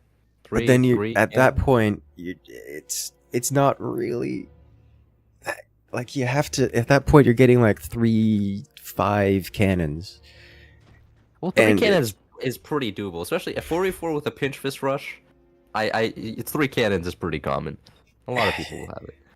At that point, it's accuracy by volume as opposed to just aiming, and that's the thing. It's like, that's my quibble there. Like they're different because it is easier to aim lasers. You just have to. Okay, I fired. Oh, I missed. Well, let me just move my cursor 1 pixel down, and it'll go it'll go where I clicked. Like that's just how that works. It is easier to aim. It is more consistent. Oh, it's okay, like you're not missing out on anything there. So here we have on Team 2, Tar is going with the swing. Well, don't be super hard. That could have been 100% Eligio. We never know. Oh, yeah, sure. I'll have to ask you after the match if it was him or not. So, Team 2 playing as the Overdrive Commander, doing the ball swing in the ball swing spot. Getting harassed for it, though there's no real punishment for ball swing, at least not at this stage. Team 1 playing as the Hurricane Commander, going with a Swarm Missile rush, rushing it real quick. You know, I'm be surprised if Team 1 wins this. With Overdrive, with this Commander matchup, Hurricane and Overdrive, I see and Tar, I would be extremely surprised, because like once Tar gets his core in an unkillable position and just has infinite resources, I don't see anybody beating him. Like, there's very few people in this game that could beat Tar in this position.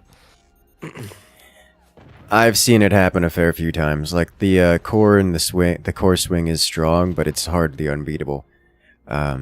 Last time we saw this, the core swinger lost just because they lost their top base and was unable to maintain map control. Buzzsaws prevented re-expansion, and it was real bad. It took a while for them to get the core, but they got it eventually. I'm understanding with Tar. Tar changes because he always knows what to do in every position. It's impressive.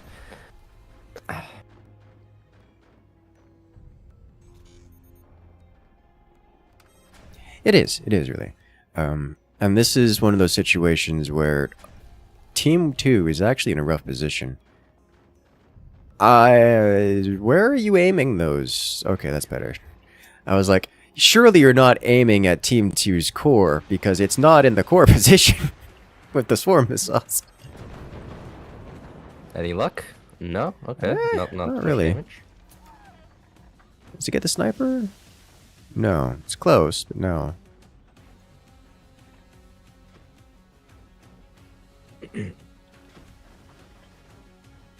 And okay, we're seeing actually they're connecting from both sides at once. Okay, looks like they're preparing for an eventual death of top base, which is just, you know, fair. And they're gonna start ecoing up. Looks like. So interestingly enough, Team 2 is actually ahead in the nuclear rush. They focused a bit more on getting those nukes out.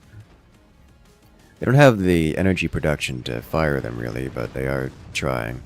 Hurricane Commander with the MGs, great at shutting down the missiles. That's a hard shutdown. 3 MGs taking out 2 nukes. And no sniper on bottom base, surprising. Or any weapons on bottom base at all other than the silos themselves.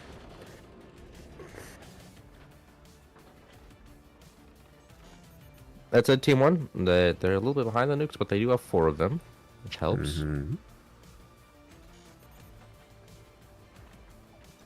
Oh, they're swinging both Oh, he's cores. doing it. Oh. Oh, it almost touched. Oh my god. That was close.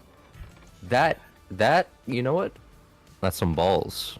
It really is. That's gonna give Team 1 a problem. The thing about nukes is that they're not so great at cleansing the eco on this map. They're great at cleansing the cores.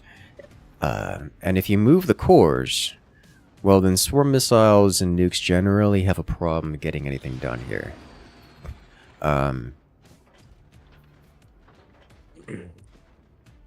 So that's a little bit different.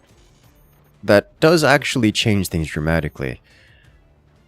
Yeah, I would not know what to do in Team 1's position here. I mean, like, I would probably get cannons or plasma beams. Yeah, no, it's cannons. It's cannons 100% of the time. Like you just take out the eco and then you win the game. The problem is trying to use nukes to do it. Oh, yeah. I think with the nukes, they're able to kill largest amount of wood spam and metal spam. They follow up with a cannon just to kill the mines. Because I mean, the only way they win is by killing the mines and slowing them down here. But the most problem is their overdrive. Like, they're just gonna run away with eco as well. They can build up so much defense. Not if they kill the mines, which is usually how you handle this. Yeah. Like, but I mean, the mines are so spread out too, which is so annoying to deal with. It's not like so you can shoot bad, one but yeah, place. this is true. They're getting the eco upgrades.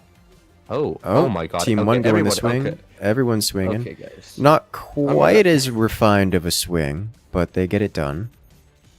Honestly, I would adjust the position of that core.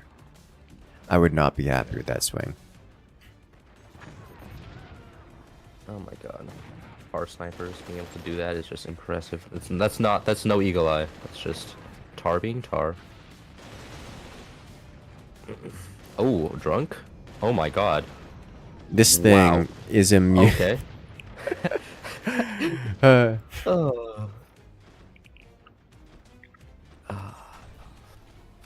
question from chat. I think the core looks quite likely to be hit if missiles are aimed at the lowest point of the base. No, because you cannot. They angle the missiles means that they have to pass through the solid floor to hit the core. So missiles cannot hit these cores, like, at all. Barring dangling down to the bottom of the map and maybe coming up from below. But that is a tall ask. Or just a drunk nuke. You never know. Or a drunk nuke, yes. Which is also a tall ask.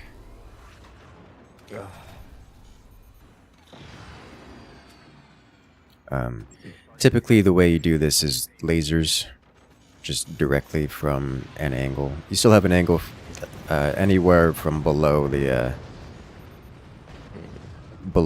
ball can go kind of direct fire, because these are not actually behind the terrain, they're just slightly below it, so you could just direct fire in a straight line across.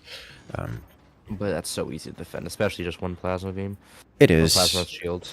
You get the same kind of thing with cannons from slightly below the center line, or the vertical line. So if they do things like energy shields, you just cannon it. Realistically, the solution is just take out the eco, and then anything you want. Mortars from above, tier 3 mortars, anything. Just pick your poison. You have options. You saw some manual fired gunners killing that nuke there. That was really impressive. You catch that? Didn't. No, there was a nuke about to pass by into the Team 1's bottom core, and they manual fired the gunners, and it worked out really well. Really happy to see that. Nice. I love manual fired gunners. It's so satisfying. It is.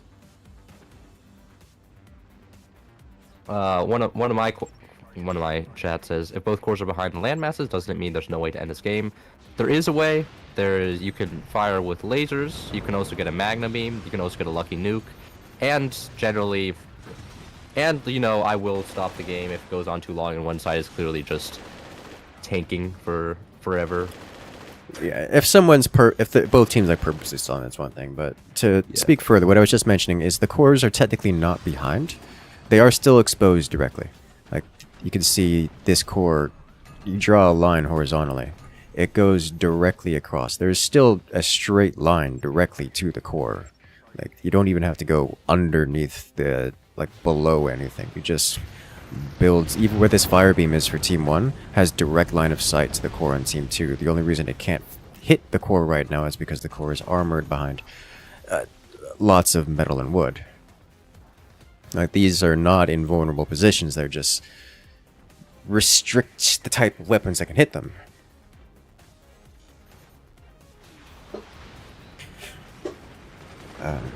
But yeah, you can use mortars to aim from above, tier 3 cannons to take them out. Oh, I wouldn't recommend tier 3 cannons. Just standard direct fire cannons works well. The big problem is that Team 2, without the need to defend the core, can spend all of their money on more optimized defenses. Things like defending their eco and weapons.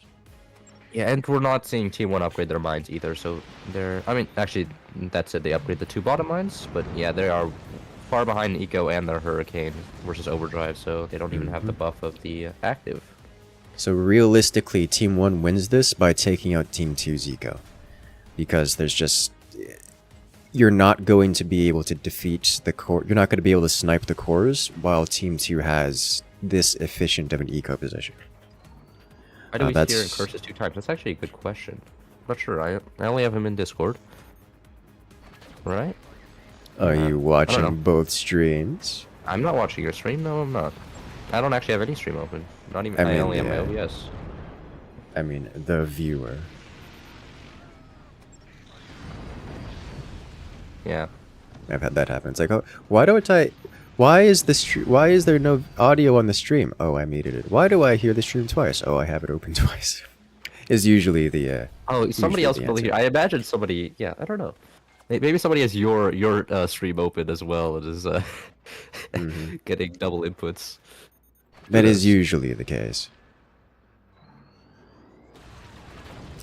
All right. Here's hoping Team 1 manages to figure the strategy out on this. So, interesting note, Team 1 also is in the core swing, so Team 2 will have to do the same kind of strat for eliminating Team 1. But they can do so after taking out Team 1's core. The thing is, Team 2 is not really aggressive. Like, they're just not firing their weapons. At least not much. But I don't think it matters. Like, they just have so many resources. So many more resources than Team 1. I mean, they've got to win at some point. Or at least they have to try, or they're gonna lose eventually. Yeah. They can't just do nothing. They're teching up to cannons. That's a lot of fire beams just dropped. Yeah. Team 2 on the right side here is just getting pummeled. And they're losing weaponry by the chunk.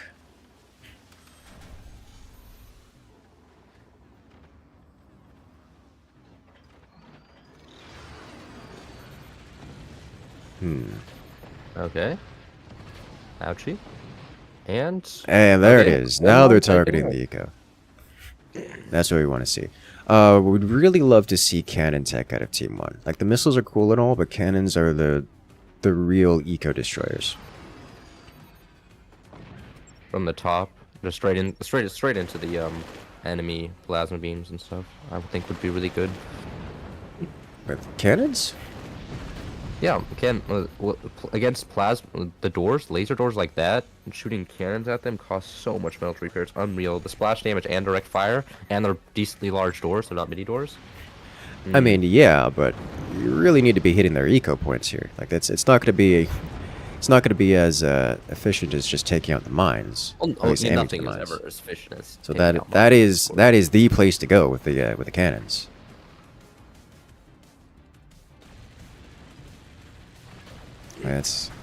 There it is. That's what we love to see. God. Team 2 now is starting to really struggle. They lost initiative with their weaponry, and now their mines are starting to get taken out too. If Team 1 is able to upkeep this firepower, They can win it. They just have to keep it going. What I'm surprised is they haven't built mines on the top all. Team 1 just left it empty. Team 2, sorry. Team 2 has left the top all empty, which is just -2 mines, and those are pretty easily protectable mines as well. They're not anywhere near any They nuke launchers. did have mines there at one point. The first time they lost that weapon platform, it was double plasma, and it eliminated the mines when they collapsed. The second time, it was just fire beam and a plasma, and they didn't have any mines there. I am. Yeah, no, actually, yeah, I kind of am surprised that they hadn't rebuilt those yet. Pretty free. Almost. But we're seeing howitzers out of Team 2 now, which, honestly, a little surprised by. Thought they would have gone for direct fire weapons, like cannons or 20mm, but you know what? If those work out, I'll be happy. Yeah. Works against background bracing, deals heavy damage. Big question is, will they manage to land past the machine gunners? Okay. I don't know where that plasma is aiming. The important components of Team 2's base are fully defended by energy shields. So those plasmas have very few locations where they can aim and deal any damage.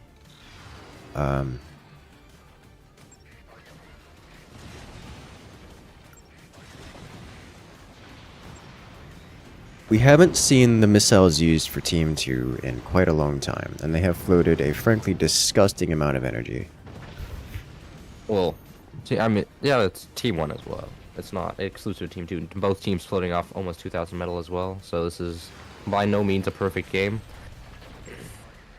The difference is that side. Team 2 has elected not to use their weapons. But they're starting to use it now, okay. Oh my god. Like, I understand that Absolute Team 1 massive has... Yes, exactly. Like, I understand that Team 1 has substantial map control, and that the nukes are unlikely to do anything, but you can still roll the dice. It's not like you're using the energy elsewhere.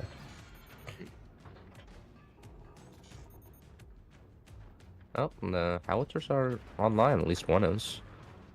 Wonder if we're going to see a fire anytime soon.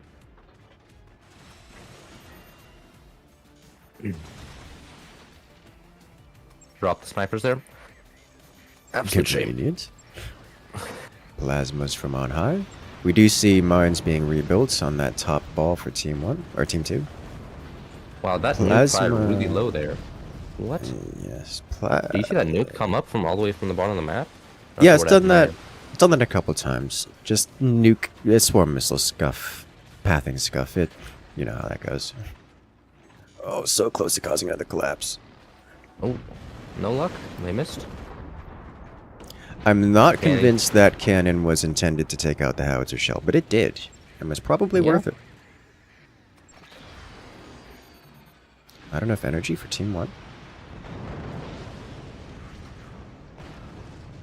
I think it was a control group. I think they have the first 3 missile silos set to a control group, and the last one set to a different one.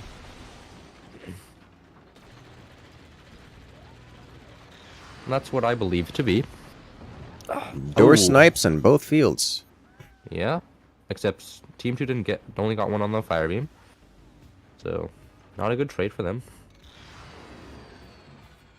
Really surprised that Team 2 hasn't upgraded their middle mines here. A lot of resources they're missing out on. Oh, are they going to go directly for the core now? The Mega Beam? I see what they're trying to go for with that. I disagree with the strategy, but it can work.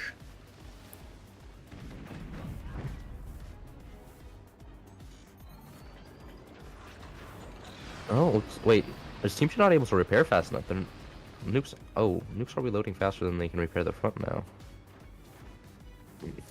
Yeah, Team 2 struggling a little bit. Oh, and core damage? That was a beautiful reach around. It was. And the core hit, and there go the howitzers again. A beautiful shot. Double plasma directly into the howitzers. Team 2 losing out on the aggression again. Just not firing their weapons consistently. Team 1 despite being behind in many regards, in terms at least in eco and such, is just firing their weapons. Does have weapon superiority and is keeping up with the damage output. At this point, Team 2 is getting ground into, well, the ground. Yeah, and it's Pummeled honestly, to pieces. They're firing through overdrive eco, which is honestly on this map is something I would have never expected, because you can get so many mines and just be able to blast through overdrive eco without taking out a lot of the mines first is something else. I mean, that's 5 nukes worth of firepower, really. Just so much damage. That is how you do it, which is why I was saying the moment you see someone, the instant you see someone doing this base swing stuff, just don't play their game. You just shoot their mines. Like if the opponent gives you exactly one target, shoot the target until it stops existing. Yeah, and I mean, Hurricane's activos coming in and help with the DPS a lot. Plus 100% reload speed is just probably what makes this difference from the Seep game, where we saw roughly the same matchup. That is an important distinction, yes. Because Seep nukes aren't any stronger than they normally are. They just move fast. They just fire with alacrity.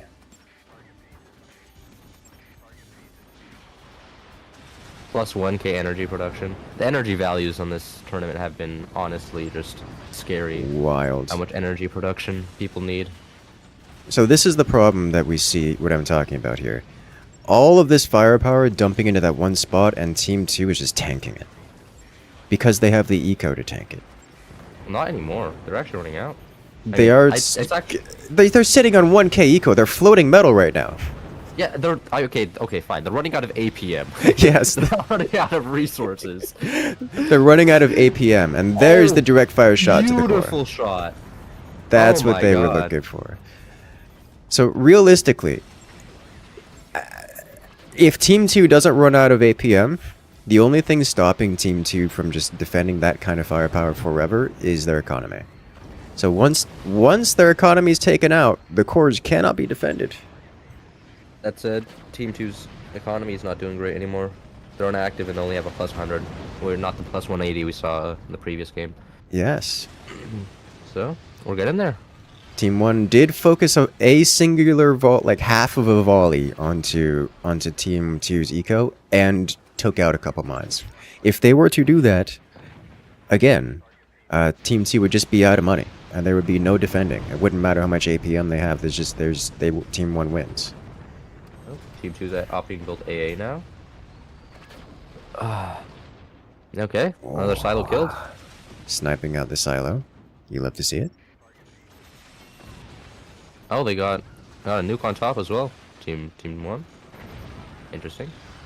Does that have? There's no way. Okay. Okay. You know what? Nukes be nukes. The incredible amount of firepower. Team 1 has truly ramped up their damage potential. And I'm appalled that Tar with all of his brain cells, he's such a smart guy, has managed to find himself in this position. Honestly, if you're against players, I'm surprised. I guess I shouldn't be too surprised. So, if you know how to deal with an opponent to core swings like this, it is not difficult. It is a strategic decision rather than anything else. I'm going to say that Team 1 has kind of accidentally happened across the answer as opposed to knowing and doing the answer immediatly. Well, if so the meta is the answer, then it's not really the meta. Well, going nuke laser beams, and especially in co-op where there's a lot of more conversion between the two players, I feel like is meta, because you can just build fire beams right where the nukes fire, making them very easily protectable, unlike normally where you can only build them on top base, assuming top base is ghost lasers. So I feel like in co-op specifically, I feel like nukes are the way to go, especially considering how much defense you can just throw on bottom base with both bases' resources. And wow, nice. It's gone. Okay. Eligion Tar, they get knocked out of the winners bracket, Well done. which is just I'm pretty sure they have to stay here. We can Yeah, find can you out in a tell? moment. Can engineers to stay here? Yes. Yes. Okay. And we need the FDP back again. At Cannon Engineers is Lesiontar. okay. I'll switch my stream over to show the show the bracket. Here's the bracket. So we have Rain of Wrinkler will be in the finals. They will need to be defeated twice by the winners of the loser round, in order for the loser to claim the victory. But currently, this is standings: Can Engineers versus FDP as the decider for who has the right to face the winner of the winners bracket. So that's the current. Oh, I can even go full screen. Oh, look at that, fancy.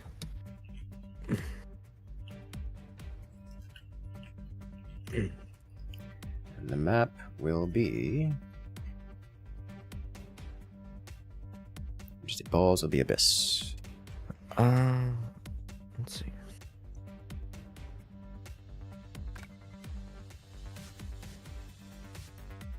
So Abyss 2v2, okay.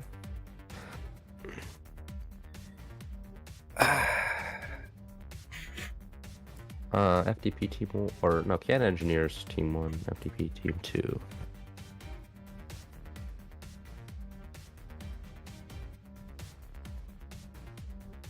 Next map will be Vanilla Large for the finals.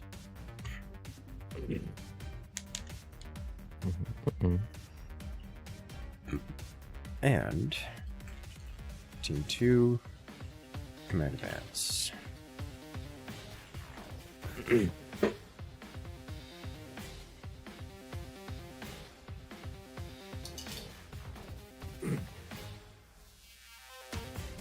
No, the FTP. Reviewer asked whether the FTP has French players in it. No, it's a German team.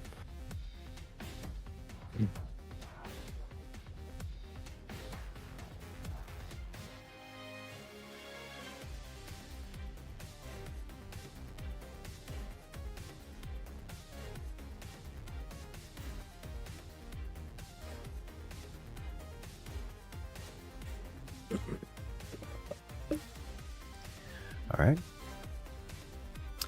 Team 2 not banning a commander. Team 1 banning a commander.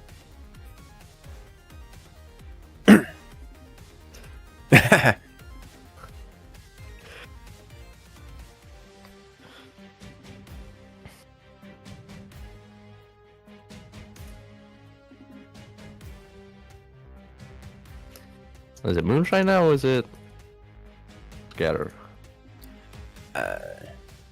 I think he's saying Team 2 should play Moonshine, whereas Team 1 is looking to ban Scatter.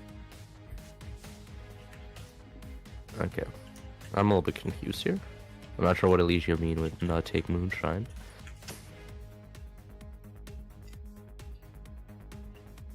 I'm pretty sure FDP refers to the German political party, actually. I think that was the intention for the name. But I'm not quite sure. Okay. Firebird, okay. So we have Firebird and Scatterband.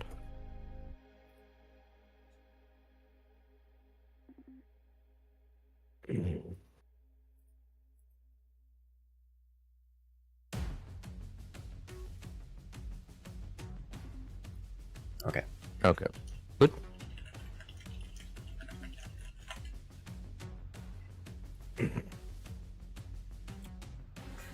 Firebird and Scattershot are banned.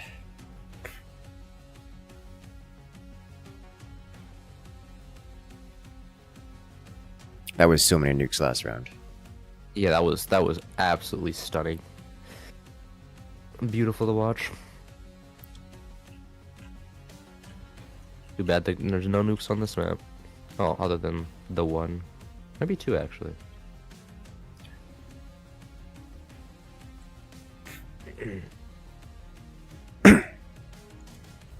Alright, time's up. Let's do this. Whenever Eligio gets around to reading up. There it is. I think he's doing it on purpose.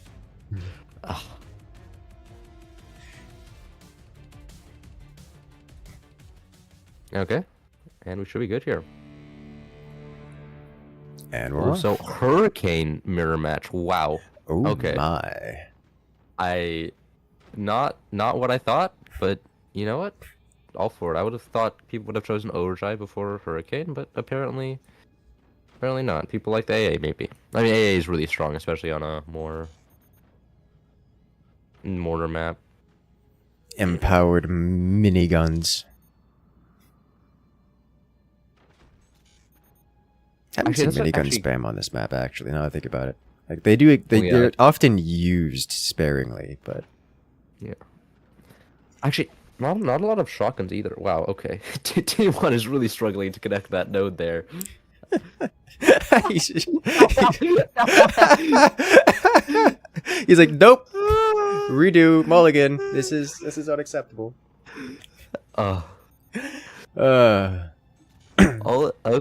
He's opted just to build a whole box. Yeah. No. Just build the node. Thank you. No. I get it. You don't want to pay the extra foundation node. Deal with it. Good God. What? Team 1 has somehow managed to build 3 foundation nodes where they only needed 1? What is happening? People cannot figure out how to connect to this mine. Good. What I think happened on Team 1 bottom base is they both built that strat at the same time. And they... Now there's 2 struts. You see... Oh, and they sold 1. Okay.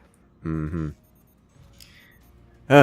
Well, it looks like we're going to have an honorable heavy weapons rush kind of agreement. This no rush 4-minute kind of deal.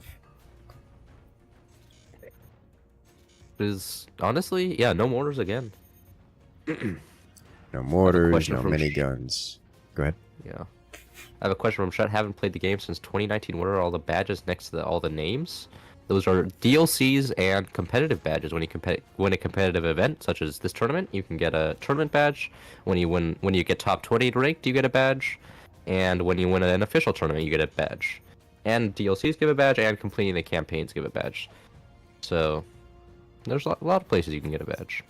Basically, in-game achievements. Except... You know what there is a badge for? What? Holding the speedrun world record, which sucks. You know? They should do that. Then I think people would start speedrunning again. That would be interesting. Mm-hmm. God, I'm trying to remember what a speedrun would look like. It would be... I can imagine some of the craziness. It's like tier 3 sniper, take out this core from behind. Like, what?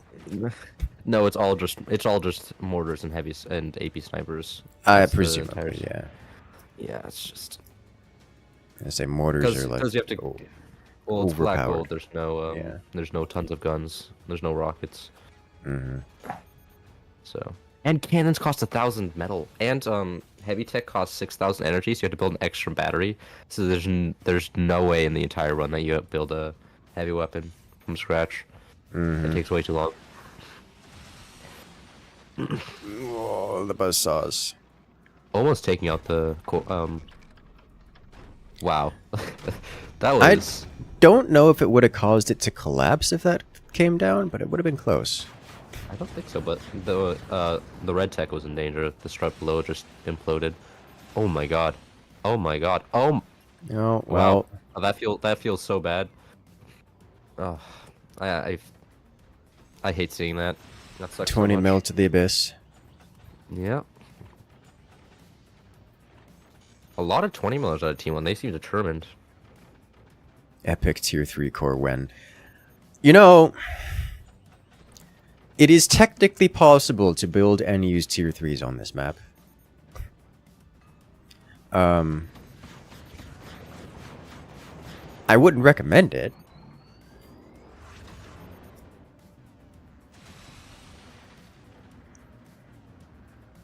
Oh, hey, we're back Have you checking the ever used- mortars. Yeah. Oh. When was the last time I played in a tournament myself? That's a good question. I think the official tournament I won with Ethan was the High Seas one, I think. High Seas 3v3 co-op. You were casting that. Yes. I cast all of them. You cast everything. You are the Force YouTuber. I'm okay with this.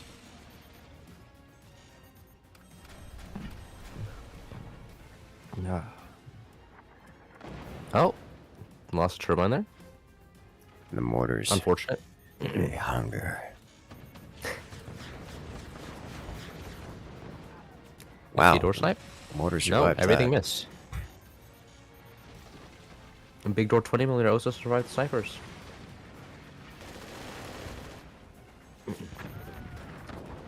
So you can build as high as you can visibly see. So up until this area right here, you can build up. But you always run the risk of it getting disconnected by usually buzzsaws. Oh,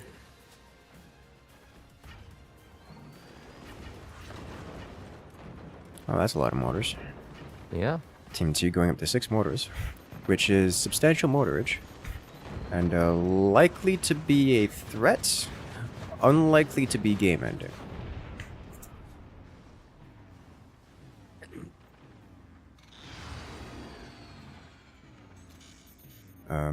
Team 1 building snipers in their crow's nest area. At least a sniper. Could definitely do with more. Honestly, the MGs for Team 1 are enough to hold these mortars. I mean, I think the fact that they didn't throw them all in the same base and separated them is a little bit of a... Oh my god, that 20mm angle. Just criminal. Holy. That's a lot of damage. Yeah.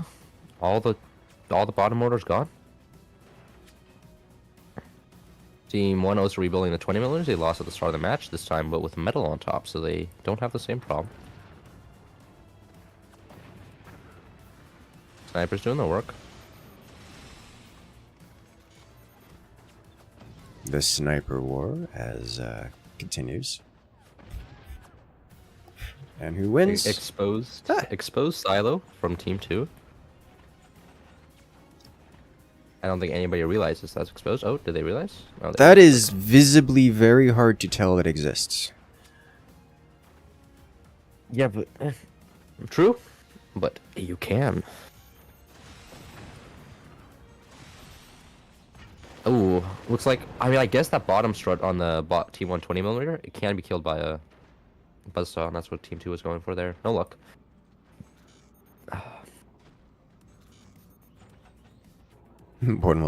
Portal mortars sound nuts here. They're definitely strong. I wouldn't consider it stronger here than in other maps. Say it's actually weaker here than in other maps because the vertical space allows for an extreme degree of anti-air pointed directly down the throat of the portal mortar. But portal mortars are just generally really strong, so it's hard to go wrong. I'm not sure if this is still true today, but a couple patches ago, I tested portal mortars on Abyss 1v1, and gunners will not fire at them if they're direct fire. Gunners will not fire. They will just ignore them if they go directly across the map. That both surprises me and doesn't surprise me. The problem with them is that there's no space in your base to build a portal mortar setup. That's the problem you run into, is that you use the space behind your core for portal mortars, and all of your tech is somewhere else exposed. It's just, there's no good place to put your insides when you go portal mortars on Abyss. Sounds like a challenge. Yeah. I would imagine it's perfectly doable, like below the core or something. No, just fire your mortars directly into the bottom of your core. What could possibly go wrong? Have you ever had that happen where you fire portal nukes and then somebody EMPs the portal and it's just like, oh my yes. god. Entire base just disappears. Yes, and the worst part is, you can't stop it. Like, it happens, there could be like a... It could happen just like someone's like, oh, let me activate Moonshine and fire an EMP sniper. So like, you don't even have time to react. It's just, you press the shoot button, a split second later your portal shuts down.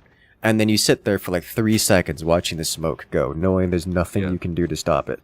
It's just like, oh no. Oh dear. It's so painful. Just the time between just watching the smoke is the worst. Where you realize you walk away from your computer, just like. It's like delete the nukes, delete the nukes, click, click, and that just explodes. Can you even delete nukes while they're firing? Is that a thing you can do? I believe so, yeah. Because you can't upgrade them.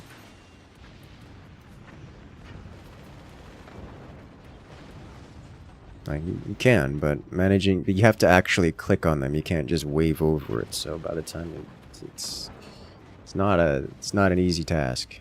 I love when bases get hit so hard that the components from one base physically impacts the other base. That's just so much cannon fire, man. Oh my god. Yeah, I mean, Team 2 floated off 2,000 metal, and you feel it. They don't have any weapons. Mm-hmm. Here comes another volley of 20s. Team 2 just seemed really confused this game on what their plan was, in my opinion. They didn't really commit to anything. More importantly, they lost the sniper nest fight. Yeah. They did invest substantially into it, but once they lost it, that was it. Why they don't get because a Hurricane active sniper can absolutely door snipe those 20 millers on top. If they got a mini door sniper on top, they could definitely clap back a little bit. I'm hoping to see that. The Team 2 players haven't been particularly aggressive, I think is how I would describe it. Slapping down 2 snipers on top now? Surprise nuke, this is not going to go very far. No, it's not. It made it further than I expected, like, honestly. Yeah, no, for sure. Team 1 adding in mortars of their own. Team 1 has so many, 6 20mm in total now. Oh my god. It's a lot of damage. And they all have angle on bottom base. Is that it for bottom base? No. Almost.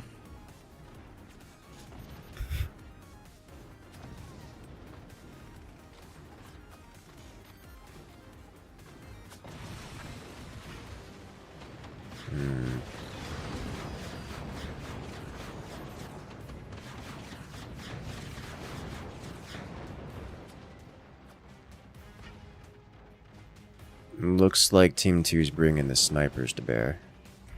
Oh, they're getting close. They have no. They're hitting the danger spot. They have Team 1 has no gunners with an angle on the mortars. Oh no, there's one. There's a second one. Okay, looks like they're reacting. They're hitting the danger node. Alright, the machine gunners are online again. Okay. Oof.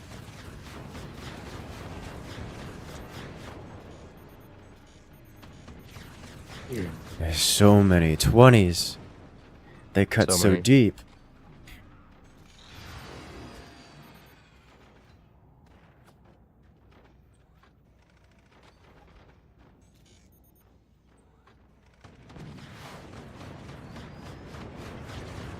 Uh-oh. The 20 mil replies.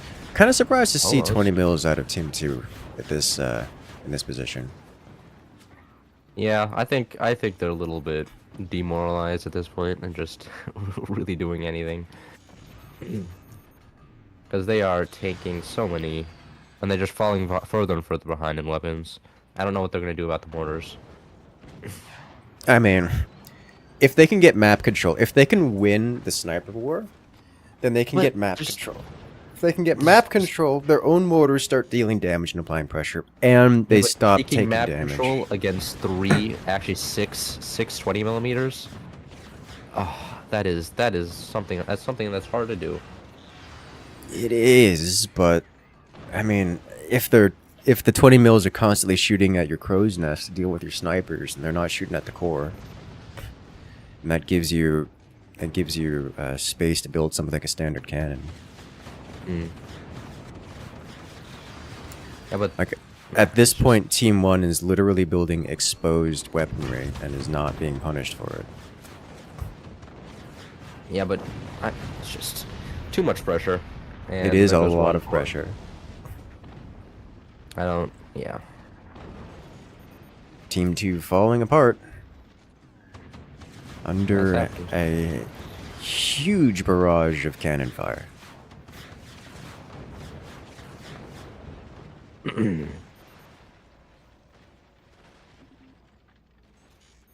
AIDS map. I believe that's a surrender. I think, and they are selling off. Okay. You know why I chose this map? It's because Why? it's exactly that. It's extremely entertaining to watch. It's not What? extremely entertaining to play at all. I hate playing on this map. But I like watching other people play on it. You know what? Fair enough. All right. Okay, so then we have Tar and Eligio fighting the finals, actually. Here we are.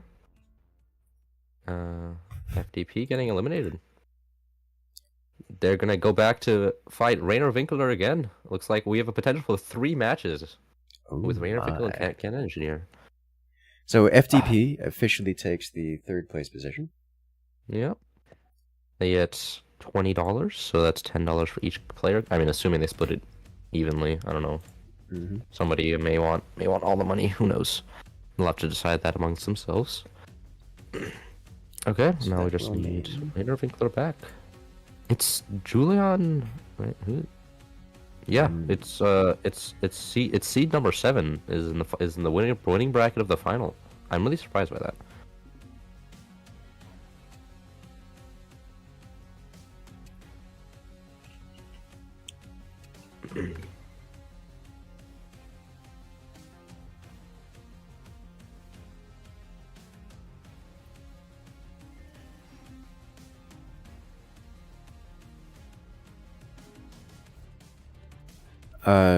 Still, this is just the It's final. the first round. If Tar and Eligio win, then it'll go into another round.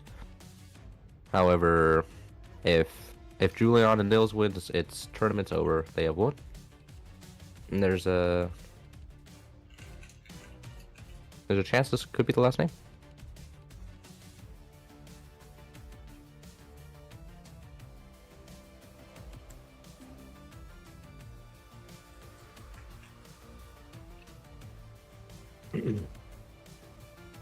Alrighty then. So it will be Tar and Alessio, team 2. Yep.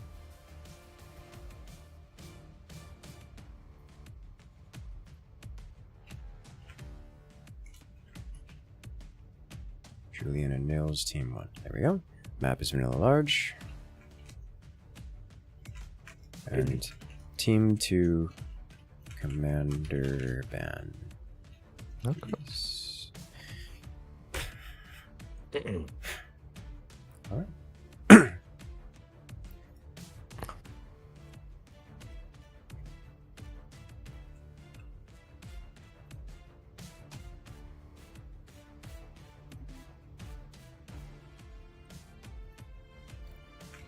Team 1. Scattered. Commander Ban, please. Okay. Scatter. Okay. Overdrive band. Perfect. Buck.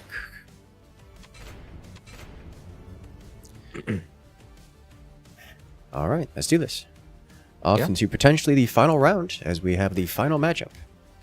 Oh, how long have we been streaming for? 5 hours now. Yes. Oh god. Just shy of, but yes. Just shy. Yeah. Definitely gonna hit It's it. actually not so bad for a tournament. Really? How long is the longest tournament you streamed before?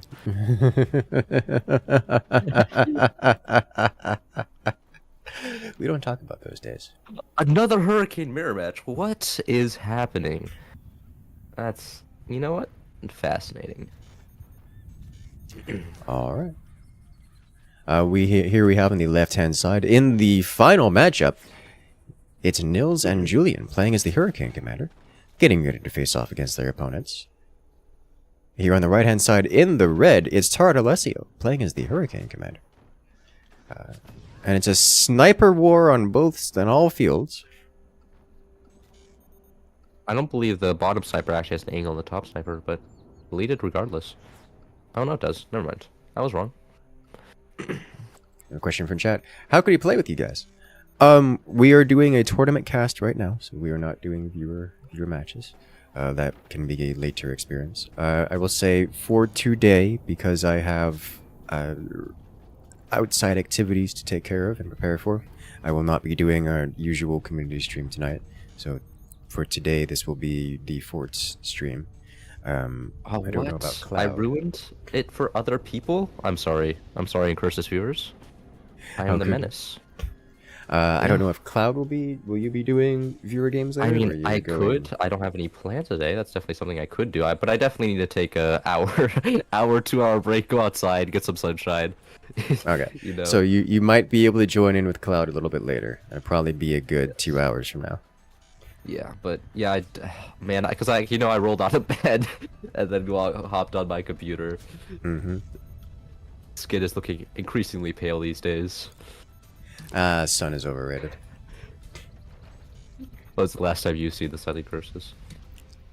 I do actually usually go outside every day, if not every the other day-ish. Really, I only ever go outside at night mostly. Yeah, so that's the same. My favorite time to go for... I usually go for a stroll, like either skating or something outside. I'll take pictures, send it to family and friends of the local environment and the ducks or whatever creatures are nearby. However, I'd go out at twilight. So, seeing the sun is not really on the agenda. But, like, I do go outside. It's actually really nice outside recently. Really? In Florida? Yes. So, like, of course not an exact address, but, like, which city do you live in Florida? Like, Orlando? Miami, no, I'm south, toward Miami. So it's like a beautiful 50, 60 degrees out. Oh, so, like, by the beach as well? I don't personally like the beach, but it is not far. I live next to the beach on the opposite side of the country, of course, LA. But there's an absolutely beautiful pier in my town that I walk to every day, and it's super nice. The wind's always super cold, or like it's a really nice breeze, which if you have warm clothing on, just feels amazing. But it's still warm. It's still like 60 degrees out, so and the water's beautiful. You see all the lights of the city, and it's a really nice spot. And since I go at night, there's not a lot of tourists, which is cool. Yeah, that does sound decent. Yeah, I don't mind like being oceanside or whatnot. I just don't like sand or you don't like water. Yeah, I walk on the pier. I don't walk on the beach. Okay. Oh, wait, perhaps not enough romancing over. This is the final match. We have mortars coming out of Team 2 bottom base. This is front mortars. Actually, not something I was expecting to see. Yeah, I was hoping that this was just. I was hoping that if I didn't talk about it, it was going to go away. This is the kind of thing you do when you want to lose a final or a match, for that matter. Because you have front mortars, which means the forwardmost core is undefended, and it is cannon o'clock. I don't know if top base cannon will actually have an angle on bottom base. Something that I'm not privy that's to. a mistake. Because this is Like, screaming shoot me. Yeah, and if they keep the piece of wood in front of the cannon that looks like similar to how he defends, there's no way that's able to shoot bottom base. Yeah. And then of course there's a standard tower base going up for the top base. Oh, but the buzzsaw alone nearly broke the fort. But no longer one-shottable bottom base. I mean, unless they get the overshot there, which is entirely possible. I will say this. Good on Team 2 for recognizing the vulnerability and fixing it. Yeah. Using mortars is not necessarily a bad strat. Just using it at that time was a little late, and keep in that position was risky and greedy and very easy to punish. So they've built the mortars, used the mortars, sold the mortars, and didn't get punished for it. So that's very good for Team 2. Oh, do we get a kill here? No. Oh wait, well defense from Team 2 for predicting the buzzsaws. Most people would not have predicted that the buzzsaws were coming. And well, good defense. Oh, okay. Oh. Core's down to 65%, but it's still living. Honestly, impressive.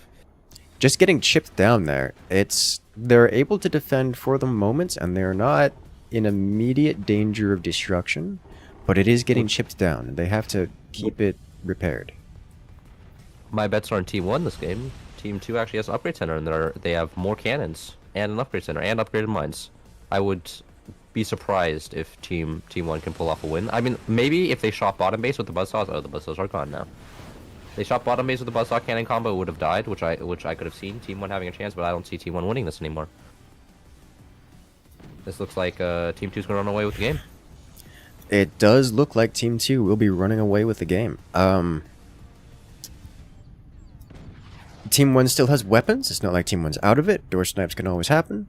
Team 2's lowermost core is still vulnerable. That was almost a door snipe, dude. He touched the door and then decided not to open it just in time to get... Oh god. It's 2 cannons to 3, and Team 2 is going up to a 3rd cannon here, to a 4th cannon here in a moment. Not to mention the 7 upgraded mines. That just means that 72 at metal production versus 58 right now. It's just a massive difference. And Team 2 successfully spending all the metal. They have 100 flotation, actually less flotation than the team with less eco. So that's not looking good for Team 1 over here, which is perhaps fine because that means we have another round in the finals. I'm happy to have that. I'm okay with this, yeah. What are you doing over here? Just stability tech, okay. It's like, why are you doing this? He's doing stability tech top down, which is weird. Yeah, tar stability tech is absolutely wild. Like, that is so perfect, just all 4 longs. I was more surprised that he was doing it top down instead of bottom up. We usually do it bottom up, but often it can get finicky with all the nodes there. Yeah, it happens. It's fine. I was just like, what are you doing building back there? No, it's stability tech. I was like, what? I was just confused for a moment. Is it tier 3s? That's honestly what I was thinking. I was like, are you building a tier 3 there? Like, what are you doing? No, he's just doing stability tech just backwards. Okay. Yeah. I was like, there's no way you fit a tier 3 there. Oh, that's so unlucky. Oh, right when he was passing through the shield. Oh my god. That hurts. Oh my, Uh-oh. It's fine. He did the stability tech. But those are blinking 3 longs, which makes it not fine. Just... That is a tar base. Tar base always has blinking struts. Yeah, it's not good, but it could be worse. Man's adding additional stability. Okay, looks like Team 2 is actually going for the door snipe there. Looks like it was an attempted door snipe. Where it failed. I think they're just stressed on the APM. He's busy trying to make sure his base doesn't collapse and just firing when he can. Or no, he's sitting there with the cannon. If that doesn't look like a door sniper to me, that okay, I don't know what is. No, I think you're right. I think he is just sitting. He is just trying to door snipe. All right, understandable. Maybe it's because he lost his energy production, so he's just not firing until he can get his energy production back online. That's what's going on there. Oh, another 2. It's not getting better for it. It's really not. Honestly, taking 1 cannon shot for the cost of 2 turbines isn't too bad, especially because they're not struggling for energy too much. 500 is pretty fine. It's more than Team 1. But it does suck seeing all those cannons just sitting there reloaded. I mean, that's Hurricane energy usage. It's so much. I mean, I guess that's what co-op helps with Hurricane is bottom base. When you play Hurricane, bottom base is next to useless because they can't get enough energy production, or not nearly as useful with the extra reload. But with the extra energy production that bottom base also has access to, Hurricane becomes a lot better. Perhaps that's why we're seeing it so much and it being so effective. Maybe. Oh, top 1 missing. That looked like tab spam, and the top one hadn't been zeroed yet. Uh-oh. Double Howie surprise! Team 2's lower base is getting pummeled, and they're gonna have to do something about that, because they cannot simply face tank double howitzer. That said, 6 cannons is a lot. A lot of cannons. I don't see top ace's cannon surviving for much longer under that much pressure. cannon anti-air. Nice cannon shot.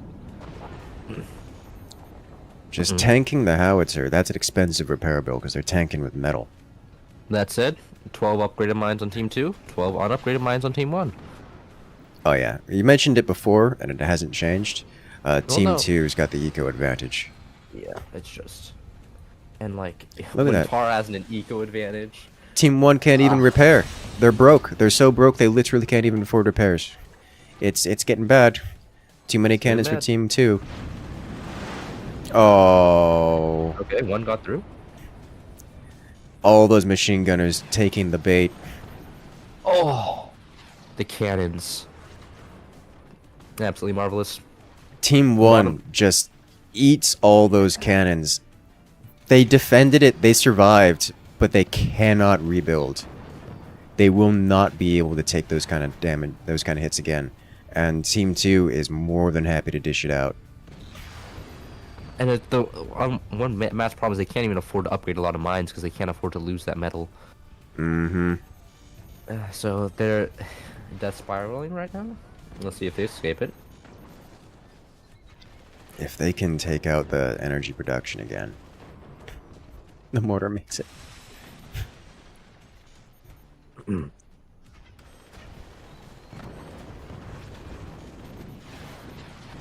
Oh.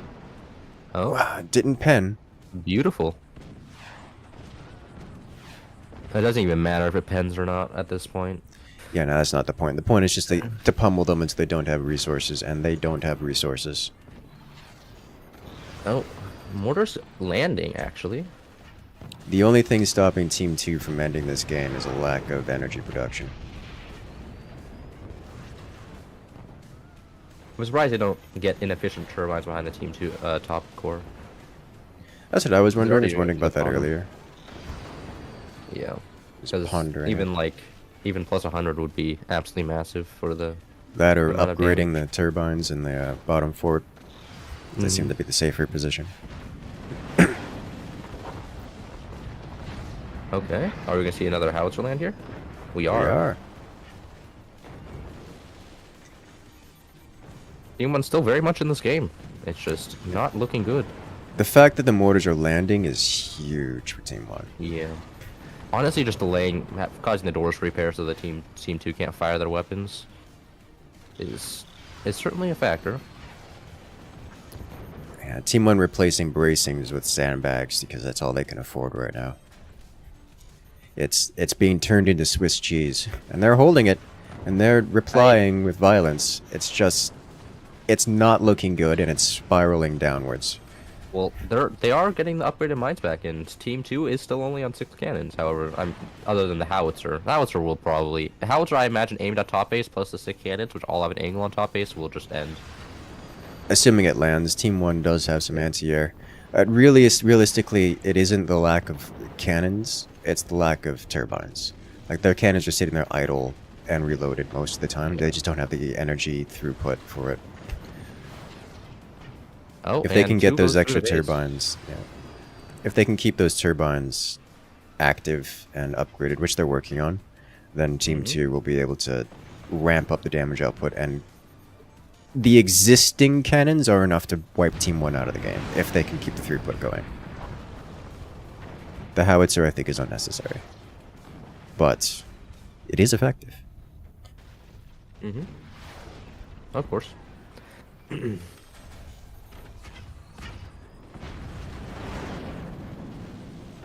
Howitzer lands. Oh. Cannon uh-oh. follow-up. That was a 20mm that died there. Does it die? No? Okay. Alright, well, Team 1's That was forward a most really days. brave 20mm from Team 1 there. Yeah, I was gonna say, the only reason that did real damage is because Team 1 put a risky 20mm in that position. Uh-oh. Oh, wow. That is looking pretty over. Oh, a fast Hurricane selling from quick sell. Becoming massive. Yeah, but and the howitzers were their win condition there. They have nothing really. I mean, maybe a door snipe on the top cannon, but other than that, it's not looking good. Honestly, I think One here, energy and- production was their win condition at this point. Like, they had enough firepower to end it. Like, they just needed the energy production to actually get the damage done. They've got they still are suffering energy issues. It's just enough to ramp up the But seriously, they have 939 and energy production, like energy per second, and it isn't enough to fuel their weapons. Uh-oh. But it is enough to outpace Team 1's eco, and we're seeing the result of that. It all comes crumbling down. One cannon shell at a time. Nothing more tar. Oh. Man. And it's impressive considering that Tardos are playing on 200 ping right now. Yes. Compared to the rest of 50.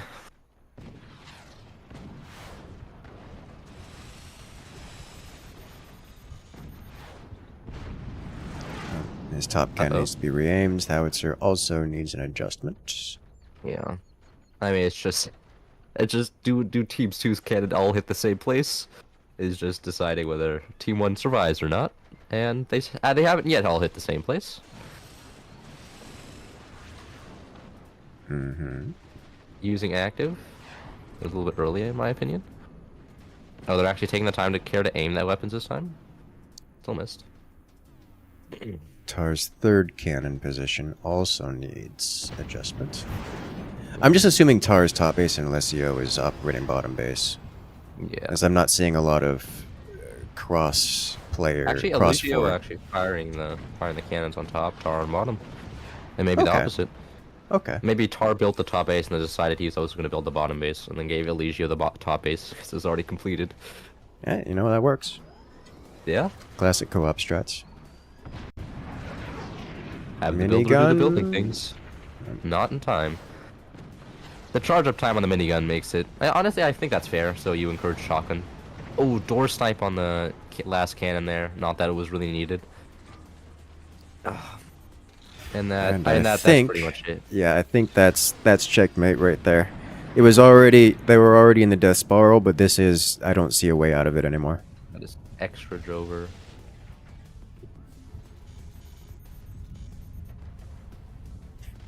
Yeah, you have to put the blame of the door snipe on somebody else. That is uncultured.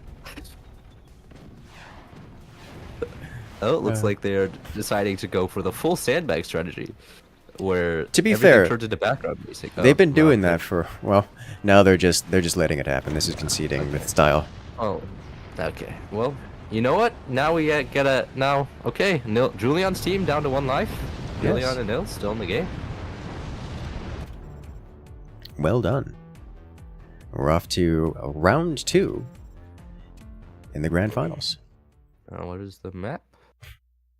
Vanilla Lodge. We have up and down 2v2. I think that's a fitting map. Up and down is a great map.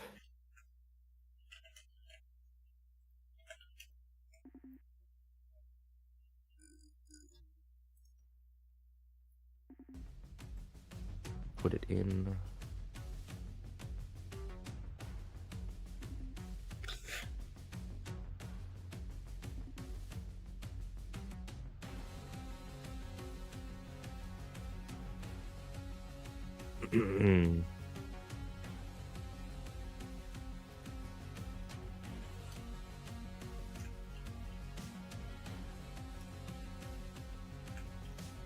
What? Do you understand what Baum is asking? Yeah.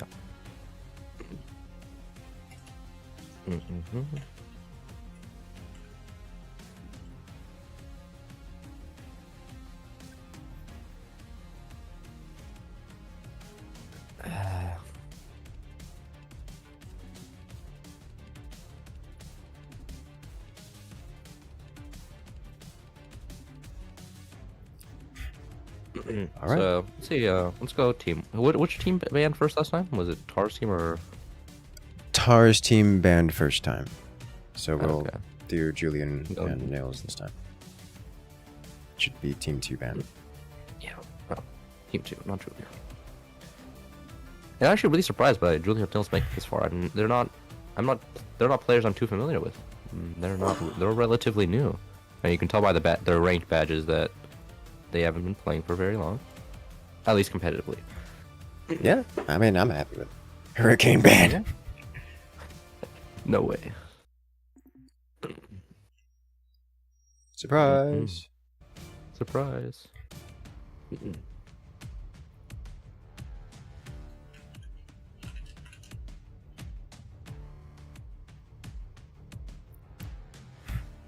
They are high ranked and Okay. Yeah, ranked 1 and ranked 7 is impressive. Especially considering season's ending in 7 days or so. let's do this. Yeah. I'm waiting for it now. Oh man, I can't imagine the nerves that would be going through if I was actually playing in this tournament in the final. It's super calming casting, actually. It is. It's relaxing. You get to Yeah. watch all the good forts. You I don't like have to engage any amount of APM, just have your mouse in the center of the map while zooming around a little bit. Mm-hmm. Oh, Shakana from Team 1. Okay. Not Oh dear. what I was expecting. Oh But- dear. You know, I can get behind that. I can get Yeah. behind that. And it looks like they're going for nukes as well. Imagine they're just gonna surprise them and do direct fire and then kill them. That's So the plan for Team here 1. we have, in the final round of this tournament, winner decides first place, loser goes to second place. On the left-hand side, in the blue, playing as the Shock and Awe commander, it's Alessio and Tar. Facing off Yeah. against their opponents in the right-hand side, in the red, it's Nils and Julian, playing as the Overdrive commander. So Tar and Alessio were knocked down to the lower bracket pretty early on and fought through the lower bracket to come up back into the finals, and they've already taken 1 life away from Julian and Nils. So this is Actually. the finals. It was to Nils and Julian that Tar and Eligio lost their first life. So we have total 3 games with these players. The first time Tar and Eligio lost, second time Nils and Julian lost, and now here's the final deciding game between the Yes. Yes. It is quite the story. two. Yeah. I mean, losing 1 and then winning 2 in a row would be very cool for Tar and Eligio if they completed the ritual and defeated their first oppressors, came back out from the rubble. My only question is, what's going on with this top turbine in Team 1? Yeah, that's. I have no answers for you, Incursus. It's definitely an interesting strategy though. Something. Oh, looks like they realized. Hey. The worst part is they're going to need to rebuild that in a second because the swarm missiles are coming. Yeah. I'm going to overdrive swarm missiles. Yeah. I mean, no, what I was expecting Team 2 to do here was make massive bottom base and get portal nukes, and then just tank. I am kind of surprised that we're not seeing portal nukes with overdrive. Yeah. While the nuke rush is really good with overdrive, it's something I haven't seen in a long while. I think just because players have gotten good at defending against it. Like Team 1 clearly knows it's coming. Yeah, and because portal nukes have become more and more in fashion, people know the setup better and can make it more consistently. Mm-hmm. Are they going for portal nukes as well? That looks like a portal nukes setup, at least with the node there. They've made. Oh no, those are mortars. Okay. Okay. So they are going all in on the early mid-game aggression.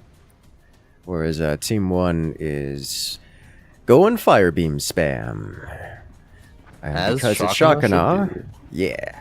As Shakana, Yeah. for those who are unfamiliar, Shakana's commander ability takes hybrid weapons, we're talking 20 mils and firebeams, and temporarily turns them into their full-size counterparts. So, in this case, fire beams become plasma beams. This means that Team 1 has fire beams whenever they want, and plasma beams whenever they want.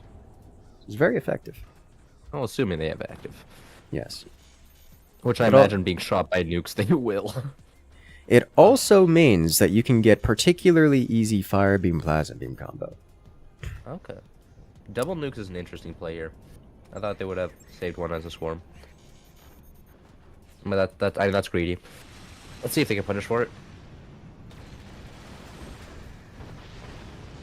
Double nuke lands. Doing well so far. But with active, bottom base is one-shottable. If team 2 uses active and hits that shot on bottom base, they're dead. They're dead. It's literally an exposed core. There's nothing in front of the core. Oh, they're targeting top base. Is top base dead? No. Oh, they could have just. It's. There's nothing there. There's nothing there, and they missed. Oh, That's no. such a shame. Oh, they could have punished the overdrive greed so hard. Now the overdrive also is active, and that opportunity is just gonna disappear.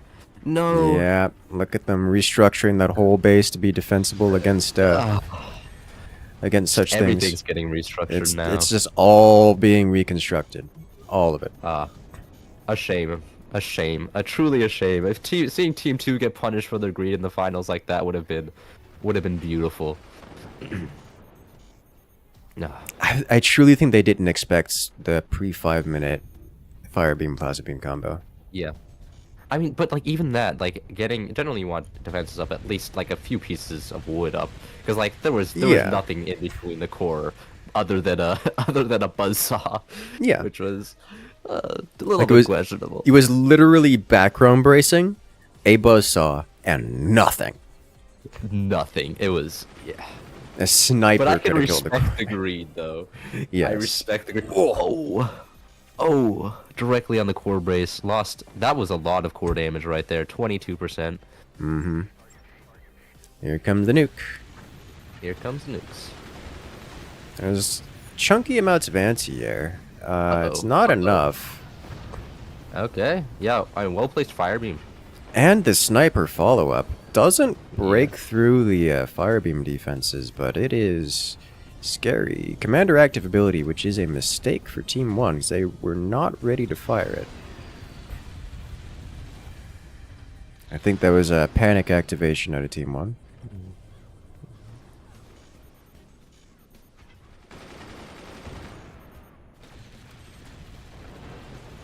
Another hit on the core. Hit. Core, yeah, directly on the brace again. Oh, and Down to 57%. Wow, and effective mortars. This is a very interesting match, actually. I wasn't expecting the mortars are being extremely effective on both sides here. If Team 1 can hit the Team 2 mortars directly, that may actually drop the base. I don't actually maybe not. I imagine the base will survive, but it'll definitely hurt. Oh, do they That's hit? what they're aiming for. Oh, okay. There's your there's your wish. And the pre-fire. Oh my god. This is an absolute game, that's for sure. This is Absolute honestly game. impressive. I mean, I'm gonna credit Tar for those mortars. Very smart play. And did Tar do do you know who did the minigun? Was it Tar or Alicia? Do you know? I don't know. I'm not. Okay. I didn't check. Whatever that was impressive. Because pre-firing the minigun so that fire beam doesn't come up is generally a very very high level thing to do. I like the bait mortar existing. You like the bait mortar? Bait mortar. Nothing too bait though. Oh no, looks like they're just going high level mortars now. They're going for sky mortars. They've opted for sky nice. mortars.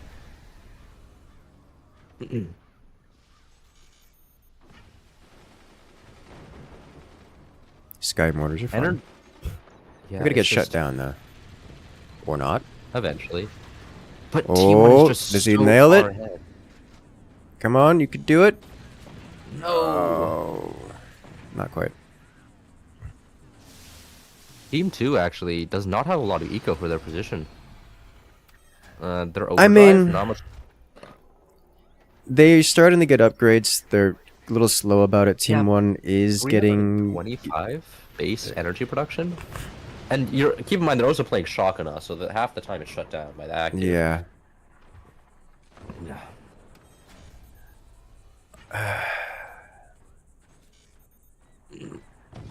This is just a pummel fest. Yeah. It's the nukes for Team 2 have not made it across the board. The manual anti-air for Team 1 has been enough to keep the nukes out of combat.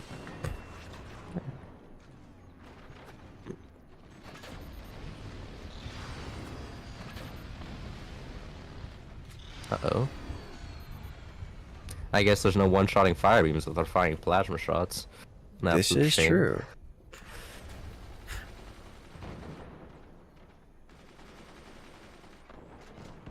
Team 1 opting for a 20mm and a cannon. Okay. You know what? Who needs tier 1 weapons, right? No, a winning team without a nuke is something we haven't seen in a second.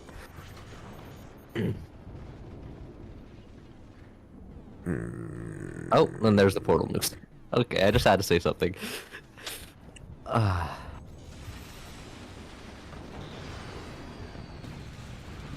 Oh, the timing. Anti-synergy? Well, that is a beautiful fire beam angle. Can't Yeah. be sniped.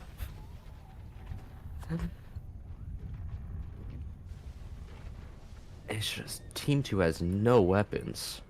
Nothing beyond the nukes, and the nukes have not been Yeah, cutting it. just- They yeah. did just complete construction of a plasma beam, so they could do fire beam, plasma beam. I suspect they're going to go with door snipes with it, is what I think is what they're going to Yeah. do. And if they mean- do door snipe, depending on how it goes, it may directly eliminate Team 1's core. Yeah, I'm the top fire beam into that cannon. A door snipe will be Team 1. I think Team 1's bottom base dead. Or just directly through the fire beam. Because that would go to the Oh! core. Oh, that was below. That was a below shot. Wow. Oh my god. I that didn't is see that unlucky. coming. Yeah, me neither. I did not see that was a possibility. I don't think the team 1 either considered that possible. Because that is such a hard shot to hit. Okay. A real shame. So that puts Team 1 at a bit of a disadvantage there. That's a majority of their firepower eliminated. Yeah, and they don't have any or they actually have 2 upgraded mines. And oh, their tech is gone. Everything's gone. All their tech. Their tech is Except for gone, the their weapons are center. gone. They did keep the upgrade center, which is about to be very important. They did keep all of the eco, all of the turbines, and all of the mines. So Team 1 is not out of it. They've lost initiative. They've lost map control.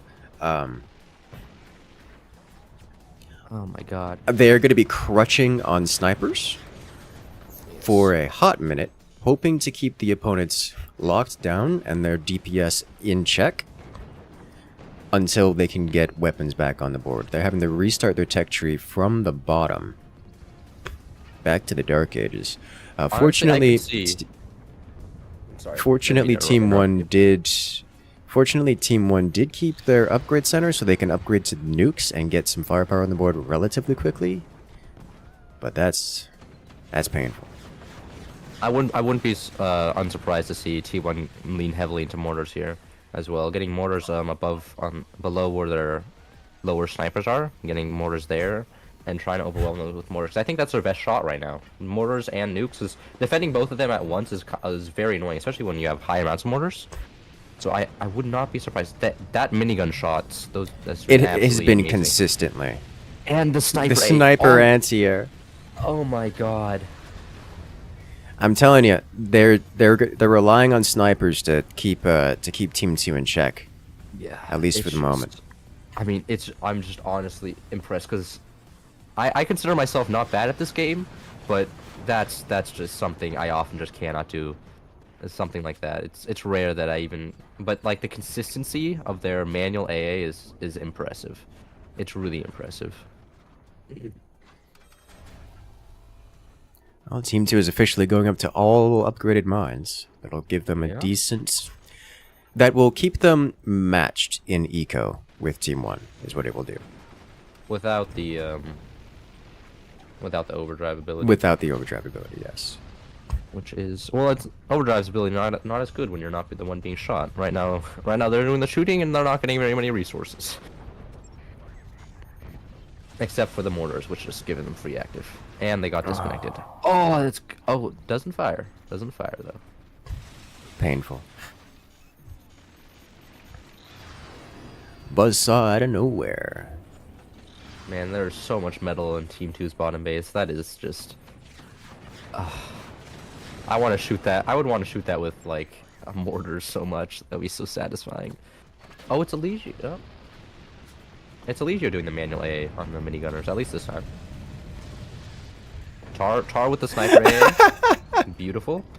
The sniper took out a nuke, and the drunk nuke took it personally.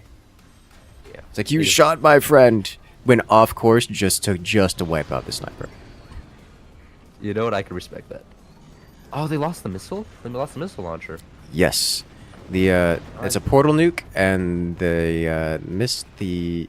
Team 2 sent a laser beam through the portal and wiped out the launcher, and did it again. And, you know what? Why not for round 2, huh? Yeah. Oh, AP Sniper out of Team 2 here. Oh, sadly the Sky Mortars have missed their mark.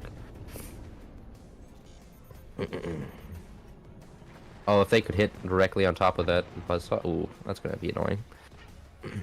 A little bit of damage goes A relatively unused 20mm. I think it's been reloaded for quite some time now. Ouch. Indeed it has. Okay. Uh-oh, that is not good. Yeah. Oof. Do they hit the That's shot? a lot They of do not damage. hit the shot. They have a second plasma. They don't choose to fire it. An absolute tragedy. Hmm.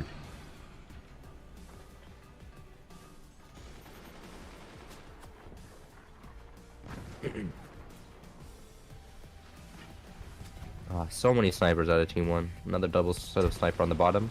That's presumably to snipe all the many lasers. But 4 plasma beams is crazy. I don't... Like, Team 2 is just so far ahead now.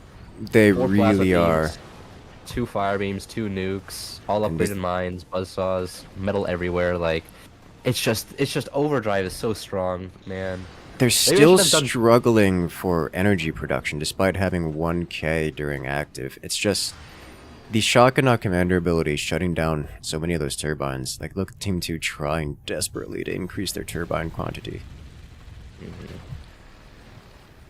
Doesn't it shut down a percentage? So it's like Yes. it's super. So you can't even just build more. It's just it's very annoying. And there's the majority of their turbines gone again. I mean, for Team 2, they have they rebuilt a munitions plant. I would have gone for a plasma beam for a door snipe here. I'd been betting on that, but I mean, cannon door snipes are a thing as well. So.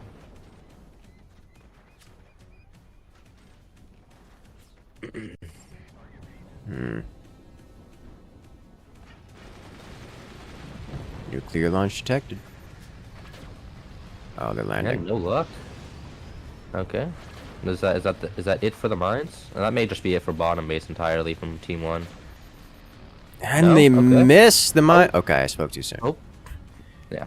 They just Silos have are gone now. laser after laser after laser. Yeah. Team 1's nuke falls, as do 2 of the mines.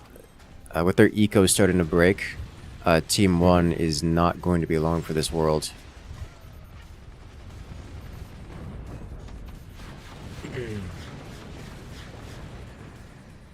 Uh-oh. Okay, more energy production for Team 1 gone. That's a pretty rough hit for Team 1 right now. Yeah. And they missed the mines. Those last 3 mines is Untouchable. are watching. Activating their ninjutsu shadow clones.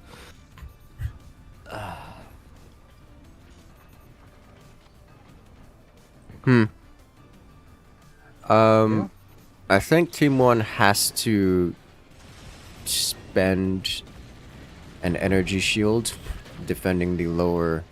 I think they also need to sell that. Oh. Too late. Oh, well, they're dead. And just like that, Team 2 wins it, taking first place in this competition.